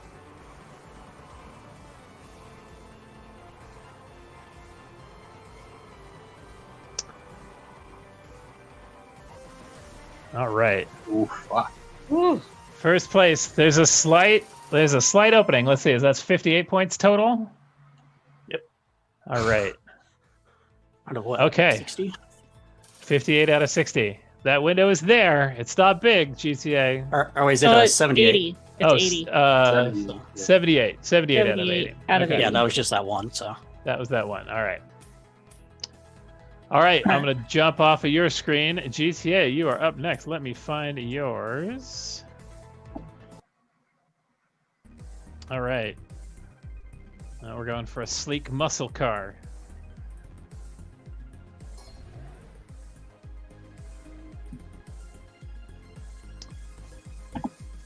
Gotta stay in that 5th place.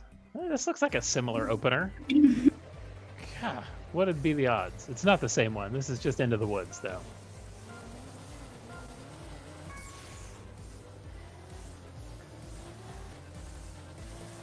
Out of my way.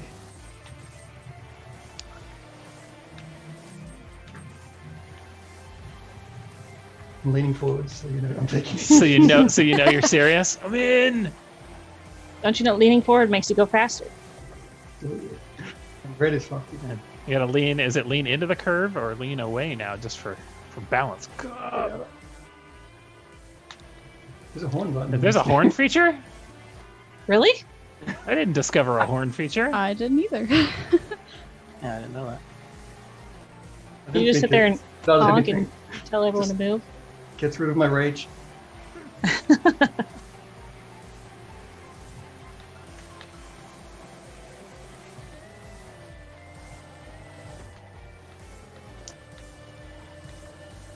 All right, into that final lap. Third place, still sitting on some nitros to pick up. I realized. And the first. I played with a whole scoring mechanism that was going to give you bonus points if you kept your nitro. It got real complicated. Oh boy. All right, sneaking in first place. 20 points on the board, race 1. Now comes a little bit of adjustment, suspension, air intake, exhaust. Pick your upgrade. Just doing that one. Just went for suspension.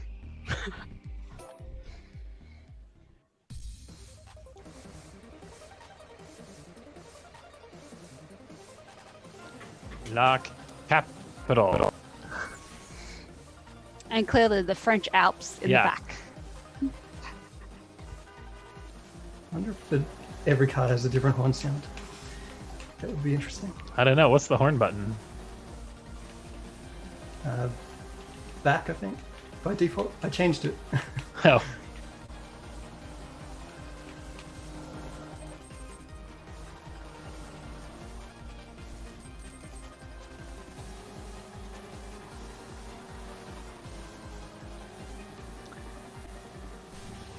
Today, capiche?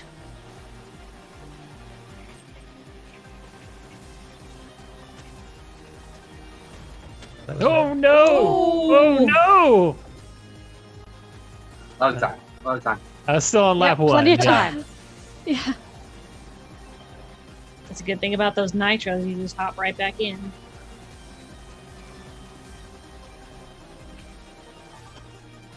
Yeah, and they throw some bonus nitros around the track on these ones.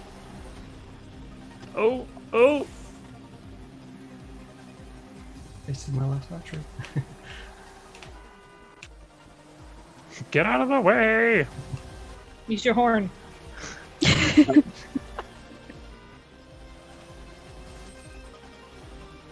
Gotta be in that top 5, but we got time. Nice. Final lap.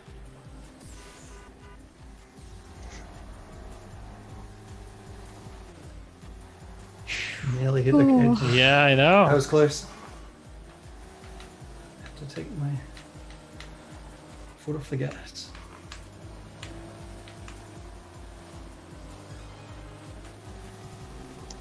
All right, there's that third place.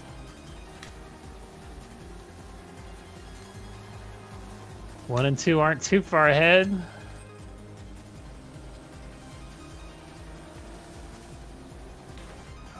Oh no! Okay, you had a good lead. Phew. All right, that's another third at that course too. Yeah, it's a second one then.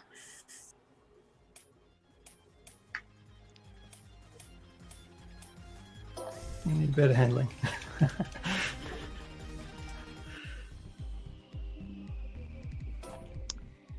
Yeah, still no nighttime course yet.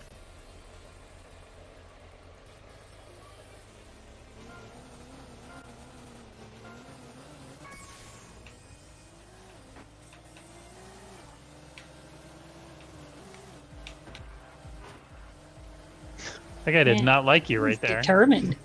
Go away.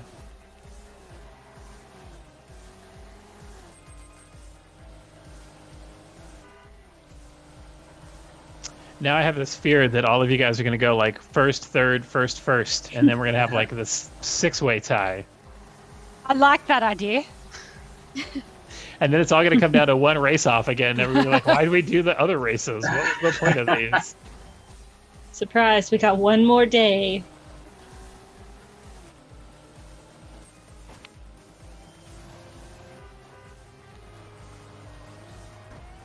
God, now all I can think about is how upset I am. I never discovered the horn feature while I was playing. Yeah, probably go through and play through this game. I'm enjoying it a lot. Yeah, it's fun. It's really fun.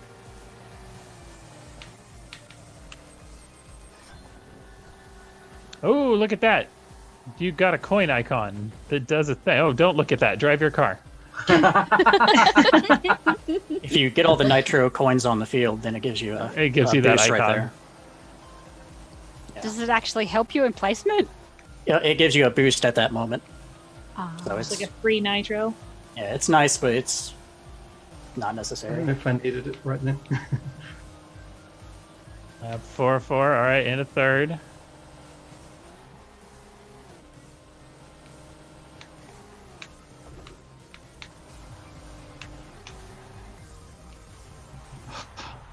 All right. For my own scoring system, I feel good about that third place right there. It makes the spread start to happen. All right, into race 4. Some extra nitro. Oh.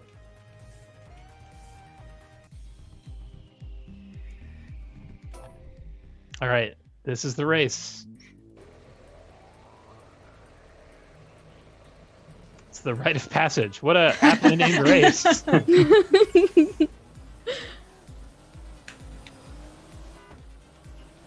No way.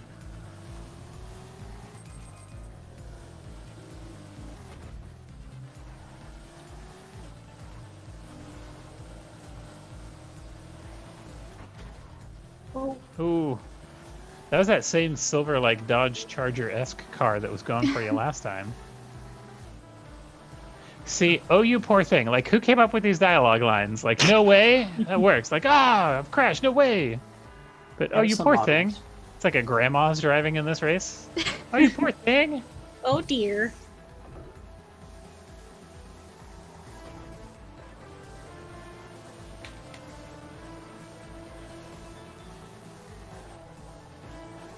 It never feels like the other cars run into you enough. It's No. always the other way around.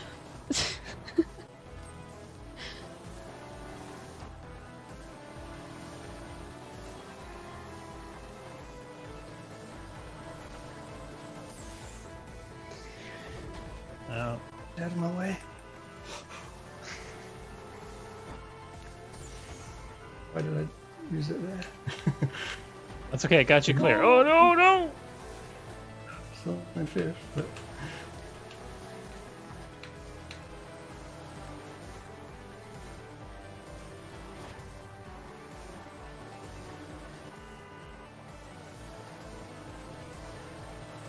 Final lap. Those fuel tanks could have been important. You're not quite getting the low fuel mark yet. Oh, you That's had to like say it. Travis. You had to say it. Oh no. You still managed to coast Wow. with none. All Wow, right. yeah. With Okay. low fuel, not empty fuel. Yeah. Okay, so let's see. That's the 56, and then it'll give you the plus 19. Go ahead and confirm us in the next one. 75 total. 3 points lower. I think. All right. There's still room for movement. Crystal bubbles. Let's go, Crystal Bubbles. Ah! Heck yeah. All right. is- All right. I have selected the Bliss. Look at that. Modern Miracle. That's a nice Yeah. car. I like that one. See. Wait. I'm on Wait. the wrong person. Well, Hold I'm on. starting. It's fine. You can start. I'll catch up. I just don't know what your car looks like now. It'll be exciting. It's pretty and blue. And that's really the most important thing. Those are the two important things. Look at that solid takeoff.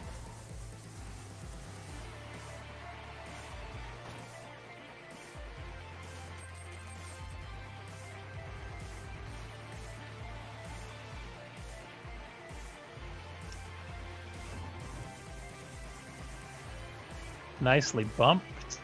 All right, just get out of my way.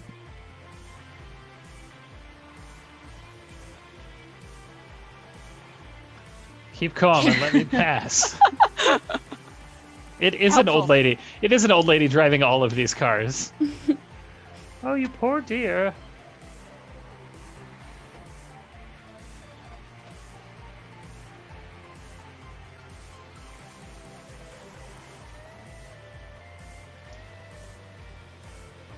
All right. Cleanly into 5th place. Remembering the nitro. Yep, that's key.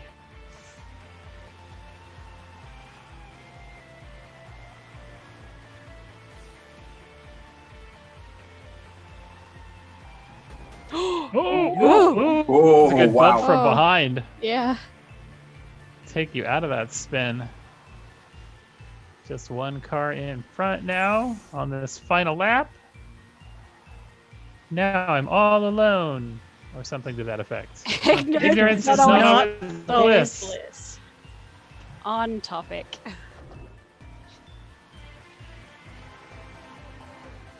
On that note, register to vote. Check your voter registration, Australians. All right, first place in.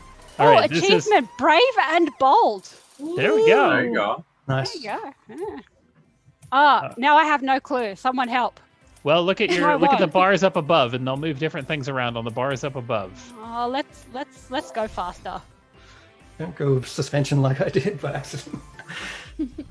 All right, race number 2. This has been the tricky race the whole time. Here's your chance to pull away. La Capital. Them Alps again. We've seen them Alps. You know the course. You're You saw funny, it. You saw it one time. And automatically committed to memory forever. Don't. Yep. Watch out for those little arrow things, those chevrons. We know they're trouble. Thanks. Pro tip, yo.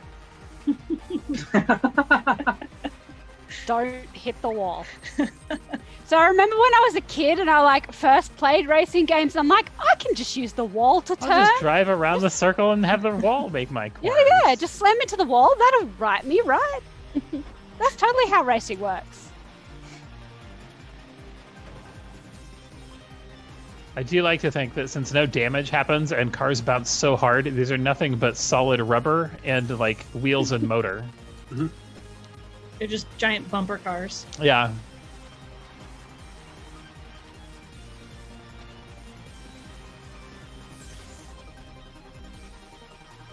Sounds like something they would have wanted to build at Action Park. Ooh! Oh! Oh, Hey, where'd that guy come from? behind. They're not supposed to pass you. You're supposed to be passing them. A first or a second place would be a big win here. Duly noted. Duly noted.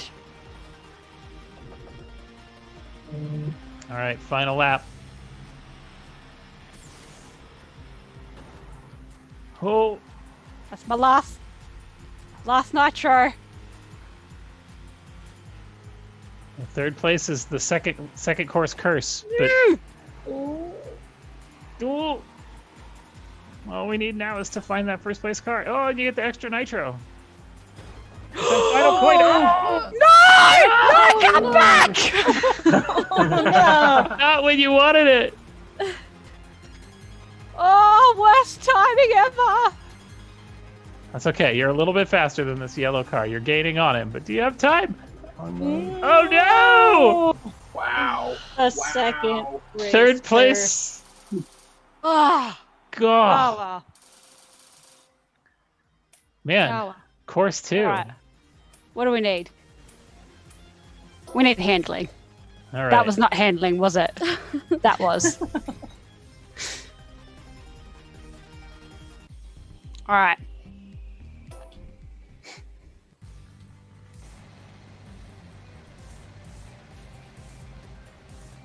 Nice little seaside race. Just cruise on down the beach. No problem. Oh, bonus! Oh, dang. Oh, you got another one. Oh, Yeah. This is fine. This is fine. Go away, black car. Like, who do you think you are? Vin Diesel? Go away. With this water always staying on your left side, calling this seaside. Oh, maybe there we go. It felt like you were driving around a big lake. Oh. You know as well as I do that Seaside is not lake. No. It's also not this sunny. Ever.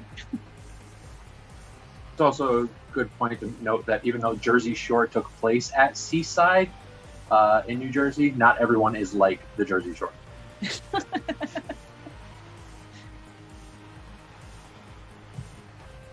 You may have just disappointed half of the people watching. They're like, no, but Oh man, I was gonna go there next summer. Had my hair all perfectly coiffed.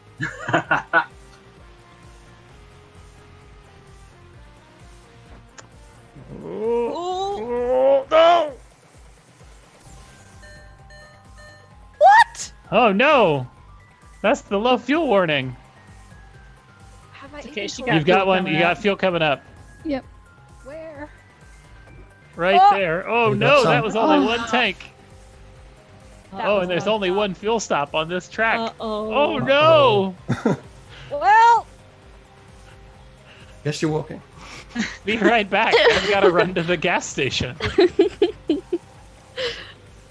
You do have one nitro, and you can actually run the nitro without the gas. Just on Like, nitro. Just it in nitro, yeah. Third place. Okay, that's good. No. That's okay. 5. All that matters is top 5.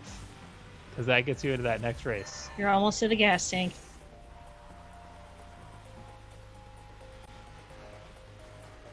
It's real close.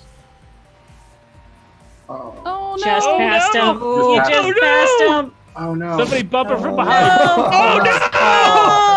Oh, Oh no! Oh. fuel is important. Oh, it's so close. Oh. Wow. All right, That hit feels confirm. pretty crap. Oh, did it lose our points? Oh, it lost our points too. Let's see. So we had a 20 and is it 17 or 18 at third place? 18.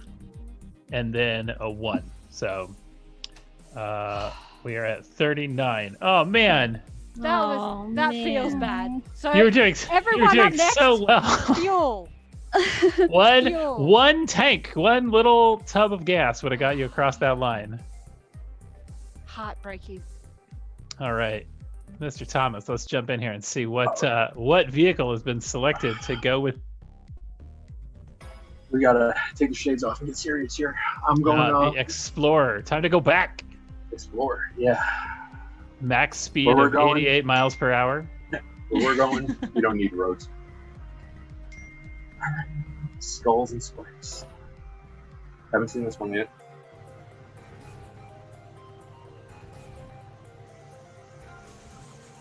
Well, that's a pretty straightforward track. Wow. A nice square.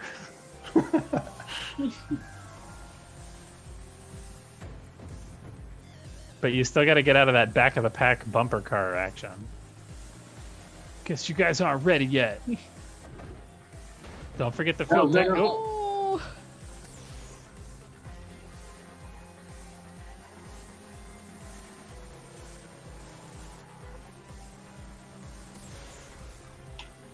Back to the future. They threw it out there. Nice. Oh my goodness. Stop watching your quotes. We'll read them for you.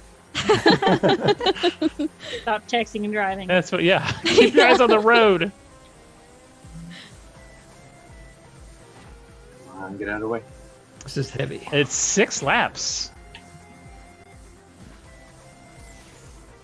Wow. Whoa! Wow. Wait, Doc. You have to go 6 laps on this one? It's a small, tight little lap, though. So. This is like Baby Heart. Yeah. To make up for it. The Discord is onto the match Crystal Bubbles score again. Did you see the breakdown I put in there last night? I went through and I do appreciate it. Everybody's distanced. No more nitro. Now you got to win this race on your skills.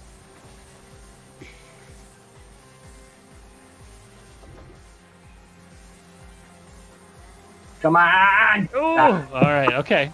All right. Still good. That still leaves the hole open to get past Wolfox. All right, we're going exhaust. How come I got all the crazy weird ones, but everybody else got the same ones? Got snow. I don't know. Yeah, The there's some desert is snow. that crazy weird.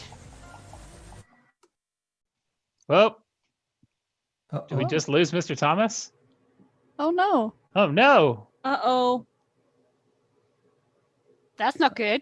Oh no!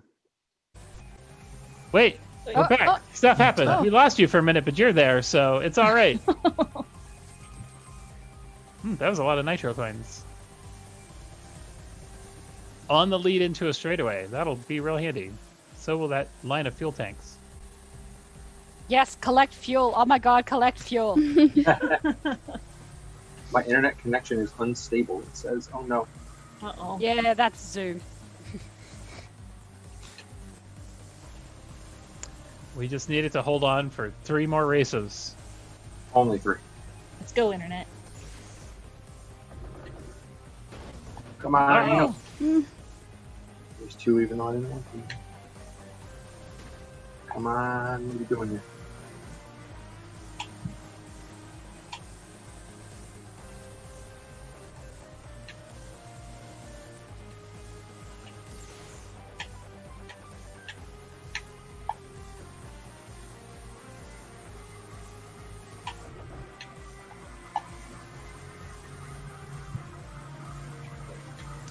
Final lap. All right, you're in the curse place. All you got to do is, there we go. Give him a Oh, boost. There we that go. was Oh, that nice. was that was not the guy in first.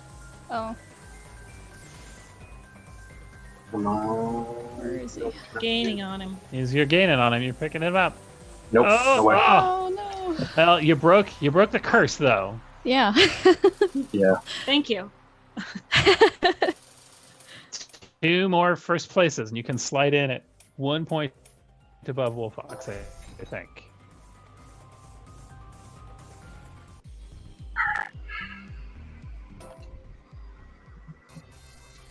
Be a tied score. 19 and 19. Yes, it'd be the tie.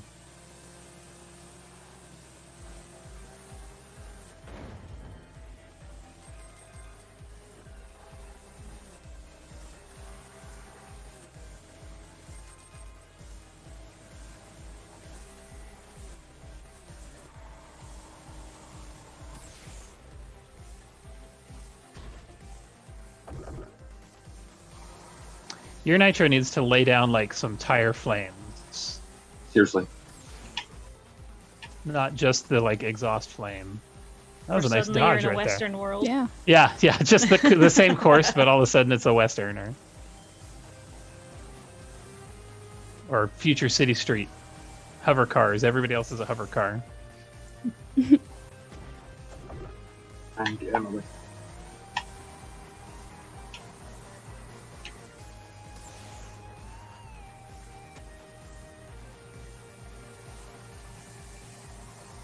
Scram! I'm cutting in.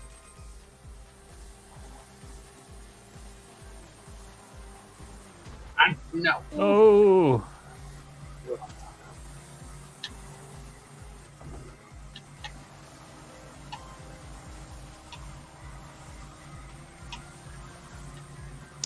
That lead group is just a tiny bit ahead of you.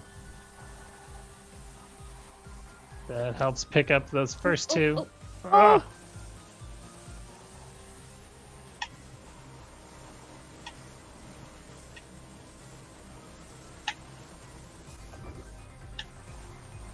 Extra fuel tanks, always important. Very important. At least you finished. At least it finished.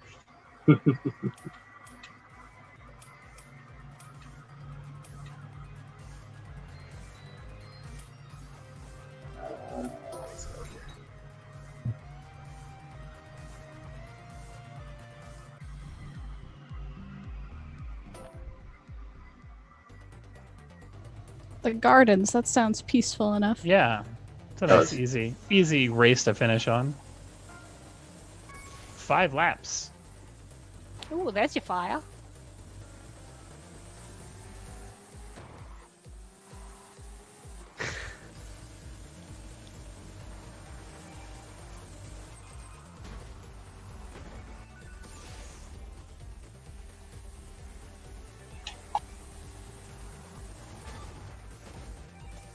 Yeah, that spun you through an extra nitro. Mm.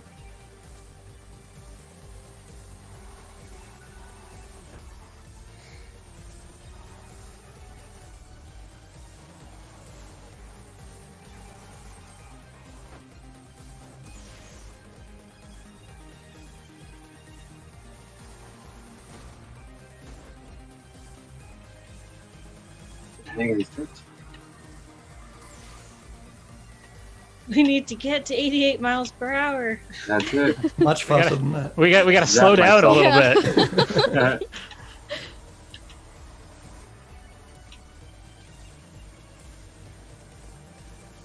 That needs to be like the mod in this car. Is you can hold 88 for like one straightaway, and they'll just teleport you right to the end. Just whoop, you win.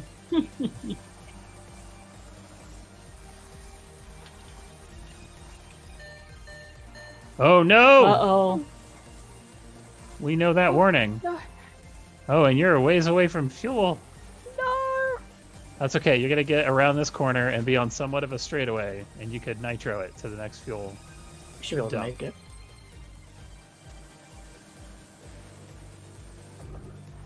Ooh.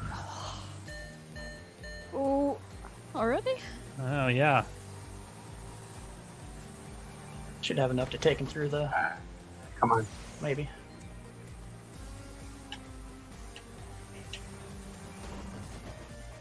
Ooh,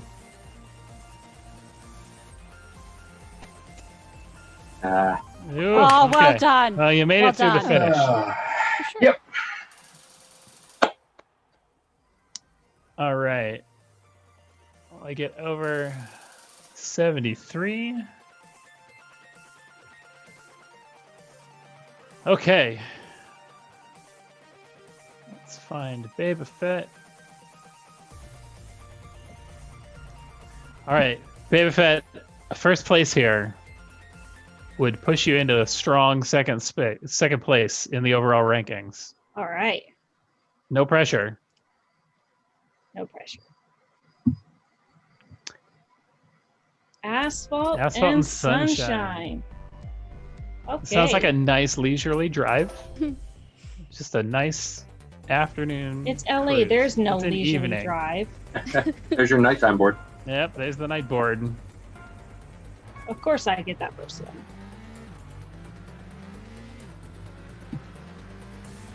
Oh, this is the first night one.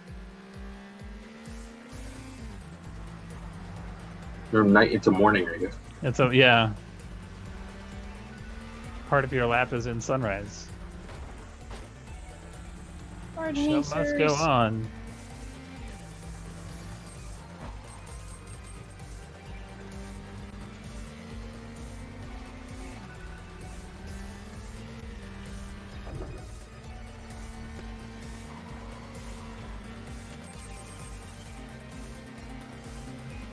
At least the AI is not competing with you for those gas tanks. Oh yeah, right. Even if it was kind of Mario Kart style, where like they've picked them up and they'll That would hop be back in a little bit infuriating. later, but they're just ahead of you and keep sucking up the gas tanks.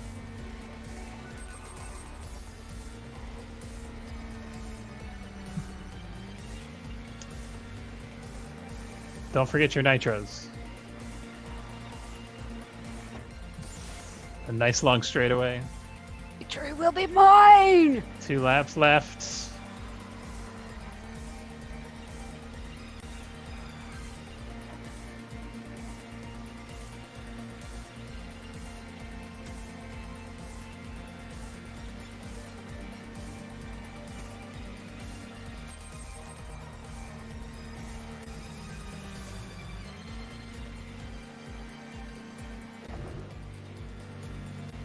So convenient.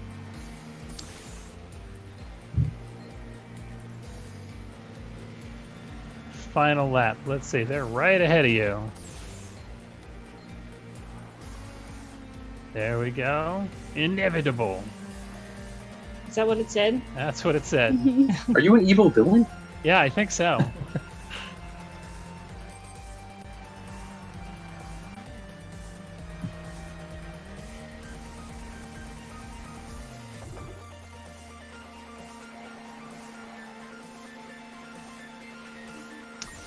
All right.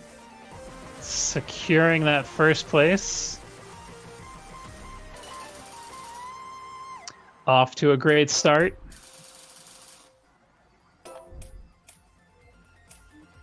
All right. Now time for some consideration. What do we need? Hello. Oh, that's okay.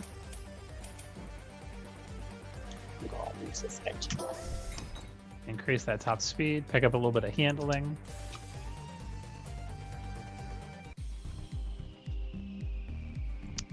Oh, it's La Capital. Wow. Ah, this again. Wow. You've seen it twice now. This race will be easy. You should be able to just drive one-handed with this race.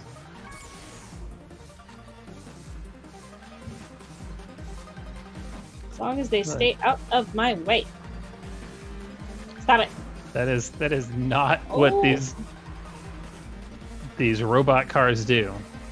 Like, oh, there's somebody approaching me. They don't make a good case for self-driving cars. If this was your best use scenario. Like Oregon freeways all over again.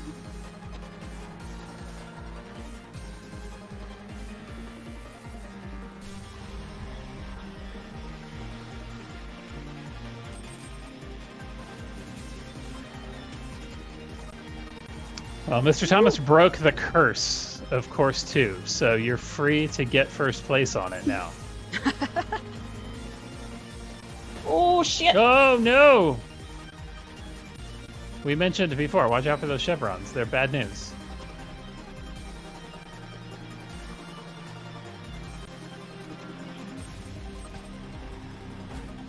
Pardon me, sir.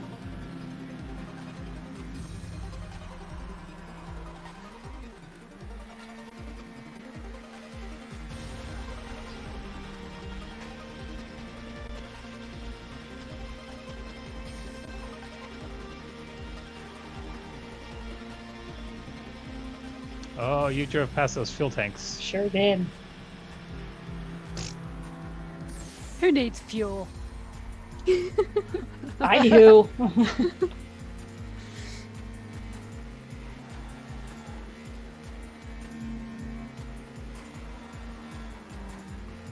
You're halfway around this course. They're just a little bit ahead of you.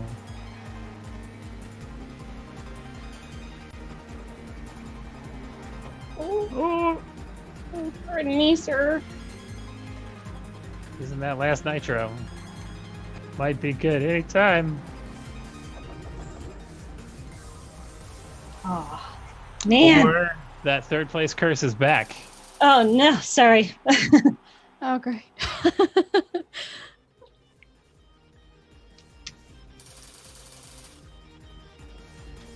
It's that elite 275 you gotta watch out for in your course.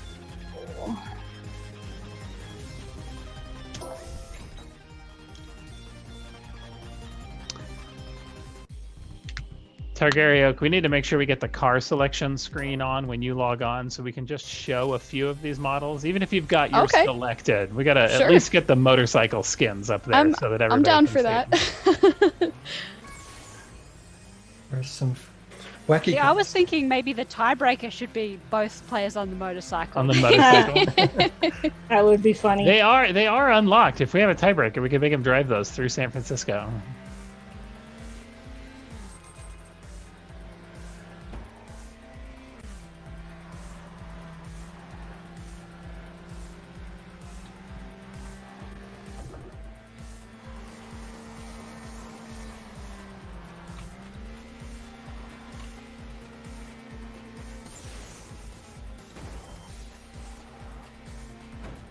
Pardon me. The show must go on.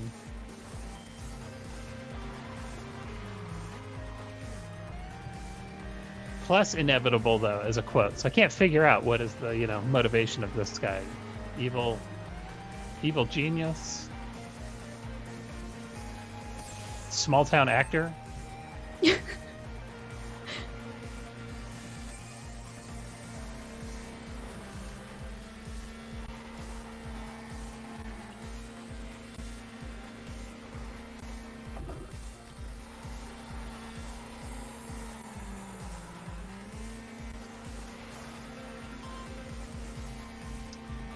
Four of 4, third place.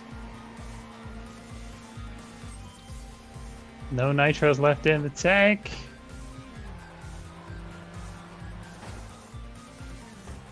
Oh my gosh. Oh! Oh man.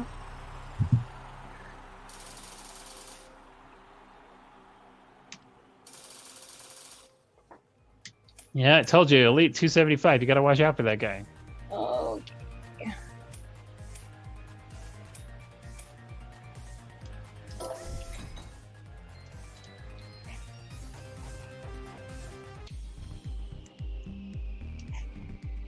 Zigzag. That sounds awesome.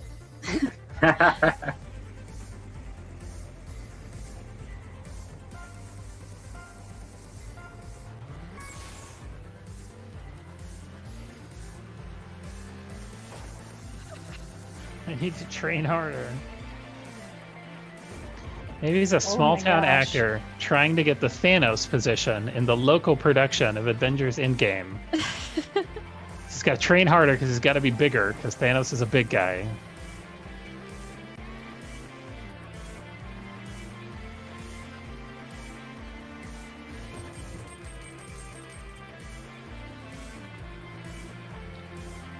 Deal with it. Deal with it.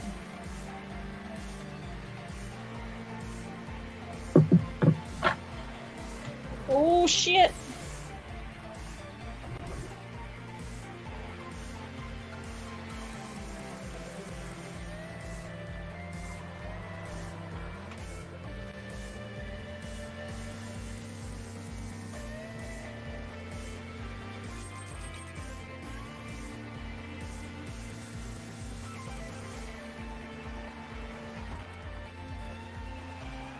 I gotta try to throw you into a sign.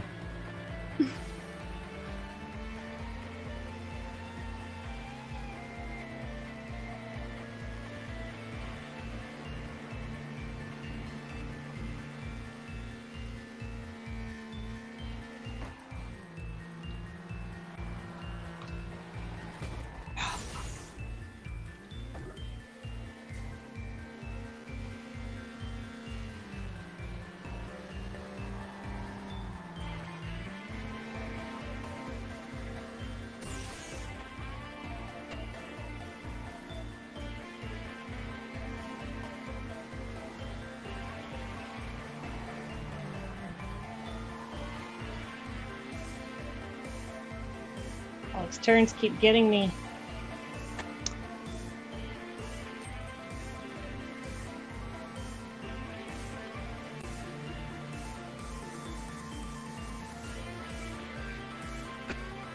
You're right on top of him. Oh no!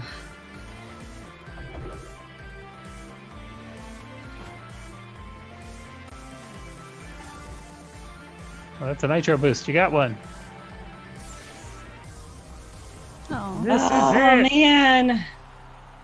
All right, that was race 4. 74. 1 point difference. 1 point difference between you and GCA. Oh man! All right. Targaryen Oak. all right. That You was want me to tough. find the? Real quick, we got to get to the motorcycles All just right, so we can so- see. Can you see? Francois, it ought to be hopping up here, I believe, on the stream soon. But just we're in the bleed through of finishing out Boba Fett's run. As tight as these scores, though, are, I feel pretty vindicated as my made-up, scoring mechanism. Is this meant to be from Ghost? This one is from Ghost. There's a lot of great skins. If she scrolls up and down through the Ghost. Oh yeah. God. Yeah, it started as the first karate guy, and then you get here. You get the Ghost couple, Rosie the Riveter. It's Jean-Claude Van Damme. Michael Jackson Thriller. It's amazing. The Ghost was not expected. Yeah, no, me neither. When I started cycling through those, I was like, wait, what? All right, what car are you really gonna drive?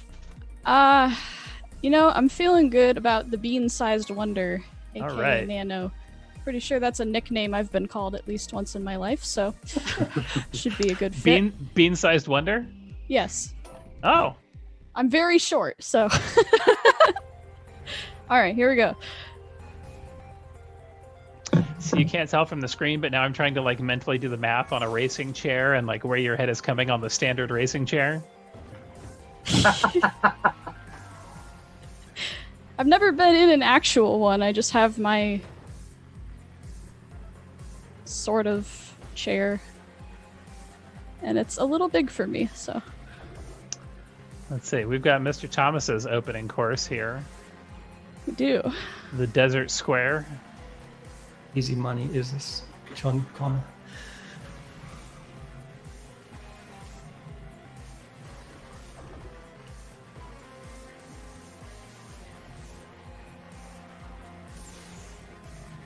Or is it an Italian job quote? Yeah, it's a little Italian job.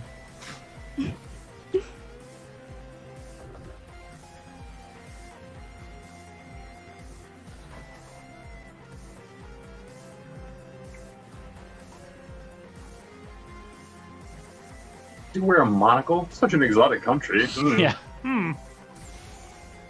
Indubitably. I always get what I want. The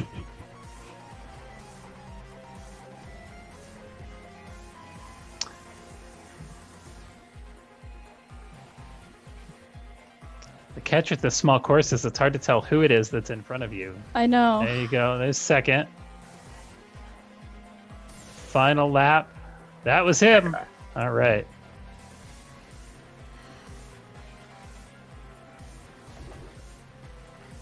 Fuel just in case.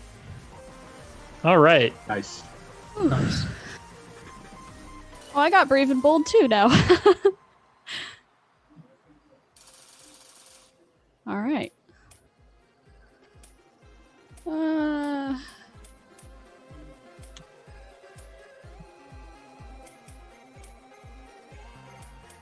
Sure.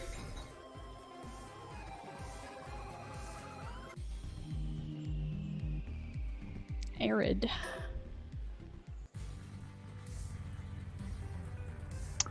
Back-to-back deserts on both the desert runs.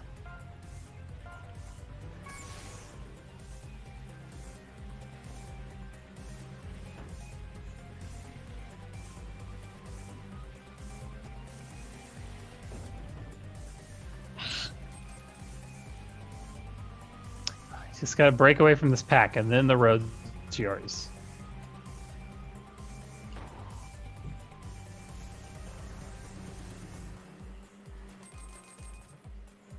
Actually have the coins on this one.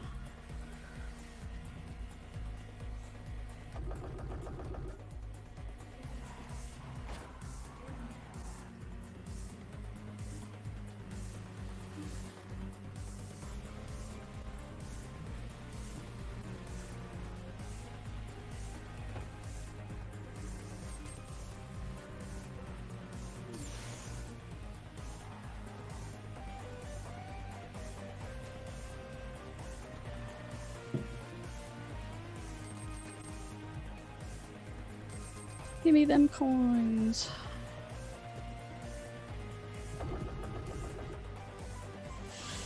I'll acknowledge our time warning they gave me, but not stress you about it. It's fine.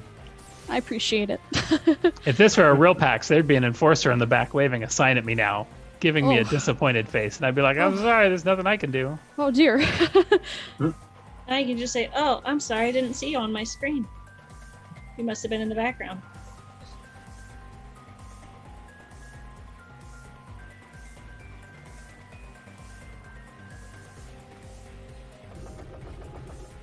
Picking up fuel to stay in first.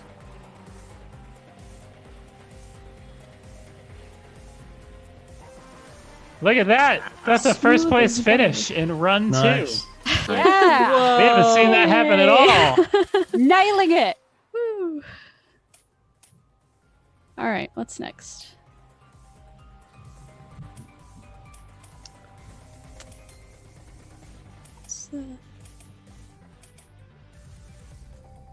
Feeling the differentials. All right, track 3 to the Circus. circus. Where I belong. This does feel like it could be a clown car that you're driving. You know, Oh, if it look at stopped that and just course. people poured out of it. It's true. I'm looking at the map, and it looks like either Flubber or Gak. Yeah. I know I'm dating myself there, but I loved Flubber.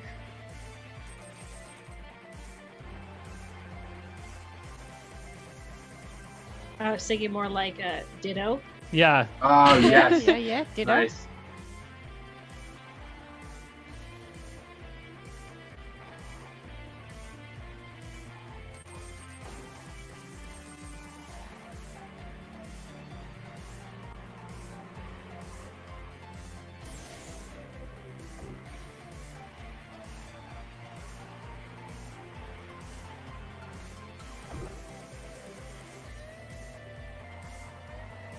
I appreciate that this little Mini Cooper only has a single exhaust. They didn't try and at all soup it up so that when you do your nitro, you only get one little flame out the side.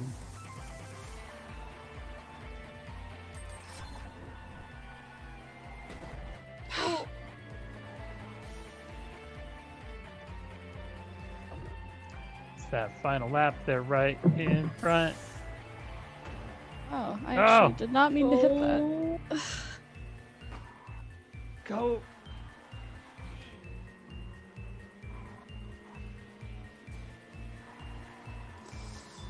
Oh. Second place. Hopefully. There it is. Finish line's just around the corner. Whoo! Whoa. All right, all I ask now is don't come in third. Okay. I'll try my best. First, second, fourth, that's fine. Third place would be trouble. You're gonna jinx it. Yeah. It's nice and balanced. Ooh, wild night. Well, that can't be good.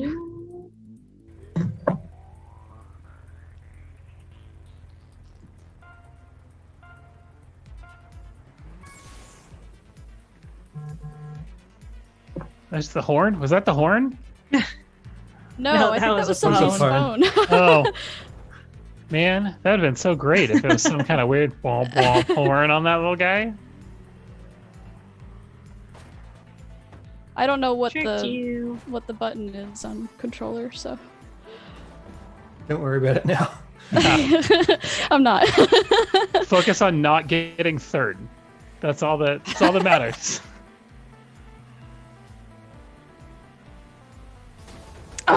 Oh God! You don't have to All right. come in at the bottom. It's fine. You can come in, like I said. Well, One or two's okay what's also. Whoa! That guy Oh my is- goodness! Did you see that? Road Oh, Yeah. rage. this map is mean. Yeah, these courses are kind of mean.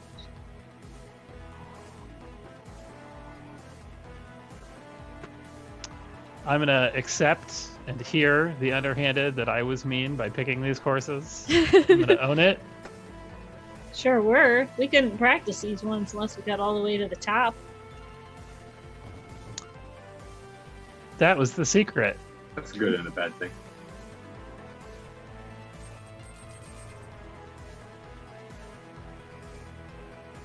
Final lap. Alrighty. Got Fourth this. place. Ooh. Don't stay here.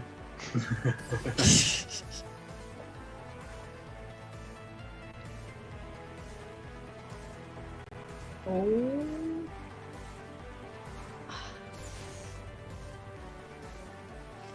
That matches. Oh no! Oh. Oh, no! Car.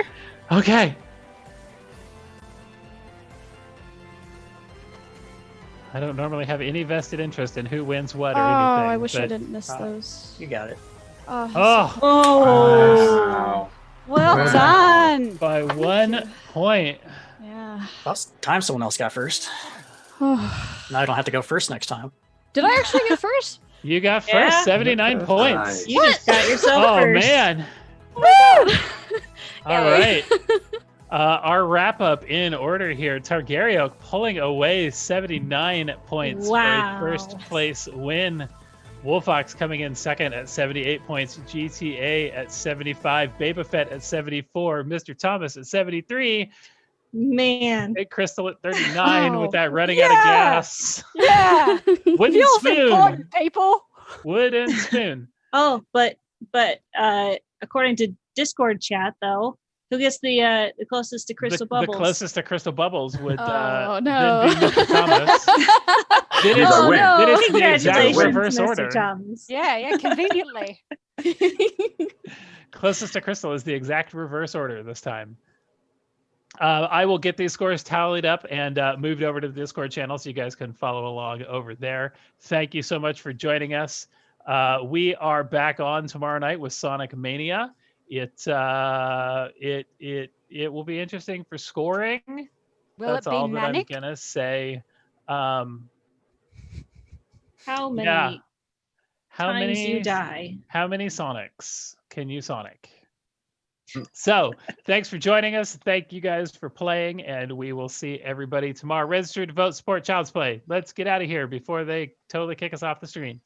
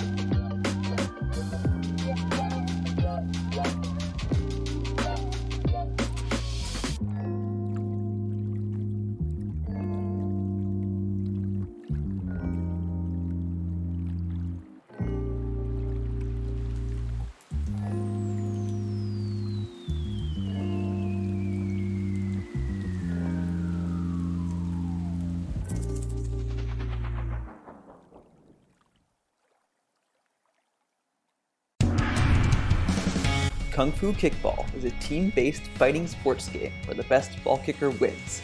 You gotta punch, kick, and headbutt your way across the field to smash the ball into your opponent's bell and rack up points. Hi there, my name is Jonah Wallerstein.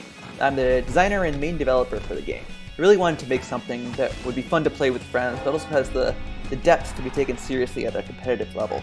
But a lot of getting skilled at Kung Fu Kickball is really understanding the jump. It takes some getting used to, but when you do get that perfect moment of hitting the ball out of the air at just the right angle so it bounces off the wall and into the bell, it feels great. So please look forward to Kung Fu Kickball coming out soon for Steam, Xbox One, PS4, and Switch.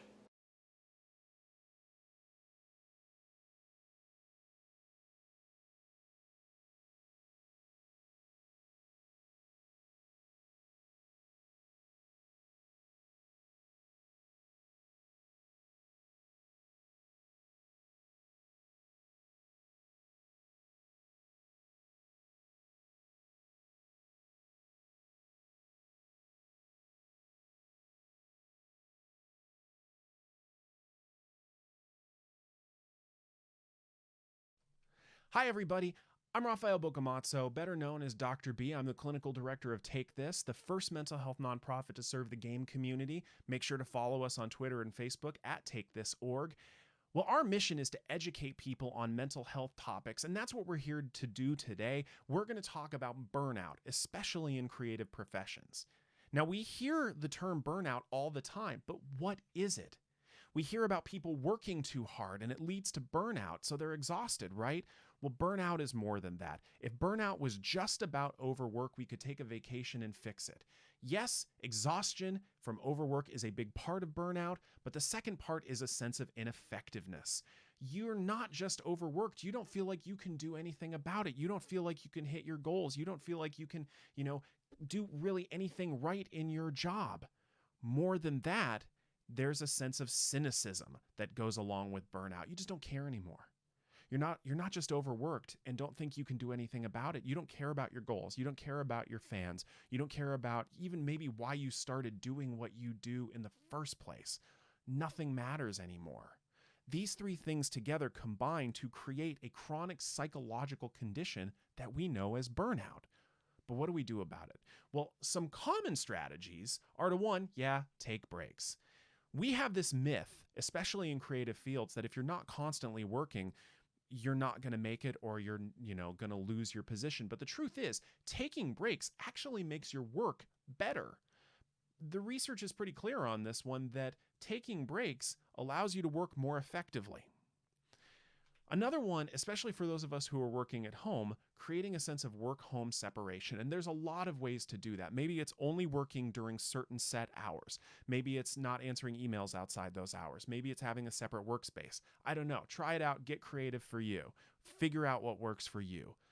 A third thing, especially if you are doing what you love for a job, is having new things to do outside of work that have nothing to do with your job. For me, that's cooking. I love to cook, and it has nothing to do with video games, tabletop games, or mental health.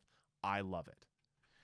Creating measurable goals can be an effective way of fighting that sense of inefficacy. Maybe you pick 3 things to do that day, and if you can hit those 3 things, everything else is just gravy. Maybe you create weekly goals. I don't know. Again, figure out what works for you. But finally, aligning your goals and your job with your values can help fight that sense of cynicism. If you're doing something that you're morally not aligned with, that can be a really hard thing to do. So change your content to meet what's important to you. If you enjoyed this, please make sure to check out takethis.org for more mental health information, and please enjoy the rest of PAX, everybody.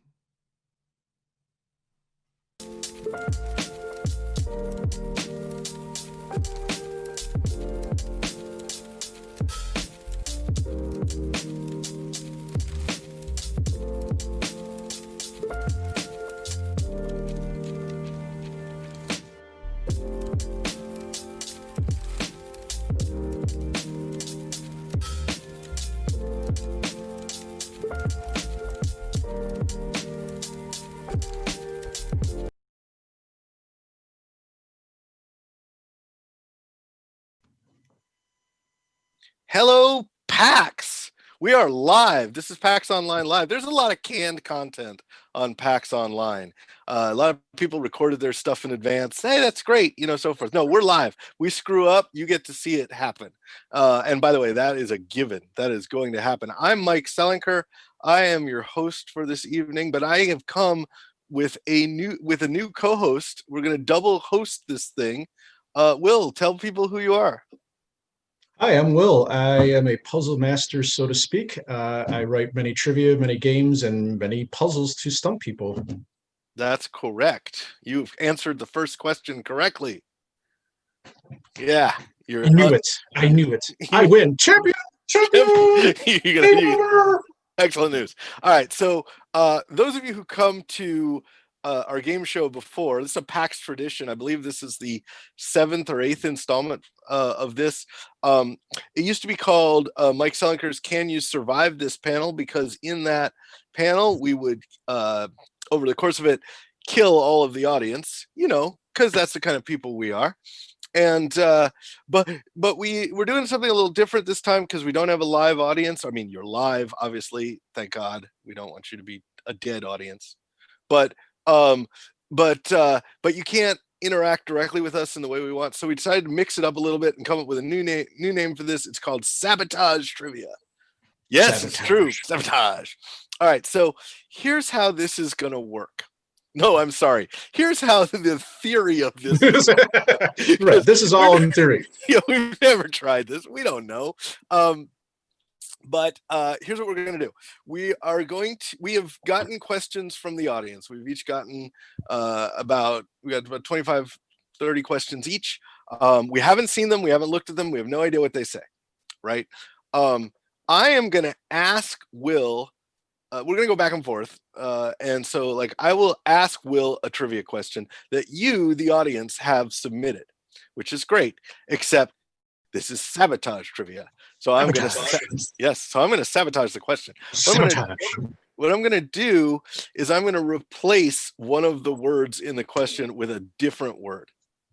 Yeah, you're acting like you're surprised. I like that. What? That changes everything, Will says. He's never heard. I don't sign up for this at all. I'm out. Yeah, all right. Well, I guess I'm doing this alone then. So what I'm going to do is I'm going to replace one of the words. Will has to try to figure out what the original question was. And if he can get the answer right, figure out what word was changed, he will get 2 points. Now, here's how points work. We've each chosen a sacrificial set of 100 things. So Will, would you like to tell us what you are sacrificing?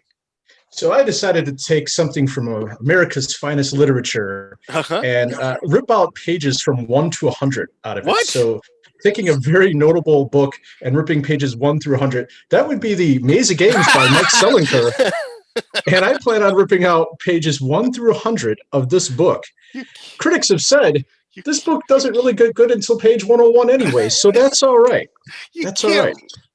Plus, the best stuff is in the back. There's like a puzzle by me back there, so you don't want to rip out that page. You can't rip up my book on camera. This sounds like a great idea. No, so you're right. I wouldn't do that to this fine, wonderful literature by Little Shark Games. What I've decided to do is I've decided that no matter what my score is, here at the end, I'm going to donate that much money to feedingamerica.org. And I recommend that everybody else does the same thing too. For every $1 that you put out there, for every, $10 you put out there, you can get 20 meals, 200 meals, I believe, for helping people who are in need. So to help me count, I have these fine pictures of my dog Oliver with the dollar bill in the fine tradition of National Lampoon trying to sell their magazine. I have this picture of my dog with the dollar bill, and I have 100 of them. I have 100 of them to tear through in case I need to. You're gonna rip up pictures of your dog. That's such a cute dog. You don't look at how scared he is. Look at that. He is scared. Oh no, that's tragic. That's tragic. So you want to, Mike, you want to lose. Otherwise, you're making me do this to my dog. No, I normally Will, I would be completely there. I would be like, Will, I can't have you sacrificing pictures of your adorable dog, Oliver. But you have to understand what I'm putting up is a pretty serious thing. Now, everybody knows that I have some weird proclivities, and one of them is that I really love Japanese Kit Kats. That's right? true. Yeah. So I got a bag of 100 of them, and I'm gonna every time I lose points, I'm gonna eat one of these bars. Starting with the sriracha one, right? Very possible. I mean, there's wasabi in here. There's rum raisin, uji matcha, all sorts of things. Now, importantly, each bar comes with 2, so I'm going to only eat one of those. Whatever. But my wife says that I'm going to be so sick, and she's probably right. So if you've got if you're watching this, just dial the 9 and the 1 now, and just hit the 1 when you think it's really necessary. Yeah. I mean, when we see Kit Kat sweats coming down, we'll be a little worried. Now, Mike, those are like legal, right? Those are legal Kit Kats. Those No, are, 100%. They're Japanese Kit Kats. In Japan, they basically they have some mad scientists who create radioactive monsters and variant Kit Kat and various Kit Kats. That's right. Yeah, and so the radioactive monster business is kind of down these days. So they're mostly Japan's economy is Kit Kats, and so that makes sense. I mean, that's how you survive a pandemic. that's what we're gonna absolutely. That's what we're gonna do. I have one more announcement to make, and then we're gonna start. Okay. If you like these kind of trivia games, things we make, I want to show you this. Something we announced today is very first announcement from us is we made a game called Hint. You can get this from the Asmodee store starting today. And so if you want to play a game that's of this kind of mindset, go there, go to Asmodee, hit the store, and pick up a copy. You'll get one of the first copies ever. It's a really fun game, so go play it. All right, commercial time over. But hey, I have something announced too. If you like any of these surviving pictures of Oliver, I'm willing to sell you these and give that money to charity. That's so correct. Any of these survive. Look at that guy. Right? He's adorable. You can't rip that up. All right, so I'm going to show you how this works. You ready? You ready to play? You ready to play? I'm in. Okay. All right. So here's how this is going to work. It's just very simple. Let's say one of the fine folks out there submitted the trivia question, how many moons does Earth have? Right? And Will, being a relatively smart guy, has looked up in the sky at least once in his life and noticed that there's only one moon up there, right? So if I ask him that question, he's going to go 1, and I'm going to lose. So I have to change one of the words in that. So I'm going to change it to marshmallows. How many marshmallows does the Earth have? Now, Will could then think, oh, I haven't changed any of the words. Let me count up all the marshmallows. Or he can theorize that the answer is moons and come back with 1. If he gets it right, I lose 2 points. If he doesn't get it right, then he can ask me for the real question, and I will say, oh, I'm sorry, actually I meant it was this. I'll read him the real question. And then if he gets that right, then I only lose 1 point. Okay. And whoever gets down to 0, whoever is the loser of the game. Okay. So you're playing for what charity again? I'm sorry. I'm going to play for feedingamerica.org. Excellent. I will be playing for the hometown crowd. I'll be playing for Child's Play, one of my favorite charities. So we're gonna let's raise some money. And all of you out there, please go to childsplay.com, go to feedingamerica.com, kick in some money if you like seeing 2 grown men do stupid things like this. All right. Will, would you like one of us is going to get really sick tonight. One of us is not going to be viewed very well by his dog. So that's true. And I read his journal. I read his journal every night. So trust me, it's not going well right now as it is. All right. So would you like to receive first or give first? I will receive. All right. I'm going to read the first question. It's by a fellow named Dean Gersh. Okay. All right. Here's a question for you, Will. And again, I haven't changed any words in this. Don't worry about it. If Washington is the evergreen state, what is New Jersey? Oh, man. Evergreen state. Yeah. Oh. No. Will, I will let you know that Washington is the evergreen state. Yeah, I'm gonna think that you changed New Jersey. It's like Jersey is York or something. So I'm gonna guess the Empire State. You are correct. I did change York to Jersey. You have shown. So this now requires me to eat a Japanese Kit Kat. What flavor will it be? This appears to be chestnut. Wasabi. Oh, no. Wasabi. We'll get to that later. Oh. We'll get to that later. I'm not starting with wasabi. I'm going to be eating this chestnut flavor. Kit Kat. Chestnuts going down the. All right. Give us a review on 4 stars. How was it? 1 through 4. Chestnut's very good. Chestnut's like a 3.5. Good luck, everybody. You get to hear me chew during this game. It's great. So if you're on Twitch, you guys can go ahead and share answers with each other. We're not looking at any of the stream right now, so feel free to guess the answers, guess what you think we're going to be saying and what we're going to change. We won't see any of that. Go on Discord as well. Whatever you go on one of those internet things. Discord. Discord. That cord. All right. Discord. Any cord will Sounds better. Hey, Will, do you have a Are you question ready? for me? Yeah. Mike, I have a question. I have not changed the words at all. Lord Baden-Powell is best known for founding the Boy Scouts. What much larger mall is located diagonally across the street from the Baden-Powell house? This comes from Richard Aronson. Okay, so it's across from the Baden-Powell house, right? Mm-hmm. Oh man, did you change the word mall? Oh boy, what is opposite the Boy Scout headquarters? I think you changed the word. You added the word mall.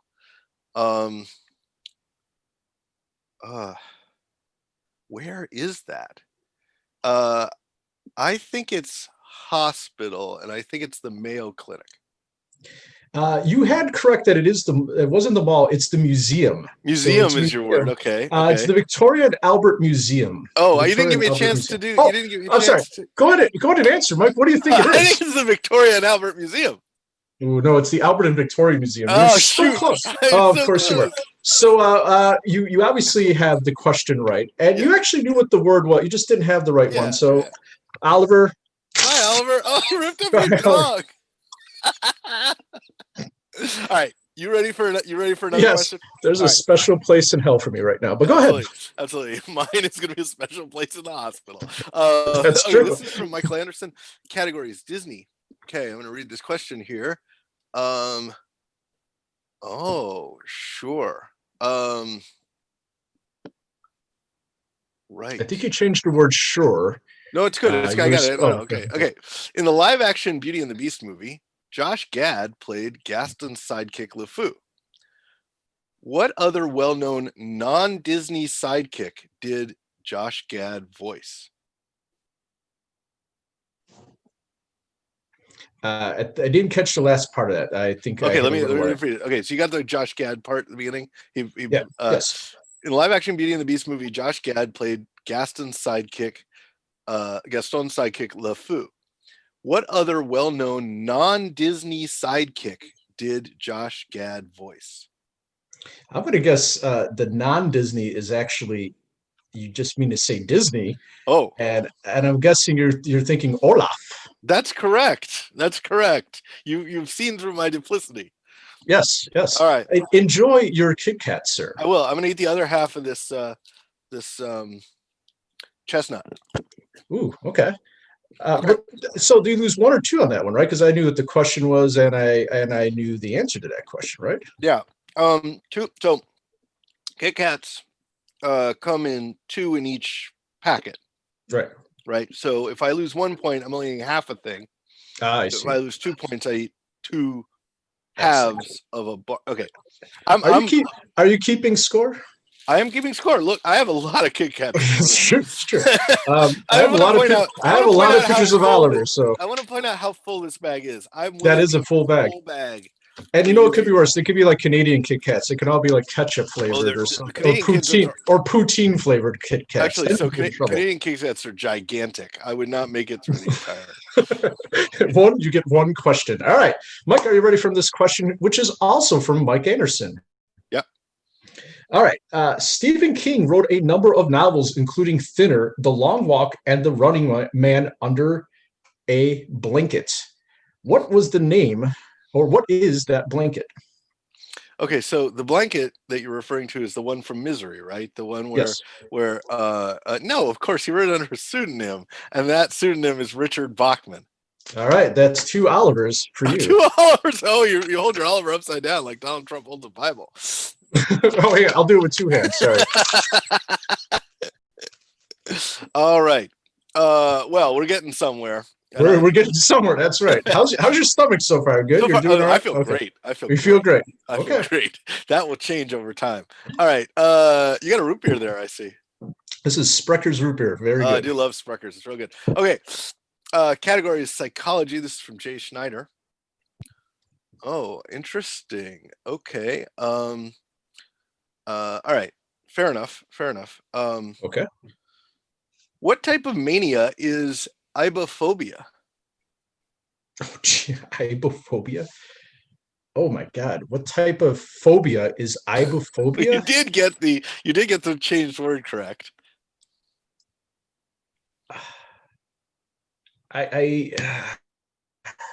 Being by yourself. Oh, Will, you should have asked me a question back. Oh, you should have asked me, would you spell that? Oh, because then I would have spelled it AIBOHPHOBIA, and you would have known. You would have known palindromes. You would have known that it was Spirit Palindromes. I think I got that one. Bye, Oliver. Poor OLIVER. Or Rivolo. Rivolo. Reveal. All right, you're good. Mike, are you ready for this? Questions from Chris Batty. Okay. Let me see what I got here. Albert Einstein was born in 1947 and has had a successful career as an actor and comedian. No, not that one. Albert Einstein, who has used what stage direction for the past 50 years? Oh man. Okay. All right. So it's tough when you haven't seen these questions ahead of time. I know. So you changed Einstein? You can't have changed Einstein. Would you like me to spell Einstein? Do you No, think I'm good. I got it. It's a palindrome, just like everything else. I'm gonna say that you changed direction from name, and the answer is Albert Brooks. It is Albert Brooks. It is. Why am I getting the long? I'm getting a very long questions. Are really hard to change. Oh, look at that! Look at that! Another ripped up Oliver. All right. I hear my dog whelping in the background. Like, this has become voodoo. I hope that's not true. It seems people have submitted. We got a lot of people who submitted questions. Thank you for doing that, by the way. Yes, I have another one from Chris Batty. PAX. Oh, okay. Sure. All right. I got to figure out how to phrase this. Okay.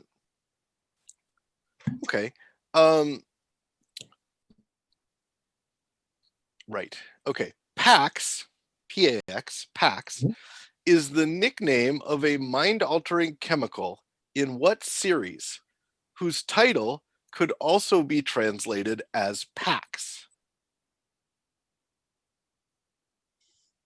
I'm super clever on this one, by the way. You are okay. I feel like you've changed the name of the PAX at the end. I could have. I want to say it's going to be, I don't know if I know the word, but I think your answer is going to be a Clockwork Orange, I think is the name. Oh, no, that's Moloko. Oh, Moloko. I'll tell you what word I changed. What word did you change? I changed it, and it's really important. I changed movie to series. Ooh. So it's PAX is the nickname of a mind-altering chemical in what movie whose title could also be translated as PAX? And I did that very intentionally. I don't know if I know it, but PAX is peace. So what movie's title could be translated as PAX or peace?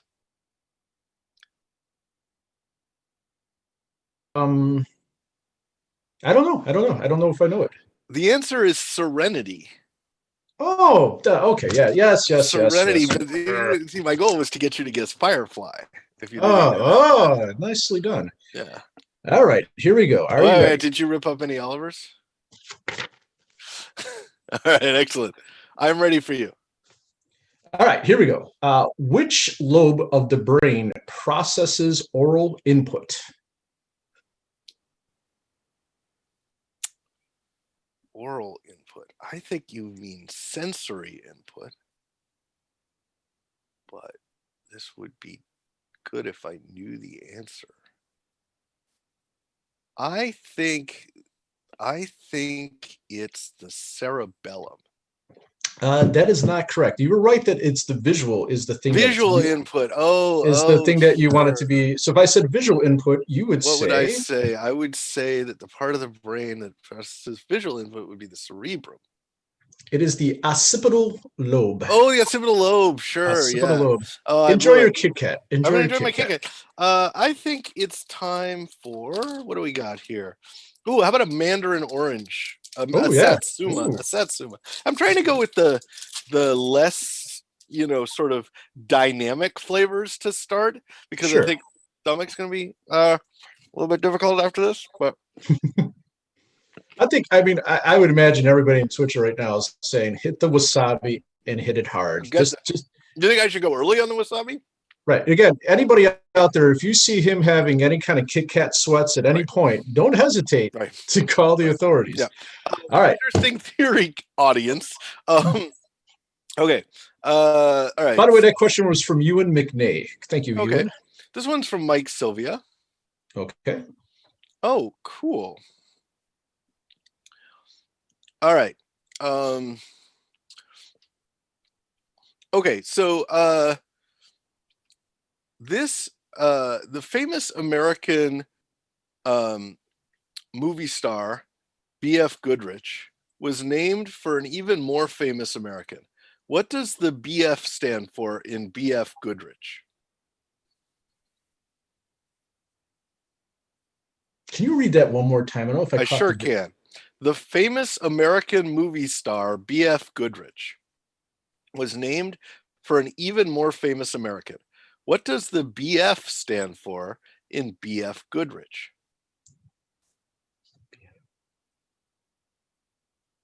Oh man, I don't know what you replaced there. That's not good. No, it's probably not. It's the kind of thing that might end up in an Oliver being ripped up. What do you think, Oliver? I don't know either. All right. I'm an Oliver lover. BF. Let's see. Would you like me to tell you what word I replaced? I would like to hear what word you replaced. I replaced industrialist with movie star. Because B.F. Goodrich is a tire manufacturer. Yes, that's true. That's why. Okay. What does the BF stand for? Yeah. Another question might be, what's a famous person's name that's BF? Whose initials are BF? I don't think it's like Barack Firestein. It's famous tire manufacturer Barack Firestone. So I would say Barry Firestone is what I would say. Barry Firestone, is that what you're going to go with? That's what I'm going with. Well, I'm sad to hear that you've never heard of Benjamin Franklin. Who?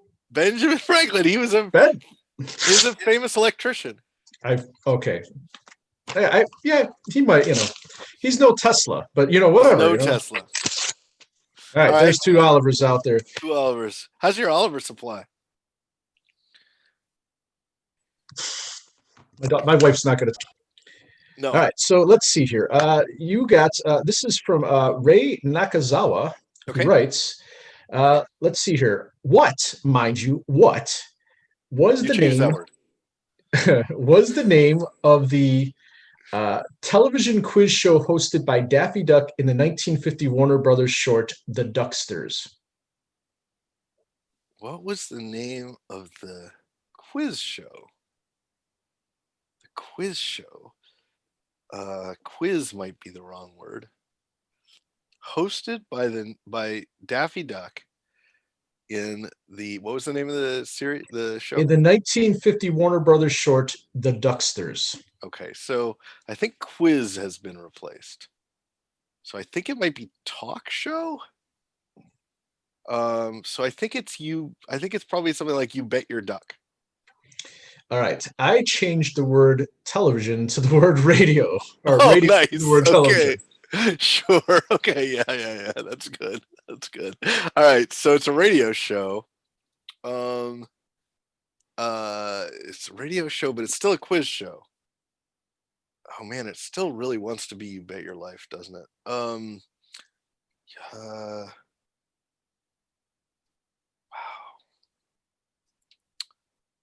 oh man, I feel like I should know this. Definitely seen the cartoon. I'm still going with "You Bet Your Duck." All right, Mike, if you can hear me. I can. A different screen here, so give me 1 second. No worries. A little technical difficulty. One Live theater ain't computer- nothing like it. One It's now a computer- radio show. Yeah, it's not a radio show. So it was not Bet Your Life. It was Truth or Truth or yeah. All right. Fair enough. Fair enough. Let me All right. switch computers here. You're good. You're good. All right. Well, then I'm gonna move on in flavors here because I gotta eat something. Let's do a rum raisin. Nope. Sorry, lying. Premium mint. Premium mint. Premium mint is good. It is very good. It's very good. If you're not eating these Japanese Kit Kats, why aren't you helping me? That's a good question. That's a great question. All right. So, Mike, my turn. It's your turn. All right. I should have really see if this was the Maze of Games right now, I would be You'd be tearing up. ripping it to pieces. All right. I like this question. I'd be tearing up a flame into darkness, by the way. I like this a lot. You ready? Yes, sir. Go for it. The category is 80s action films. This is by Ed Grabianowski. Question, that is. Not the action film. Producers were contractually obligated to offer the 73-year-old Frank Stallone the lead role in what classic 80s action movie because he'd starred in a movie that was technically its prequel 20 years earlier? This is one of my favorite trivia questions, believe it or not. I don't like that you know the answer. So not only do I know that it's not Frank Stallone, who in his own right is action star. Choice. Some choice. I'm going to say it's Frank Sinatra. That's correct. The movie is Die Hard. That is true. It was he did his performance with Ella Fitzgerald in Vermont. What does that mean? The name of, I believe it was the name of the movie. Oh, okay, got it. All right, well, I lost that one. I'm gonna eat this. Oh, I'm gonna eat this Momiji Manju Aji, which is, I don't know, it's kind of like a hazelnutty thing, I guess. You'd think I like know that Japanese. you're eating flavors you have no idea what they are. I have no idea what this is going to taste like.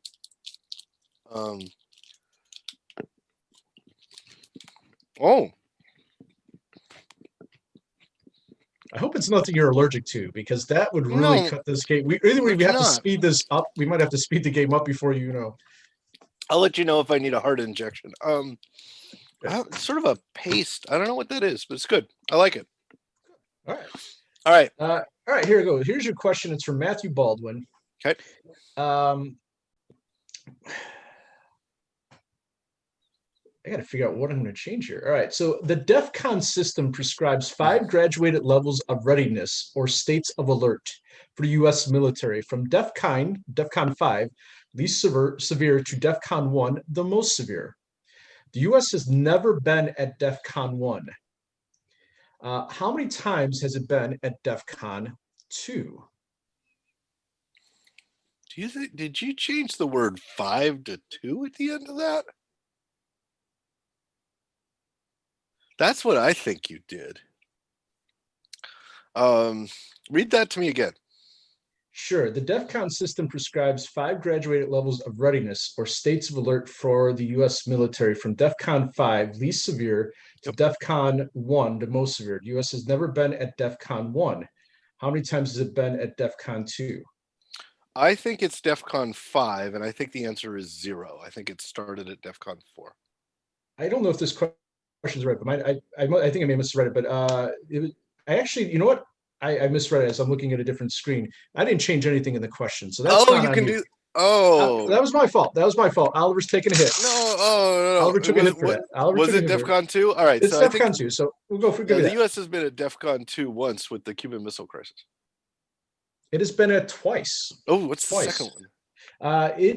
Let's see if they wrote from October 24th until November 15th during the Cuban Missile Crisis, and on January 15th, 1991, in the opening phase of Operation Desert Absolutely, Storm. yeah, sure. All right. Well, no, don't trick me by not tricking me, Will. Well, again, I'm looking at the screen and I look in, so that was my fault on that one. But okay. Hey, all right. I have a question for you. It is from Ryan. Oh, wait, you didn't get the question right. What? You just get the question. It's all good. Oh, okay. Don't you have to eat something? I did. Do I have to eat? I didn't get it. Oh, but I didn't get it right. But you asked her. Okay, fair enough. I'll finish the tangerine.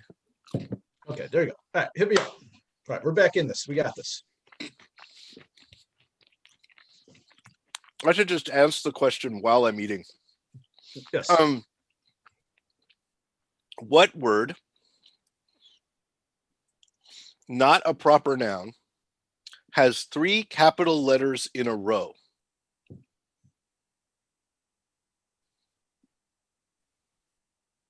I'm going to guess you changed it from 3 to 2. Okay.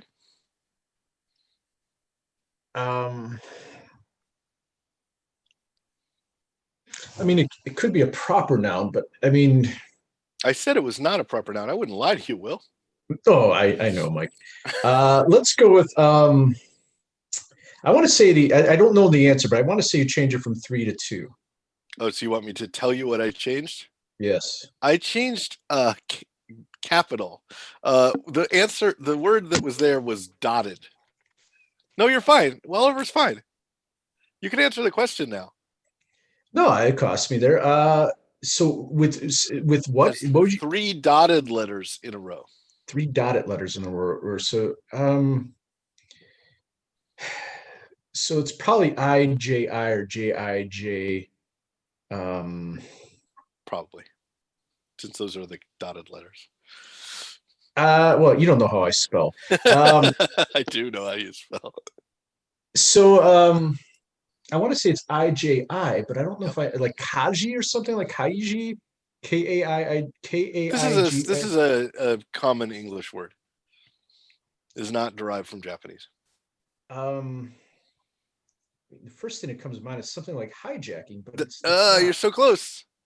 Hijinks. That's correct. Hijinks. I would like you to know that it is in this submitted question spelled with an X, which I've never seen in my life. So, all right. Let's see here. Let's get to this next question. Take a look at it. All right, here we go. Here's your question in the sports category. I'm ready. It's by Matthew Winberry. Okay. All right. It says, how many times has the city of Vancouver celebrated an American Cup championship? Well, okay. So I assume what you meant was America's Cup. The America's Cup is given for sailing and is generally awarded to a country. So I think that's the Stanley Cup. It is the Stanley Cup. You're correct. I think that's the Stanley Cup.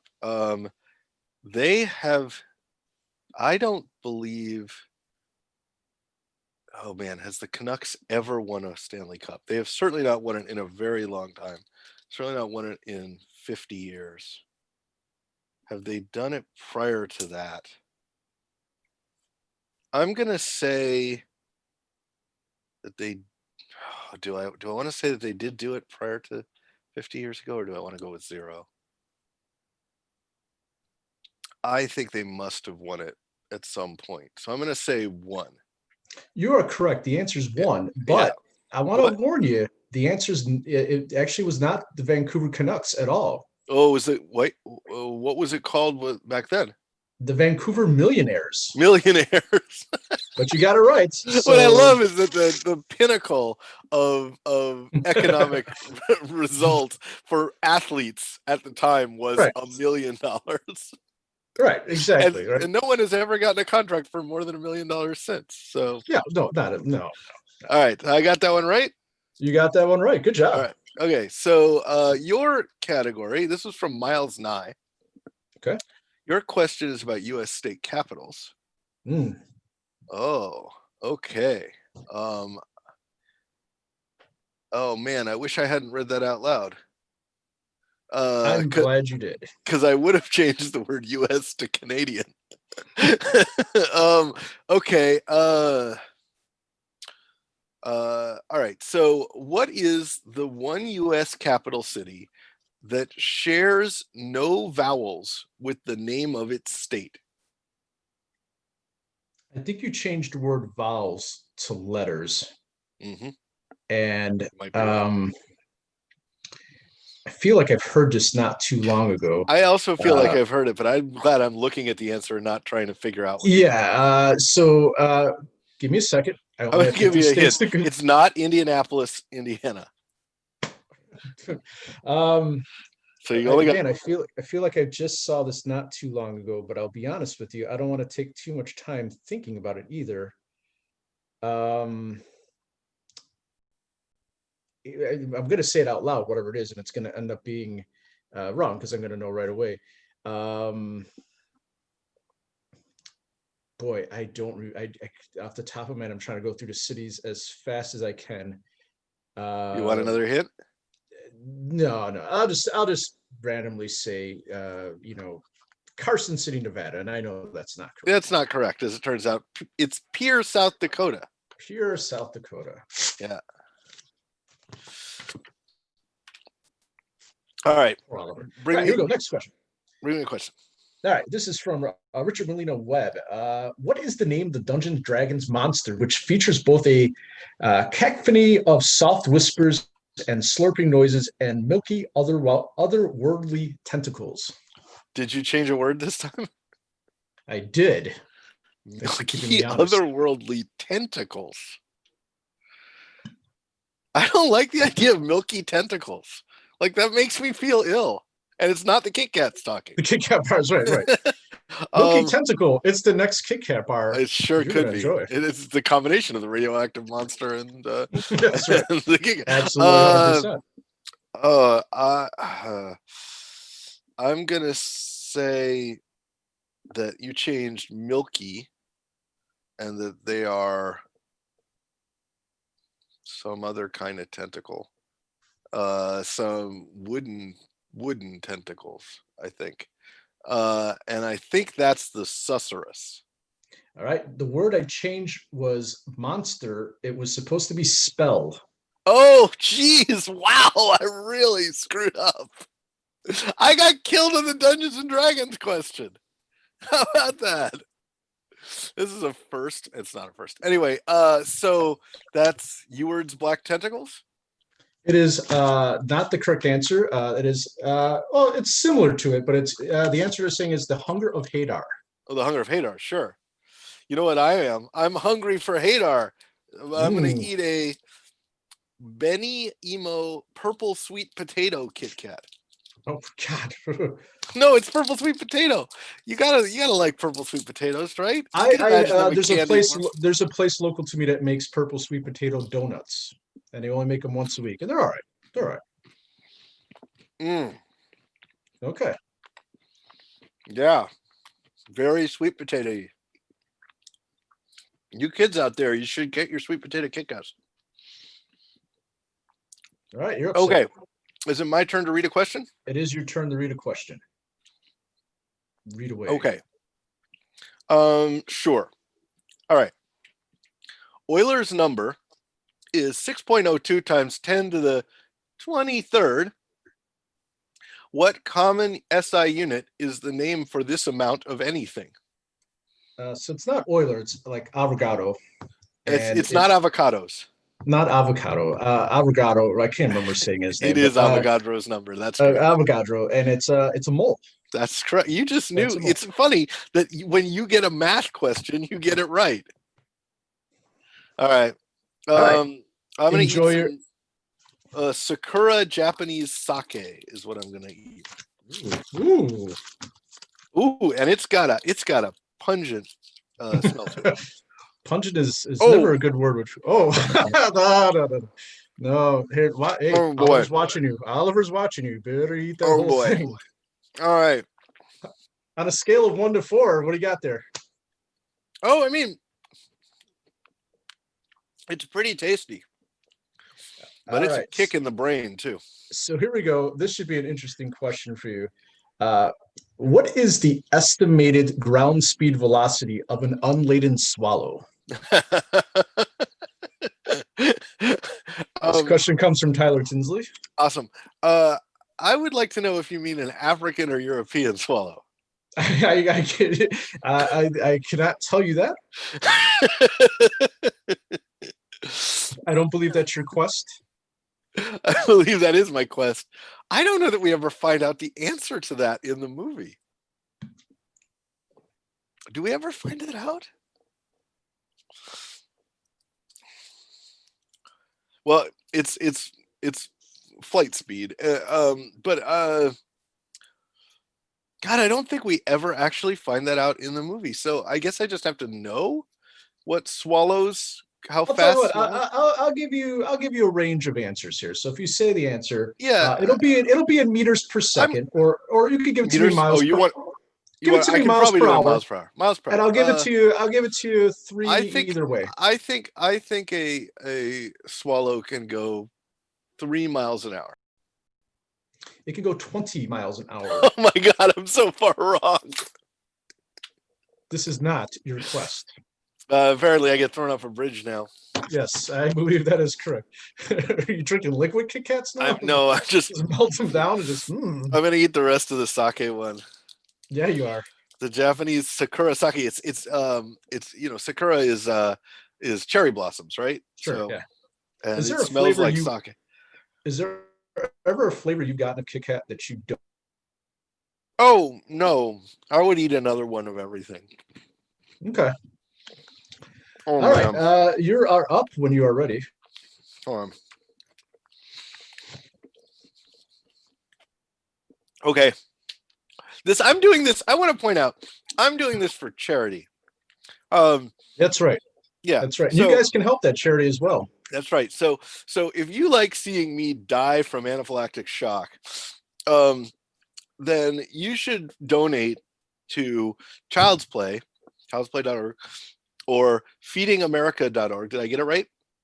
The website? You got it right. Yeah, feedingamerica.org. They will not give people Japanese Kit Kats. They will give them real food that has nutrients in it. And so I would really like it if everybody watching this would just make a note to themselves to kick $5 over to one of those two charities by the end of this broadcast or right after. You make us very happy. And I'm not stalling between now and the time I need to eat the next Kit Kat. I'm trying to actually raise money for charity here. So, man, I'm not sure I'm going to be able to see after this. Okay, you ready for a question? Yes, please. And if you could make sure you're getting enough oxygen while you ask it, I'm getting there. Okay. This is from Jeff Raven. The other question I just read about the mole was also from Jeff. Okay. What 4 ingredients are needed for a combustion reaction?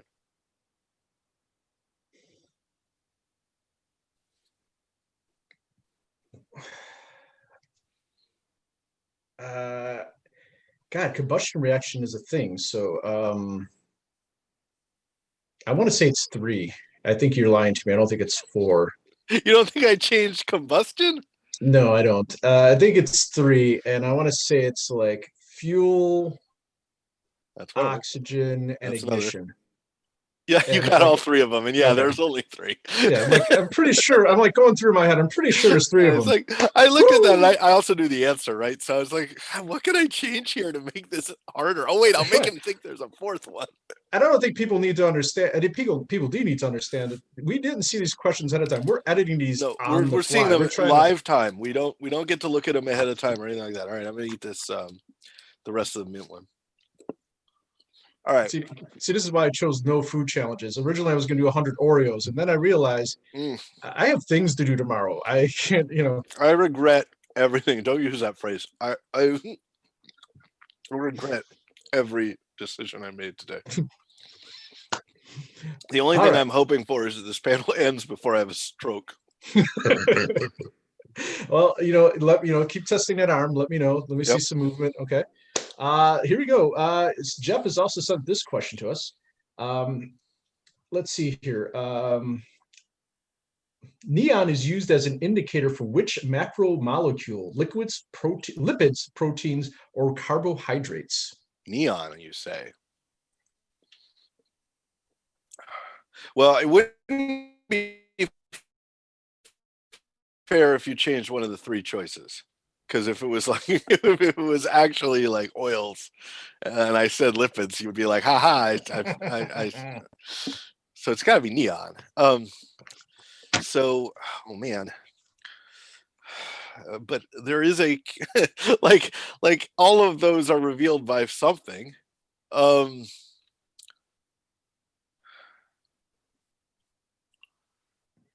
I'm gonna say that the answer is lipids.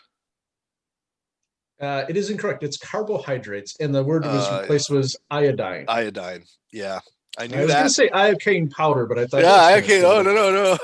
I built up an immunity to that. Right, but not to Kit Kats that taste very. I'm sure that there's an iocane flavored Kit Kat in here. Let's see. inhale What or haven't I taste it. had? Let's do. Well, that's interesting. Okay, so I don't know if people can see this. This is a polar bear flavored Kit Kat. There's no indication whatsoever what flavor it is. It's just got an ice cube on it, and it's got a polar bear on it. So I'm guessing it's ice cube flavored. Ladies and gentlemen, go out and buy the new game from Lone Shark Games before Mike dies and is not able to see. Oh, it's probably like a cookies and cream. Okay, that's not bad.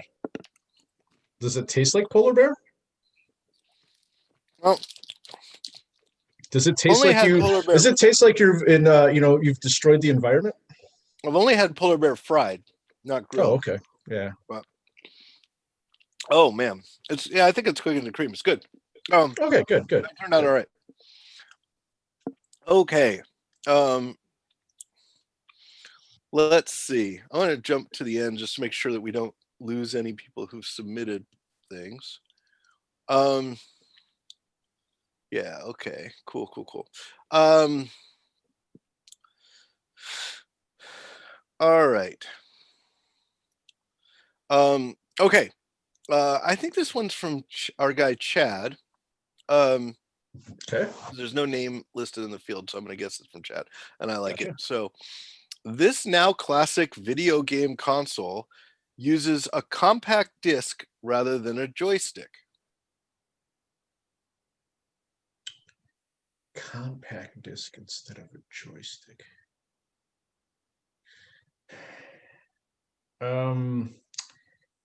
Boy, I want to say it's like maybe like a controller disc, and I want to say you're thinking about the Intellivision. Holy cow, that was really good. I am so impressed by that. I own an Intellivision. I still own it, actually. I still have it. I go down and play Astro Smash every once in a while. That was a surgical hit on me. All right, it's time for the wasabi. We're hearing that the polar bear Kit Kat is vanilla. It's just straight up vanilla. It's not vanilla? Cookies That and doesn't. cream. I mean, it's a weird sort of mottled black and white color. Oh, whatever. I'm gonna eat this wasabi. Wasabi! Yeah! I'm gonna get to the wasabi because this is a good time for everybody to make a donation because I might die. This cast might not last. I might die. Okay. Wasabi's good. Okay. Well, like traditional Japanese wasabi is not as hot as American wasabi. Yeah. Like American wasabi is just horseradish, right? It's good, yeah. Oh, good. All right, hit me up. All right, let's do this one. Here we go. This one, Chicago sports, something we both might have a little bit of in common. We have had many conversations about Chicago sports. You probably know that Soldier Field is the home of the NFL's Chicago Bears. I don't believe you've changed anything in the question so far. So you think. During the 1980s, it was also the home to which USNL Chicago team? Oh my gosh. USNL. What sport is that? Oh, unless it's the USFL, which is what it probably is. So it's another Chicago team. Oh man, what was the USFL team? Was that the Blitz? Was that the Chicago It was the Blitz? It was the Blitz. Holy cow. I don't know where I pulled that from. I'm sorry, Oliver. No, you're not. I'm not sorry, Oliver. You're not sorry. You don't You're not understand. sorry. Like at the beginning of this, I was like, I'm super excited. I'm going to eat some Kit Kats. Now I'm not as excited. Wait till you get to that arsenic flavored one. Oh, it's in the thing. Yeah, All right. it's gonna be great. Okay. Sure. Okay. The developers of this is from J. Earl. The developers of a popular multiplayer game recently revealed that they had a place to send cheaters called Fantasy Island. What is the name of this game? Well, I don't think it was Fantasy Island. I think it was like the Fantasy Zone, I think is, if I want to guess what it was. And I want to say it was Animal Crossing. It's a good guess. The word I changed was cheater. It's Cheater Island. But it is not Animal Crossing. So it's a very popular game right now. I mean, I guess Fortnite, I guess, is what it would be. It's not Fortnite. Sadly, it's Fall Guys. Or Fall Guys Ultimate Knockout, if you prefer. I have not played it yet. That's because you're not a cheater, so you've never been to Cheater Island. That's true. True. Say hi to Tom Brady for me while you're there. Yeah. Tampa Bay Buccaneers legend. That's right. Okay, here we go. This is going to be a very interesting question. This professional sports team's mascot is named. I'm giving this away. Scarlet Sam. Scarlet Sam. Scarlet Sam. Okay. So it's probably something else Sam. Oh man. Could be Scarlet something. Probably not Scarlett O'Hara. That would be the Atlanta Falcons, I guess. That would be the Baltimore Frankly I Don't Give a Dams. Yeah, there you go. There you go. Shoot. Something Sam. Cavity Sam? No. Yes, Uncle yes. Sam? No. Yes, the Utah operations. Yes, I believe was the name of that team. I think the Vancouver Millionaires moved to Utah. Yeah, absolutely. Yeah, it's a little known trend. Little known fact. Very little known. Very few people know that. I don't know what this is. I think it is the Western Kentucky Mountaineers, and that's the big red monster. So the answer. So this might help you think about the word I'm going to tell you. So it's not. It's not scarlet. It's sourdough. Sourdough Sam. Oh, sourdough Sam. So what's sourdough like? Why was that? How did that become famous? Like, right? It's a baking related football team. That's common. But who made sourdough? Well, why was sourdough like important? Who would it have been important to? I'm gonna guess this is the Milwaukee Brewers.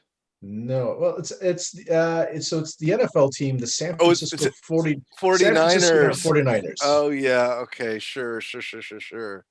All right, what are you eating there, my man? What are you eating? What you chomping on? Let's go with strawberry cheesecake. Oh, okay, safe. Strawberry cheesecake's good. Little known fact: in Japan, strawberry cheesecake is really spicy. That's not true. Okay. Okay. Sure, long. Okay.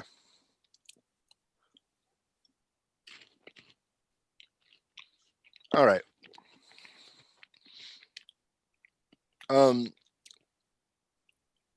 The question here, I believe it's from Chad, is in this film, The USS Enterprise is led by a captain with the motto "Never give up, never surrender"?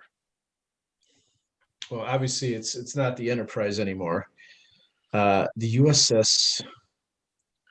I may have Oh. changed 2 words. I'm in a, Oh, what? I'm in a chocolate coma at the Well, moment. sure. Well, that makes up for me not changing one before. I changed 2 consecutive words to USS Enterprise. I apologize. Okay, so never give up, never surrender. So it's obviously a ship, and I don't know if I know that. Never give I up, can't never believe I'm surrender. going to get this one. I want to get this one. Tell me what you changed it from. I changed to USS Enterprise. I changed NSEA Protector. Oh, wow. I'm so happy that you don't know this. I don't all of a sudden. I'm like stumped on it. I don't know it. All right, you giving up? Yes. That's Galaxy Quest. Galaxy Quest. Oh, man, why did I not know that? Yeah, you've seen the movie. Yeah, I've seen it. I haven't seen it in a long while. Well, you know I've who seen hasn't Die Hard seen with it? Frank Sinatra, though. You know who hasn't seen it? Oliver. Not that Oliver. That Oliver's been torn up.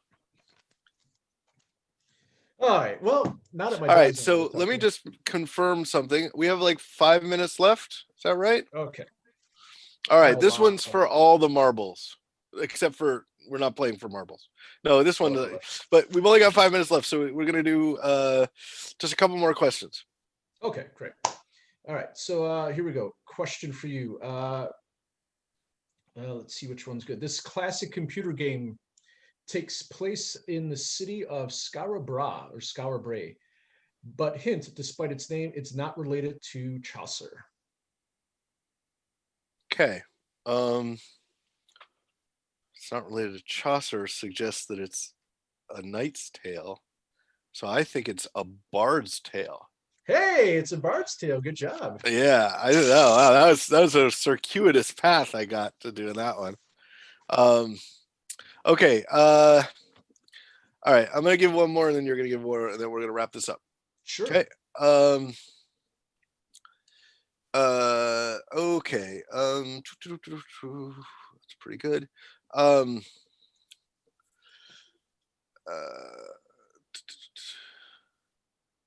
that one's too easy. That one's too easy. I need to go out strong here. All right, here we go. This one's from Rei Nakazawa. Okay. What Japanese mythical being is sometimes said to be a normal frog that somehow becomes unusually intelligent and long-lived? Long-lived. I don't think it's a frog. Oh. Well, that's not good. You shouldn't have been able to figure that out.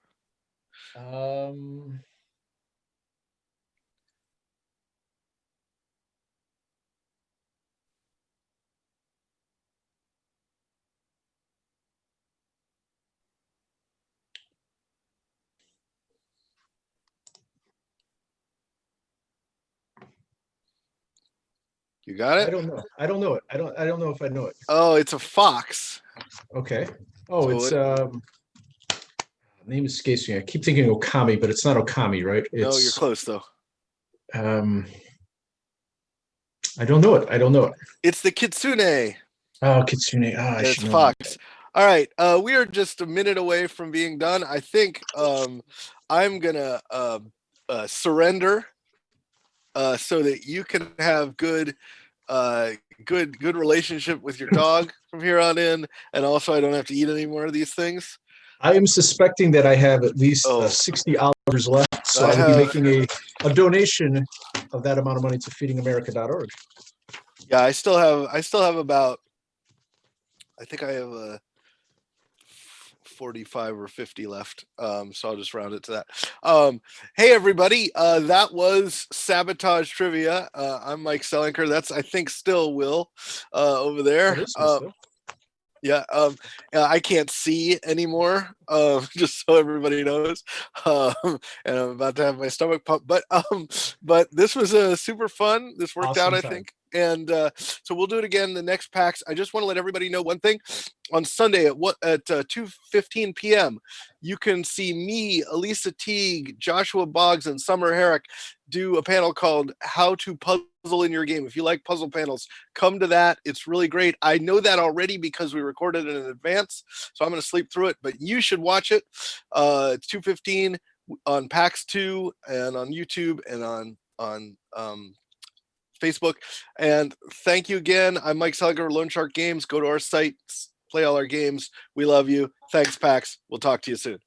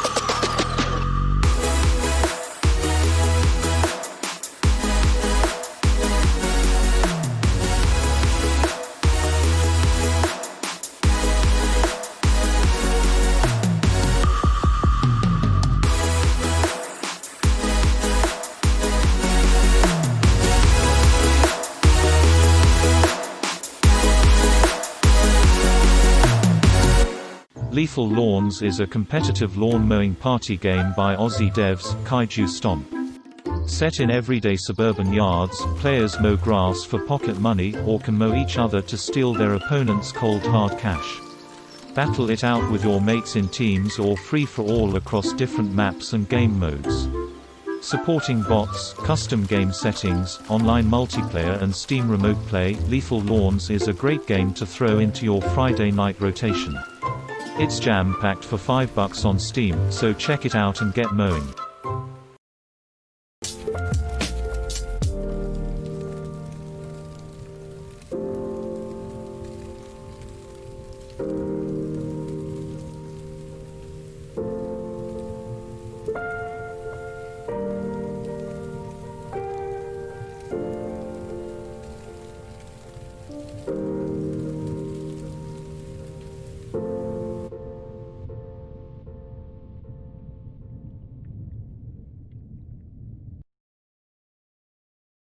My name is Eve Crevichet, and I'm the executive director of Take This, a mental health nonprofit that serves the game industry.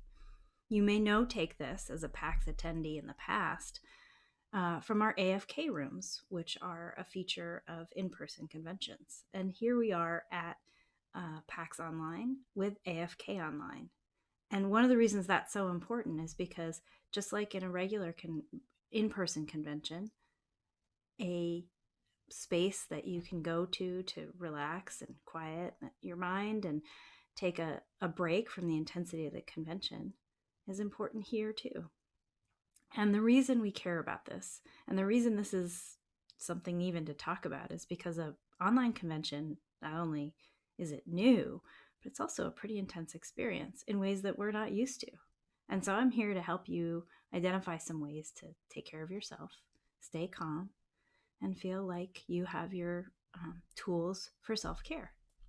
So I encourage you to remember, even though PAX Online is a 24/7 convention for 9 days, that it's okay to miss things. You will, in fact, miss many things. It's okay to feel like you're not finding your friends. You will, in fact, not always find your friends online. It's okay to feel like this is strange. It's okay to feel distracted. And it's probably going to happen. Manage your expectations and understand that this is a strange experience and a strange new way of working. It's fine. It's okay. And take breaks. Walk away. Give yourself the opportunity to rest and recharge. Just like at a regular convention, the same basic self-care principles apply. Get enough sleep, eat proper meals, drink plenty of water, and walk away from your screen. In fact, that's what I'm going to do right now. I'm going to take this lovely mug of tea, which I drink every morning, and I'm going to turn off my camera, step away from my computer, and sip it. I hope you have a great time at PAX Online, and I hope you visit AFK Online, which you can find through the PAX website. There's an AFK page, and there's a link to AFK Online right there. And come visit if you need it. Thanks, and have a great day.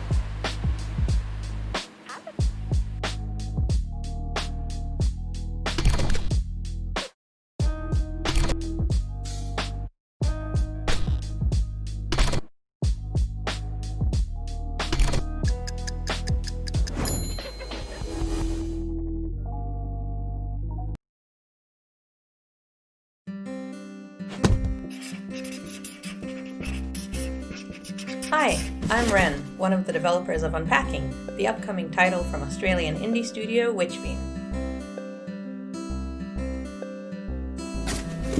Unpacking is a Zen puzzle game about the familiar experience of pulling possessions out of boxes and fitting them into a new home. Part item Tetris, part home decoration, you are invited to create a satisfying living space while learning clues about the life you're unpacking. Over the course of 8 house moves, you are given a chance to experience a sense of intimacy with a character you never see and a story you're never told. You can play the first 2 stages of Unpacking right now in our demo, available through Steam only during PAX Online. Look forward to the full game in 2021.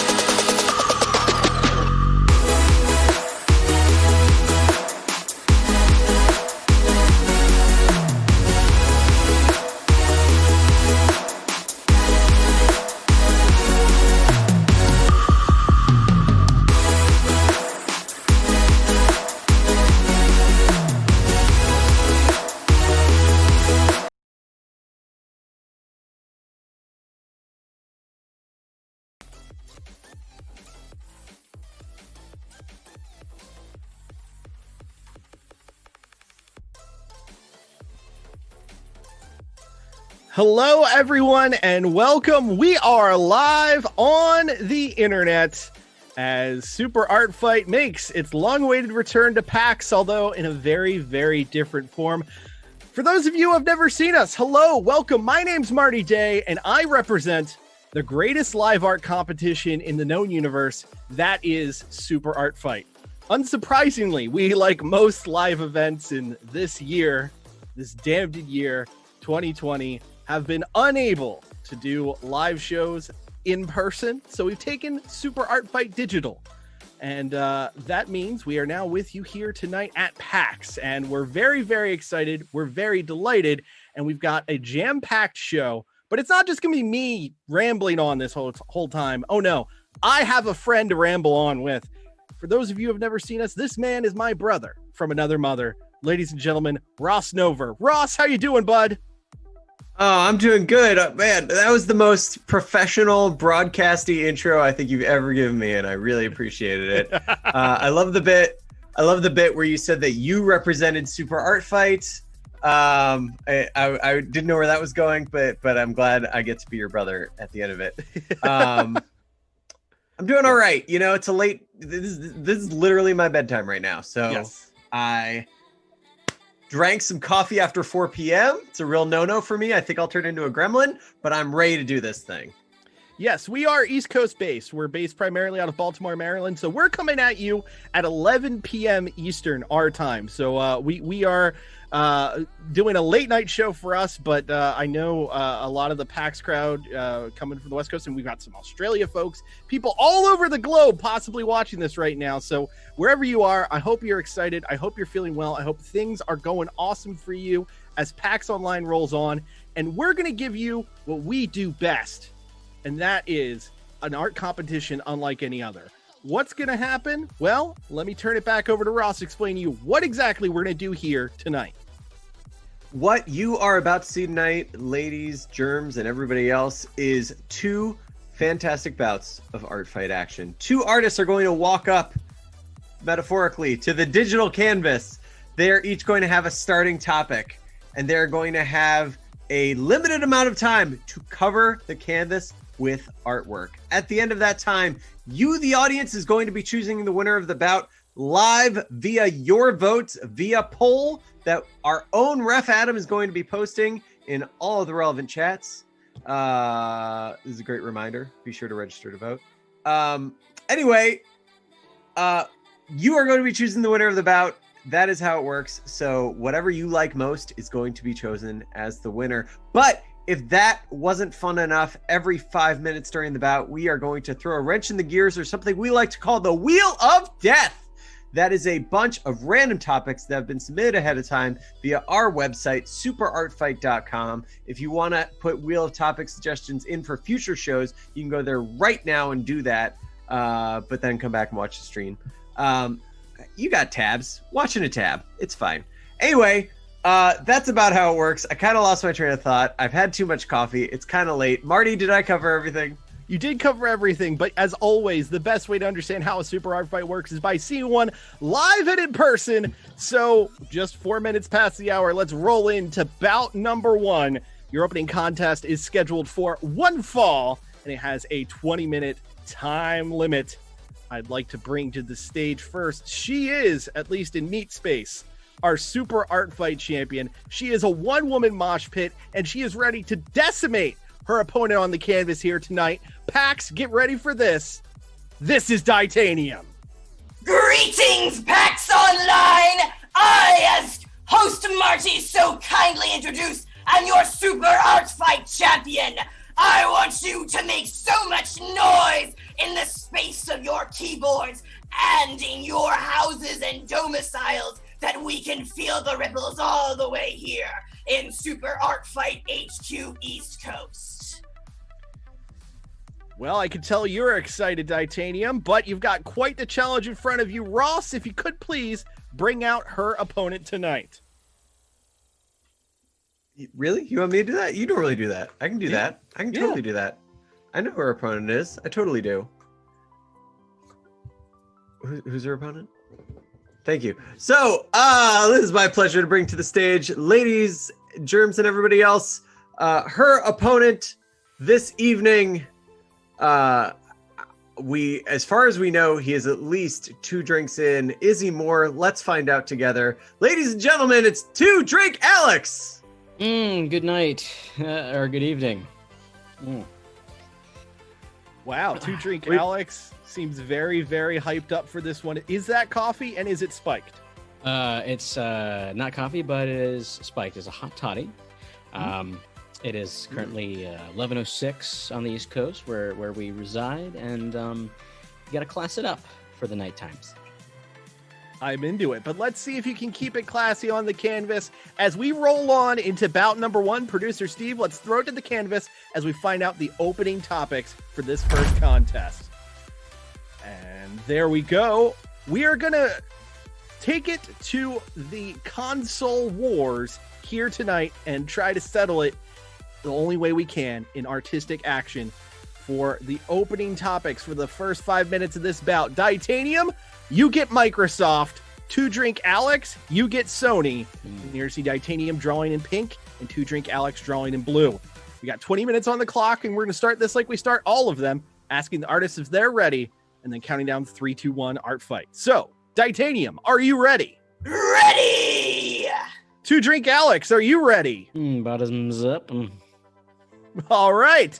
3, 2, 1, art fight! Microsoft v. Sony, Ross. It's a battle that is being fought anew. We just saw the PS5 go on sale earlier today. We've got the Xbox Series S and Series X going on sale next week. And we're going to see how exactly those two kind of throw down in the artistic realm, as we've got Sony being drawn in blue on the left and Microsoft being drawn in pink on the right. Ross, I got to ask you, put you on the spot. Yeah. Where are you siding in these console wars right now? As a Nintendo person for a extremely long time, I still have a Nintendo Switch. But to be honest, the PS4 has been my console of choice this last generation. So I'm planning on getting a PS5, eventually when I actually can. But in the meantime, yeah, I'm going Sony. I've not ever owned an Xbox related system. How about you? The only time I ever was on the Xbox side of things was back with the 360, but I came back into the fold with the PS4. So I'm probably going to stick with the 5, but right now on the canvas, we are giving that lovable black brick over on the left, the PS2, probably the first DVD player many people owned.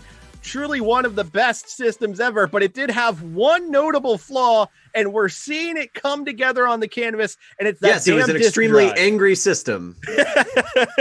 It would growl at you as it chewed up a disc, as we are seeing it with the disc read error, of course, a classic issue for the PS2. Meanwhile, on the right-hand side, from the Microsoft side of things, Titanium drawing in pink, what have we got going on there, Ross?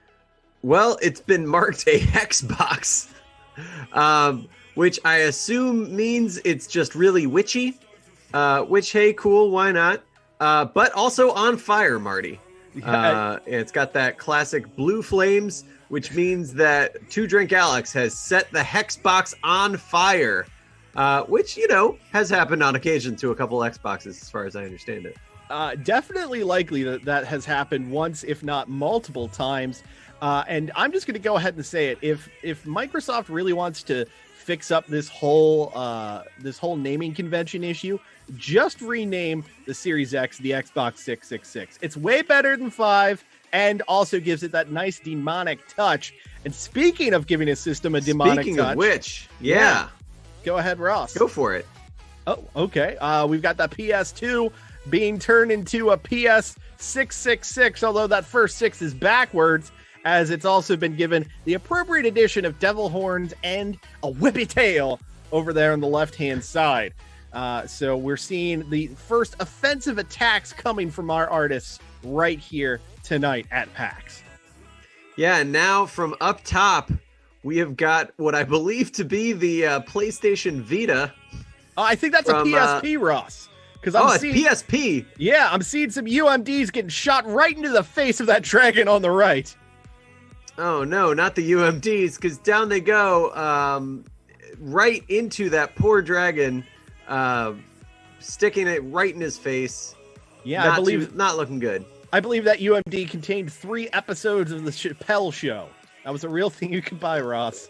UMDs that had a random, small selection of Comedy Central shows. I don't know why that was a so thing. Oddly specific. But you could buy it. You could do it.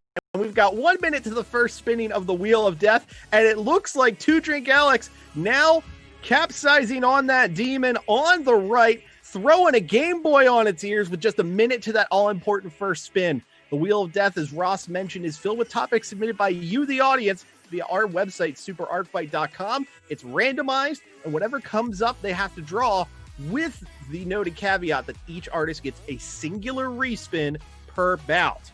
So if you see some topics and you think, I can do way better than that, well, please, by all means, head to superartfight.com and do better. We implore you.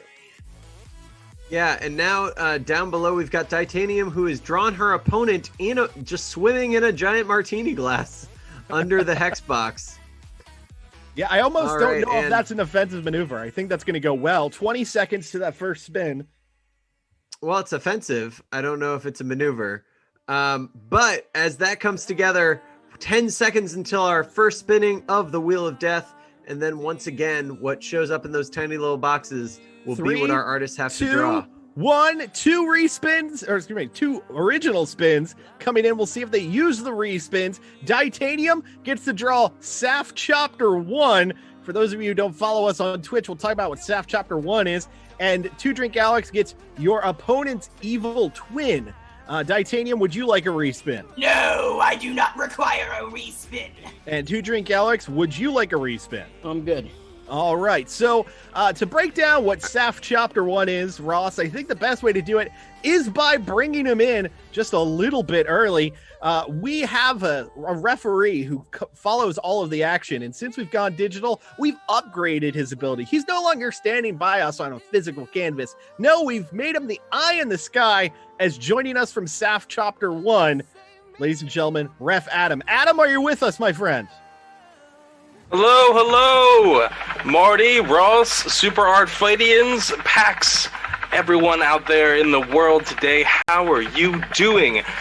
This is Adam, your ref in Saf Chapter 1. Just taking a look, seeing what I see, surveying the scene as you will. I'm wearing my PAX cap. I got my PAX sweatshirt. I got my Penny Arcade pins, ready to trade. I'm ready to go. So, I'm also here in the chat, in Discord, monitoring the chat. So please stop by, say hi, make your voices heard, make your votes count, say something, I'll bring it up. It's great. Everyone loves it. Thank you, Adam, and we will be checking in with you throughout the show. And it looks like we have both Saf Chapter 1 coming in as the PlayStation demo disc has been turned into a helicopter, and Titanium's evil twin just kind of looks like Two Drink Alex doing Titanium cosplay, if I'm honest, Ross. Yeah, that's Guytanium right there. I'm very into it, weirdly enough. It's a mirror version, apparently. The Star Trek joke. Exactly. Thank you. Yeah. Thank you. Hence the goatee. That makes sense. Yep. Yeah, they all have goatees and swords. But yes, we've got the and Saf also Copter. like slightly bigger eyebrows. Yes, very true. Saf Copter 1 coming in, and it's firing bullets into the head of Mirror Titanium down there in the lower left corner of the canvas. This is the type of ridiculousness that makes Super Art Fight so fun. We started with a PlayStation demo disc, it got turned into a helicopter, and now it's literally firing at the art. Where else are you going to get anything like this, I ask you? Listen, I've watched esports. This is definitely more riveting. Just flat out. I feel like calling out all of esports right now. I feel like that's going to turn the Discord chat against us. And that reminds me, folks, if you're watching, they're not voting for me. If you're watching us on Twitch, if you're watching us on Discord, the voting for these bouts will be available in both. At the end of the 20-minute period, we will post a straw poll link in both the Twitch and Discord chats, which will be able to click and pick a winner, whether it's Titanium or Two Drink Alex. So keep an eye on the artists, keep an eye on the canvas, because at the end of the day, the power is in your hands. And we're going to learn, probably the hard way, what happens when you give people on the internet just a little bit of power. Yeah, that's always worked out so well in the past. I really can't wait to see what happens when we do more of that. Yes.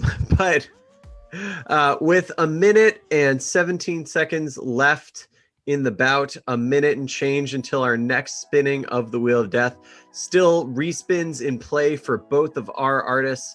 Over there on the right-hand side, what is it that Two Drink Alex has done to this dragon, Marty? The dragon that started on the right-hand side from the Pen of Titanium through the efforts of Two Drink Alex has been turned into a chocobo. Shout out to the announcement of Final Fantasy 16 yesterday, as we're now getting a chocobo. But Titanium coming in with the pink pen and throwing down blood coming from the eyes and beak of the chocobo. Basically, it's a death metal chocobo now. Yeah, that's a choking bow victim. Oh, Jesus Christ. I tried. Let me ask some, Marty. Yes.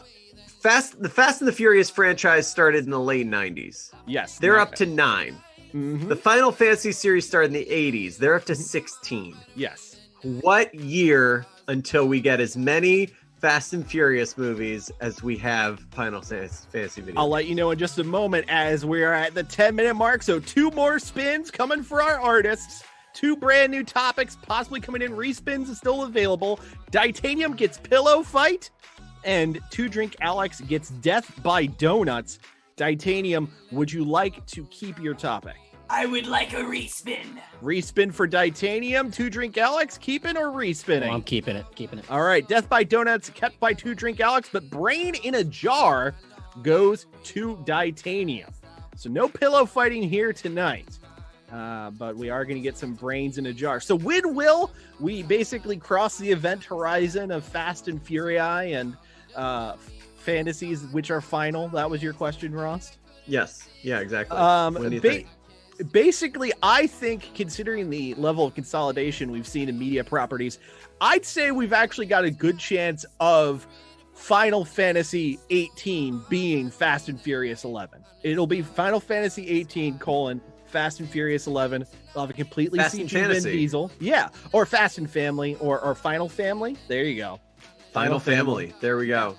Boom. Pulling it together. Chocobo Drift. Completely CG Vin Diesel, which means he doesn't have to get into Toretto shape anymore. He can just get as bloated as he wants. And, CG model of him and CG model of The Rock will actually get along, which means we can reunite the family as it should be in, a very chocobo-filled throwdown. Now, I want to throw out some things that are happening here in the artwork. Yes. We had Titanium draw a drumstick down below with an asterisk. Yes. Of course, saying up top, the drumstick you see is mine. So apparently this poor chocobo has lost a leg, and there it is on the ground. Oh, no. Drumstick. Oh, no. Yeah, he looks kind of into it, though. I think he's going for self-cannibalism. So if you are what you eat, he hasn't changed a bit. Meanwhile, up top, we've got our Death by Donuts going full-on Simpsons there. We've got Homer as the Grim Reaper. But meanwhile, we've got Titanium coming in, leaving no quarter as a chainsaw to the head. Just a flat-out chainsaw to the head. Yeah, and we're going to get our brain in a jar, as it says, "Oh, my brain." Great. There we go. Brain in a jar in progress. Yeah, that's actually step 1 of brain in a jar. Remove brain from head. Yes. Step 2 is put in jar, of course. Meanwhile, over there on the left-hand side, we've got Two Drink Alex working over there. I do believe we're getting Lard Lad over there on the left. Yes, the Lard Lad That's is a very coming together. recognizable, the original Thick Boy. I think we can all agree. Yes, the biggest of Chungai over there on the left. Chungai? Yes, that's the plural. Uh-huh. Yeah, so the largest of Chungai coming in on the left. You can tell by the bouffant that it is the Lard Lad. But my understanding, Ross, was we were supposed to just not look. I did just try earlier today to explain to my wife that the single version of panini is panino. It didn't work, but I tried. I appreciate your efforts, as do all of us on the front lines. It was a Turco panino, and I was trying to convince her of this. She wouldn't all go of us for on the it. front lines of bad dad jokes. I just want to say thank you for that. We've got 1 minute and 24 seconds until the final spin of the Wheel of Death. And that deadly donut is coming in with some delicious blue frosting from the pen of Two Drink Alex. I would really mess up a donut right now. I'm right there with you. Totally destroy one. It is well past 11 o'clock Eastern time. I would totally do it. And Titanium adding the jar for Homer's brain to fall into. You can tell that's the right jar because it's got a little tag that says 4 bad brains with the additional note, like the band. I don't know why I went full Daffy Duck there. Yeah, but you're not going to find too many other panels here at PAX this weekend that are talking about bad brains, unless you're talking about songs that should have been in Tony Hawk that weren't. But that panel, of course, coming up on Sunday. And we've got about 30 seconds to that final spin of the Wheel of Death, and a lot of the room on the canvas has been taken up, folks. This is something that's so key in an art fight. It's all about canvas control, not only making large drawings which pop to the audience, you at home, but also making sure you have enough space to continue on through the bout. And we've got 5 seconds to that next spin, so we'll have to see what they do to it. 2, 1, and we spin the Wheel of Death. Respin still available for Two Drink Alex. Teacup Animals goes to Titanium, and Two Drink Alex gets IKEA Mistakes. Two Drink Alex, you keeping that or are you tossing it? I'll toss it. Tossing away IKEA Mistakes. Not a fan of Swedish furniture. Two Drink Alex, as we get his replacement topic, Muppet Rabies. Muppet Rabies. I dig it. Yeah, that for those of us who will do the same for you. True.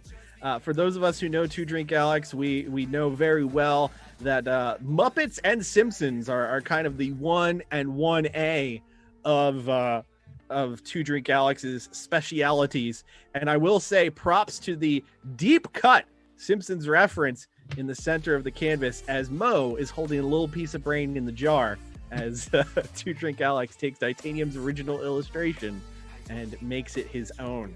So we've got when you bring Mo onto this canvas, it does make you think that the martini glass on fire could be a flaming Mo. It could it absolutely really be a flaming recontextualized the whole thing. Now, I will say, I don't know 100% if that's Mo, because I don't see the stink lines. The stink lines are a key component of any illustration of Mo. There we go. There you go. There's some stink lines. Thank you, Two Drink Alex. Got the stink lines and everything. Yeah. So we got our teacup animals. And top left corner, as Titanium confirms, fire makes it good. No arguments here. Very as big true. fans of Korean barbecue, fire does make it good.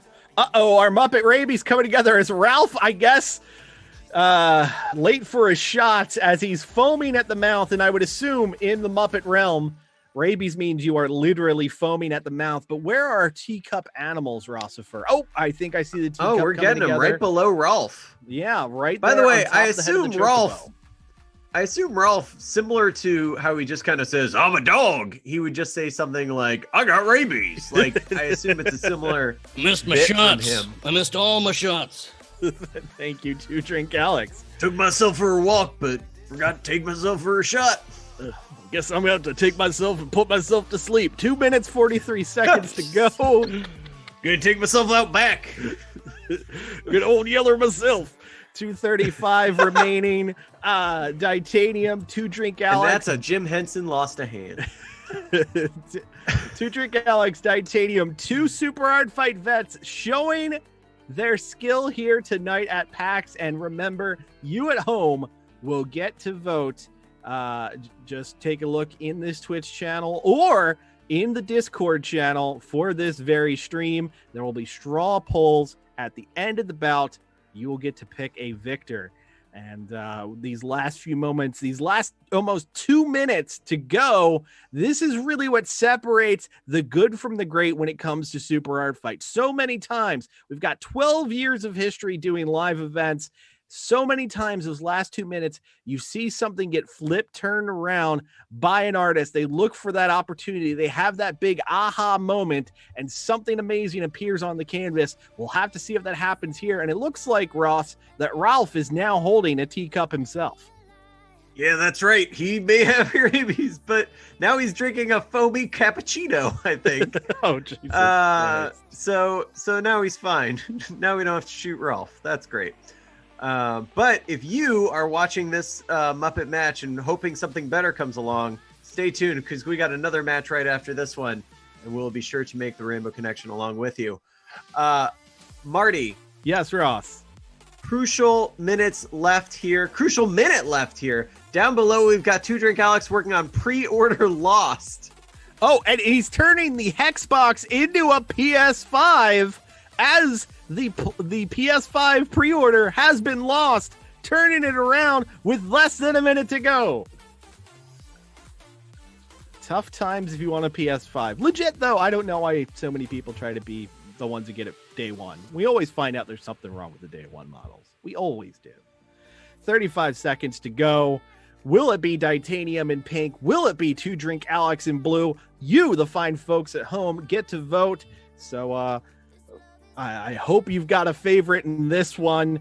I know I've got my preferences here, but we'll see how it comes together. In those final moments, I see Two Drink Alex throwing down a little bit of Undertale right there in the middle of the canvas to the right of Homer. What we got coming from Titanium, it looks like we had a lot of flames start to envelop the bottom of the canvas. Titanium is just lighting the canvas on fire. Caps on markers. That's an art fight, ladies and gentlemen. That went right down to the wire, but that's what you would get with two greats like Titanium and Two Drink Alex. And as the cryon at the bottom says, the link to vote is in the Discord and in the Twitch chat. So please, viewers at home, we want you to vote because we want a victor. And while we let you vote, we're going to go ahead and chat with the two competitors. I'll go ahead and chat first with Two Drink Alex, and I'll turn it over with you, Ross, with Titanium. So Two Drink Alex, dear sir, you had a lot of great topics that were right within your wheelhouse, whether it was Death by Donuts or even some reversals with being able to add Mo with the brain in the jar. What was your favorite thing to draw on the canvas here tonight? Oh man, I loved everything. Being able to draw Lard Lad, I think, was a real honor. I'm super impressed that you got the Mo reference, by the way. Rolf with the foaming mouth is really great, and I love dunking on old PS, old Sony PS2 and PSP hardware. Like I'm a Sony man myself, but it's just super fun to dunk on it. No, I'm with you. And I can say I went through more than a few PS2s myself because I was an idiot who went, oh, I'm going to mod chip this thing myself. And now, of course, you find viewers at home, you should not mod your system because it's illegal. But I'm also here to tell you, you shouldn't mod it because you're probably dumb like me and you will break your thing. Anyway, any topics that were difficult for you to drink, Alex? Yeah, the one I threw out, the IKEA one. I'm like, I don't want to do that. Right on. Very cool. Well, I wish you the best of luck in tonight's matchup, and we'll see in just a few moments how the voting went. So now I'm going to turn it over to my broadcast colleague, Ross, with Titanium. Ross. Yeah, so Titanium, you set a lot of things on fire. What sticks out to you? Well, I'm glad you have described my average Friday night, but it always is a delight to turn a donut into something murderous. Okay, I've never heard you sound so much like the Crypt Keeper, but I'm into it. So, Titanium, we were all over the place on the references, but what? Let me just ask you, why'd you go Hexbox? Hexbox? I don't know the simple meaning of having an Xbox. I require something that can breathe the infernal hells, although now that I say it out loud, I guess that is just an Xbox. Those things get pretty hot. They do indeed at that. All right, make sure all of you at home are voting both in the Discord and the Twitch chat. So, Marty, are we ready to call the winner? Yes, indeed we are. The votes are tallied, and your winner of bout number 1 is... Two Drink Alex! Two Drink Alex takes the victory here tonight. Alex, dear sir, anything you would like to say to the fine folks of the internet? Thanks for watching. Thanks for supporting us. Listen to the One Piece podcast. Thank you so much. And really a really incredible, really awesome throwdown. But of course, unfortunately, our own Titanium was not able to win. Titanium, producer Steve, we can bring it back up to the main screen there. There we go. Thank you, Titanium. You know, the victory was not in your favor here tonight. Just want to say, how you feeling? As long as our dear audience has learned the word of brutality, then I can be nothing but satisfied. It is not my job to only win, but to decimate. And I'm pretty good at that. You saw how much stuff I killed on canvas. There was a lot of murder, and there was a lot of fire, and you know what? We're all really proud of you, Titanium. Good. I'm also proud of me. I'm proud of you. Good job. All right. All right. Very cool. All right, folks, we're going to take a quick moment to clean up our canvas and get ready for bout number 2. Just want to throw out to those of you watching us at home, if you're enjoying us, we do all sorts of stuff across the internet, whether it's popping up on cool online conventions like this one, or we have our own Twitch stream, and we'll be doing a Super Art Fight show on Saturday night, 8 p.m. Eastern time. That's twitch.tv/superartfight. You can find out more about us at superartfight.com. We'd very much love for you to join us. Ross, how you feeling so far about how the show's going? Good? I'm somewhere between amped and chuffed. No, we're awesome. We're doing great. I mean, I think we settled a lot of debates here tonight. I think we can all agree that the PlayStation is just a superior console, and that's the end of that. Yeah, and that's absolutely not going to get us any flames in the Discord chat for this one. All right, nevertheless, before Ross gets us into even more trouble, let's go ahead and roll on into bout number 2. Ladies and gentlemen, the last bout was filled with fantastic Super Art Fighters. This one, once again, filled with 2 of the best. Pretty good. Well, I'd like to bring to the stage first one of the most infamous members of the Super Art Fight roster. He is a former Super Art Fight champion. He's a former Super Art Fight tag team champion, and he was in the finals for the Pixelweight title tournament, which is our digital championship. He is the owner of the tightest pants in Super Art Fight, though, I'll be honest, his opponent is a strong rival for that one. Nevertheless, PAX, get ready for this. It's Baron von Sexyful. Hello, Sir Marty. How are you? It is I, Baron von Sexyful, ambassador of all that is filled with the sexyfulness, from my zebra print jacket to my leopard print shirt to the of my leggy poos. How are you today? I'm great. You know what? A lot of us haven't necessarily been doing the best job of taking care of ourselves during quarantine. Baron, I'm very happy to see you've done very well, although your background is frightening and will haunt my dreams. My background is everything that you have all dreamt about your entire life. And let me say, as far as self-care goes, there's no one better than me. I care for myself almost as much as you all care about me. You look at me and that's all you do is you care. You care! Well, we'll see how much your opponent cares, as I'm going to turn it over to Ross to bring her out. Ross! All right, Baron von Sexyful's opponent, it looks like a highlighter exploded at a rave, and is a walking techno slide whistle. Ladies and gentlemen, it is my absolute pleasure to bring out onto the canvas Rave Royale! Hello, darlings. Thank you for having me here tonight. It is lovely to be here with Super Art Fight, can I say. And we are so happy to have you. Are you a PAX goer? Would you have been at PAX if there was a way of being at a thing right now? That was indeed the plan for this year, yes. I am just slightly a little bit sad about it, we'll say. All right. What is your go-to thing move at PAX? Like, what do you like?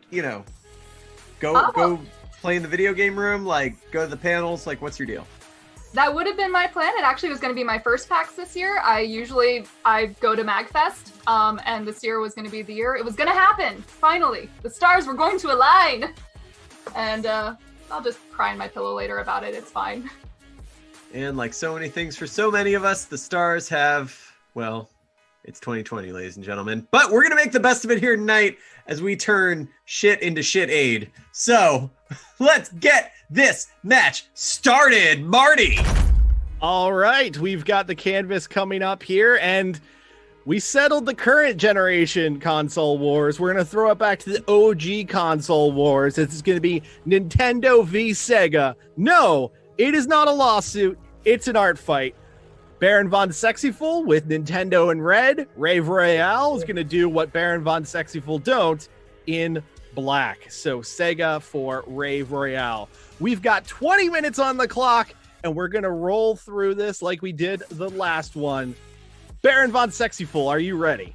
Of course I am, Marty. Yo! Rave Royale, are you ready? Hell yeah! All right, here we go. 3, 2, 1, art fight. All right.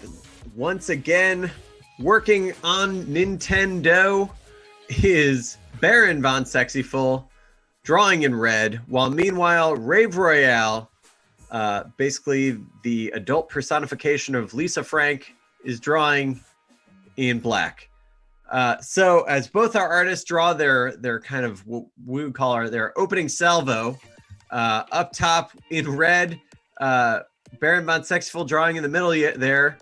Is this Spot the video game, or are we finally getting Spot the video game represented? It has a very strong Cool Spot vibe, but I feel like that's not where we're going to go, because that was a third-party game. But I can tell you what's popping up over there on the right-hand side, if the sketchiness is what I believe it to be, as Super Art Fight's #1 Dreamcast stand, I can tell you that's semen right there. Happening right there on the right-hand side, that's semen. Okay, can you give me a little more on that? Because that really, that doesn't tell me the answer. So it was a Dreamcast game that came out in, I believe, 2000. And that was just called Seaman? Yes, Seaman. And it was a weird little virtual fish man that you got to talk to, and he talked back to you, and you formed a friendship. And when you played that game, is he stroking Cool Spot's face? Well, I don't believe that's Cool Spot's face. I believe Baron von Sexyful, in a traditional Baron von Sexyful move, has taken his starting topic and made it into his favorite topic himself, as we've got what appears to be the end result of Kirby eating Baron von Sexyful. But yes, the always calm Seaman. I hear that's having a moment these days, Marty. Yes. Eating is very much having a moment. The very cool, calm, and collected Seaman just stroking the face of Kirby over here and just telling him, shh, just relax. Leonard Nimoy did the narration in that game, sir. Okay, great. Nice to see that on his IMDb. Yeah. All right, so as Baron von Sexyful draws himself in, I mean, those pants have the look of a gentleman who wants to believe he can still fit into the same pants he used to. This is what happens when you go full Swole Patrol, but you don't buy new pants. Yeah, sometimes you just got to be honest with yourself. Sorry, what was that, Baron von Sexyful? Don't be hating on my thickness, Rossi Poo. No. You're dummy thick, and we love you for it. Duh. Yeah. You just can't sneak up on anyone with them butt cheeks. So, meanwhile, what is Rave Royale working on over there on the left? Because it is creepy as hell. Well, again, we're seeing some trademark moves from our artists. I believe that's one of the chows from Sonic Adventure, but because this is coming from the pen of our own Rave Royale, it's being given that additional little creepy yet cute twist, as it's got a Venom-esque mouth just coming out of its gaping maw. Yeah, it sure is. Well, meanwhile, speaking of gaping maws, it looks like Kirby is trying to suck in the semen, just really swallowing that entire semen hole. I am just telling you what's happening in the drawing that I'm seeing in front of me. That is what is happening, and praise God, we've got 1 minute and 16 seconds until the first spinning of the wheel. What of is death. the show rated? I think that Drawn at 11 o'clock at night our time, so it is what it is.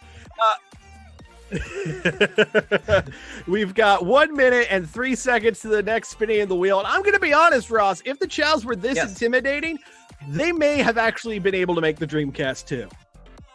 They sure could have. Well, meanwhile, over there on the right-hand side, it looks like a Metroid has been drawn onto the canvas and appears to be just Baron von Metroid. Okay, sure. I mean, I guess you could kind of say it's got your teeth. We'll get more on that as the details come together. Meanwhile, on the left-hand side, looks like Baron's jumping over on the left as well, trying to add some Baron von Sexyful-esque details to what started as Rave Royale's drawing. So now Rave Royale sees the opening, is jumping in, and is adding some Rave features to what I can only describe as thick as hell Kirby, who is now getting thicker by the minute. Just specifically in the codpiece. Very, very nice fishnets being added. 2 and 1. The Wheel of Death spins. First spin of the bout. Respins available for both artists. We've got Baron von Sexyful getting a hot topic. Now, of course, that could reference the Mall Goth store or anything that's in the news. And then Rave Royale, you get old-timey cartoons. So I'm expecting something probably from the Cuphead realm. So Baron von Sexyful, would you like a respin? I think I'm going to go with this one. Okay. Rave Royale, keeping it a respin. I'm keeping it, honey. All right. So we'll see what they do with a hot topic and old-timey cartoons. Ross, were you a hot topic kid when you were in high school? I wasn't a hot topic kid in high school, but I distinctly remember being on a road trip, stopping in a mall in the middle of nowhere, discovering that first wave of when retro t-shirts became popular, and just being so excited at the idea that I could purchase a Ghostbusters and Ninja Turtles t-shirts. Like, just the idea that they existed at all was crazy exciting at the time, because I am 36 years old, and that is when that happened. So yeah, I think it was late high school, early college, right around there when that happened. I don't even exactly remember, but I still have my Ninja Turtle shirt, and I still wear it proudly, and it still fits, which is really the feat of them all. That's some serious skill right there. And speaking of serious skill, we are seeing some serious piercing skill on the right-hand side from the pen of Baron von Sexyful, as he just an ear. Yes, we've just got an ear, and it's got 3 earrings in it, and 1 large gauge is what we've got going on there. And down at the bottom, Rave, is that Bendy? Am I correct on that one? It is indeed, darling. Yes. Now, of course, because Ross, like you, I am also what the kids would call an old. My extensive knowledge of Bendy is, this is the thing that has merchandise at Target that I don't know what it is. Well, Bendy, it looks like, has a chainsaw, Marty. Oh, good for Bendy. Yeah, and bad news for that ear. Because, I think that ear's getting Van Gogh'd. Oh, no. Van Gogh right bad down news to for the core. ear. You know, this happened in shop class one time. Well, I'd love to get more details about that, but we're just about halfway through the bout. So I think what we're going to do is check in with our eye in the sky himself, Ref Adam in SAF Chapter 1. Ref Adam, are you with us, bud? Hello, everyone. Once again, I am in the sky taking a look and keep making sure that everyone is in the chat and making sure that everyone is staying in line. I see we have someone from Australia in here asking how can anybody respond to some of the stuff that has been coming out of Ross's mouth recently. I mean, talking about swallowing semen whole. It's 2 p.m. over there. It's not 11. Okay. You need to calm down. At the same time, I'll tell you exactly how to do that. Come on over to our Twitch stream, twitch.tv/superartfight. Come watch our shows there. I'm in all those chats. and take it up with me, I invite all of you to do that. Subscribe to us, and then I will gladly listen to you yell at me. At the same time, though, we have Magnazord piping up saying this is legit one of my favorite panels all week. I need to see this in person next PAX East. So PAX people involved, will come. Yeah. Hey, we've been to PAX East in the past, and we'd love to come back to PAX East in the future. In 2035 when we're all allowed to be near each other again. But down in and I just want to say, Adam, thank you for keeping things together in the chat. Thank you for relaying the messages. We very much appreciate it. And again, people watching at home, maybe you're just now joining us. This bout is going to be voted on by you at home in both the Discord chat and the Twitch chat. There's going to be a link for a poll. We get to click through and go ahead and choose a victor. So taking it back to the canvas here, looks like we've now got Echo the Dolphin down in the Echo lower the right Dolphin corner. with the Wi-Fi coming straight out of its nose. That's called echolocation, Ross. I believe it's called Wi-Fi location, Marty. Fair point. And it looks like I know that icon when I see it. It looks like that Echo the Dolphin got hit by a little bit of the hot topic, because he's now got a nice bit of red spiky hair, like our dear Baron Von Sexyful, and a nice earring through. And we've got the Wheel of Death spinning now. 2 brand new topics as Ooh La La from Space Channel 5 comes in. Baron Von Sexyful, you get unicorns, and Rave Royale, you get the perfect crime. Baron Von Sexyful keeping it a respin. Keeping it. Okay, Rave Royale keeping it a respin. I'm gonna keep it, honey. All right, everybody keeping their respins, probably trying to hold them off for that last spin at the 5-minute mark. We've got the continuation of Ooh La La down there in the lower left. I'm going to be honest, Ross. I'm surprised she has not made an appearance in a Smash Brothers game yet. This feels like a perfect addition for the next Fighters Pass. Yeah, they gotta put in 12 more Fire Emblem characters. I understand. There's just not room to put in a new character until they've just totally effed out every single Fire Emblem character ever in anything. Yeah, we need more JRPG characters with capes. More of them. Yeah, I do want to point out just how much gauging is going on here on this canvas, as Baron Von Sexful has added bars just all over the place. It's just covered in bars on bars on bars on bars. It's looking honestly right now I'd say it's pretty embarrassing for his opponent to have so many bars ran through her artwork. But over on the left, we are seeing the unicorn come together, and of course it's Baron Von Sexyful's unique way of illustrating it, as it's a Baron Von unicorn complete with those meaty gams, one popping up as the unicorn horn in the center of that head.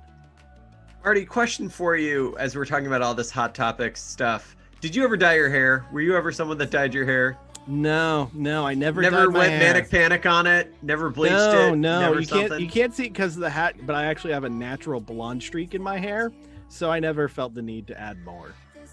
And you didn't want to then dye that red that would fade to orange? That would fade to pink? I probably should have, especially right now, considering I don't have to leave the house, ever. So now might be the time to do it. But no, I never thought to do it as a kid. Ross, please tell me you dyed your hair a weird color.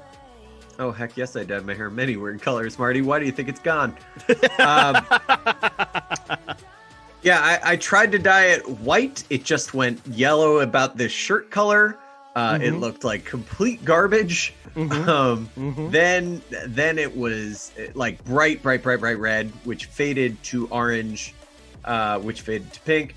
I know that from experience. Then I tried to dye it this really, really dark blue that just faded to like kind of a pale, cruddy blue after like a week, which is what it was when I went to Jewish services that year, which was very funny for my grandmother. I've no doubt. Now, taking it back to the canvas, Ross, we're seeing our perfect crime come together as Bendy has now gotten some additional jail stripes all over his body and holding up a bag of money very, very much in the Monopoly Man style. And it's the perfect crime. Yes, and on top of the head of the unicorn, though it has since been turned into a very Baron-esque version of it. I believe that was a jailbird right there on top of the head of the unicorn. Yep. Yes. I get it. Yes. And it looks like Ulala is now being attacked from Baron von Sexyful. You can see the red come in right on top of the black. Both competitors have been very willing to attack each other's art. I dare say a little bit more aggressive than what we saw in the opening round between Titanium and Two Drink Alex. We're seeing two artists really basically chasing each other around the canvas, as we've now got a slime from Dragon Quest over there in the left. There's gonna be and it is a thirsty slime, Marty. Yes. Or drunk. I don't actually, it's kind of both. Why not both, I ask you? 44 seconds until the final spinning of the Wheel of Death, and then we are going to once again throw it back to you fine folks at home to make the call. I dare say it's anyone's game, Ross. We've got two artists in Baron von Sexyful and Rave Royale, who since we started streaming art fight shows on Twitch have really upped their game. They both of them have done great work on the digital canvas on our Twitch channel, and we're seeing more of that here tonight at PAX.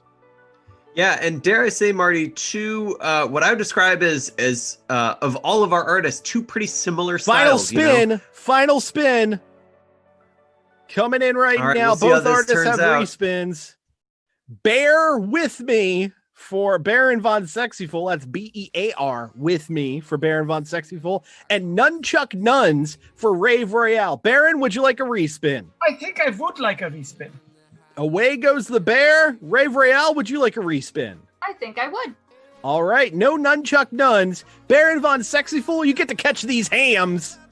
Ooh. And Rave Royale, you get a cheat code. So it's your time to go full god mode on this canvas while Baron von Sexyful catches these hams, something my dear broadcast colleague is not allowed to do. All right, that's right, Marty. Down below, not since the lawsuit, down below here we have what started as Space Channel 5, now turned into Princess Peach herself from the pen of Baron von Sexyful. We've got our Catch These Hams coming in the top left there, while meanwhile our cheat code coming in from Rave Royale right below that. Once again, just to make sure you're all following along here, if it's drawn in black, that was the pen of Rave Royale. If it's drawn in red, it's Baron von Sexyful. If you're colorblind, good luck. So as it all comes together, we are seeing a whole lot of combating and collaborating, going up and over things. Speaking of up and over, though, we are getting the full-on Konami code there in the top left corner from the pen of Rave Royale, right next to those hams, which, by the way, some fervent hams, and I do believe that's a pig eating a ham, Marty. Yes, the cannibalism is not just happening in round number one, as the cannibalism continues on here, as we've got a pig munching down on ham. It just says, "Sorry, Mom." Wow, this just got real grim. Thanks, Baron von Sexyful, for putting together you gotta wonder if it's telling tonight. you gotta wonder if it's telling like one whole story where he's eating his own mother, and then this lovely little creature from Rave Royale is like using the cheat code to bring her back to life. So they can eat her again. Oh, you had to make it weirder. Yeah. I tried to come in and swoop and save the day. Nope. We're just going to get real weird as we get closer and closer to midnight here on the East Coast. 2 minutes and 22 seconds to go in your main event of the evening. I said in the last one, those last 2 minutes really separate the artists here. We'll have probably a very clear winner by the end of the final 2 minutes. And I don't know who it's going to be. Rave Royale's been destroying it with her trademark mixture of cute and horrifying, whereas Baron von Sexyful's been bringing the weirdness that is him to the canvas. With only 2 minutes to go, it's and anyone's nipples. game. He also added nipples. Yes, of course he did. Why not add weird nipples? I ask. Yeah, that's right. Still now with 1 minute 40 seconds remaining in the bout. For a canvas that's this contested, we've got two key areas, and it looks like both artists have moved into each one now. So we've got Rave Royale working over there in kind of just middle of, or just left of center, while meanwhile down below we've got Baron von Sexful working his artistic voodoo. I don't know what to call it. But anyway, if you're liking this bout, and I know that you are, we hope that you tune in and follow us on Twitch. We've been doing live shows. We've been doing a show called SAF Neo, our never-ending online season.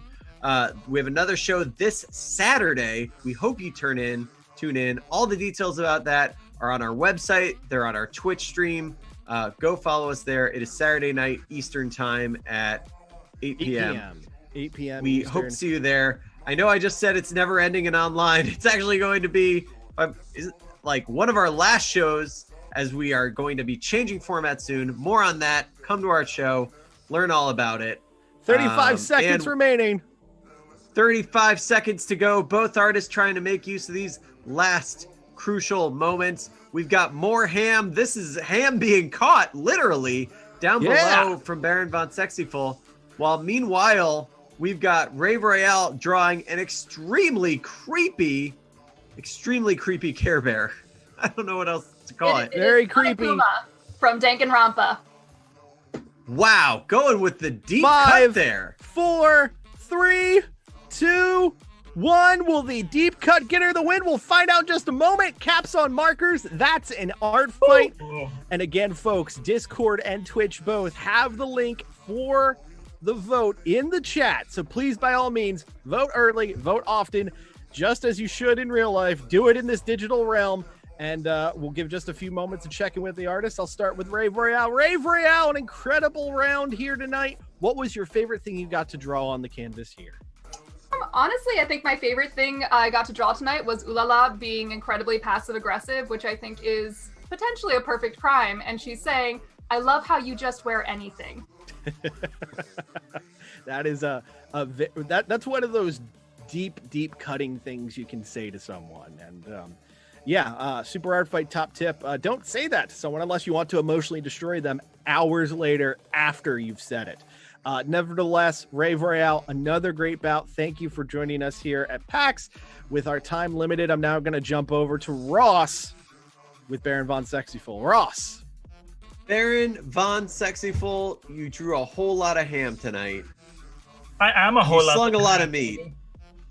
What was your favorite thing you got to draw? Myself as Kirby. Come on, look at some double stick gams I gave me. That was very fun. I also like ham on ham action, and so that was fun as well. What was your favorite things that I drew? Well, I'll tell you in a minute, but let me ask you this. Rave Royale gave you a real run for your money on this canvas, and it was really neck and neck. You guys were right on top of each other. What was the hardest thing for you to react to that she did? I think I was having a lot of fun drawing the ear, with all the holes being poked through it, the input like holes, and when she started drawing the chainsaw, I was like, no, I wasn't done. I'm not done poking holes in this fleshiness. So that was kind of a challenge, if I'm honest. All right, and I believe we have our winner, so I'm going to turn it back over to Marty. Thank you both of our artists. Thank you all for watching at home before we announce it. Thank you to PAX for having us. Marty, what else we got to cover before we lose everyone's attention and announce the winner? I'll get there in just a second. Your winner of bout number 2 in the main event is Rave Royale. Rave Royale takes the victory. An amazing victory here at PAX. Excellent work. Rave Royale, anything you'd like to say to the fine folks watching at home? I just sat down to grab a stuffed animal and I didn't expect to win. So thank you very much. You guys are all wonderful. Thank you. Well, it's a very big thank you also from us at Super Art Fight to all of the artists who participated. That's Two Drink Alex, Titanium, Baron von Sexyful, and Rave Royale. If you enjoyed this show, twitch.tv/superartfight or just head to superartfight.com. But until next time we see you, for Ross Nova, producer Steve in the booth, and all of us here, I've been Marty Day, and I want to say to you, register to vote, wear a mask, and we'll get through all of this together. See you. Bye.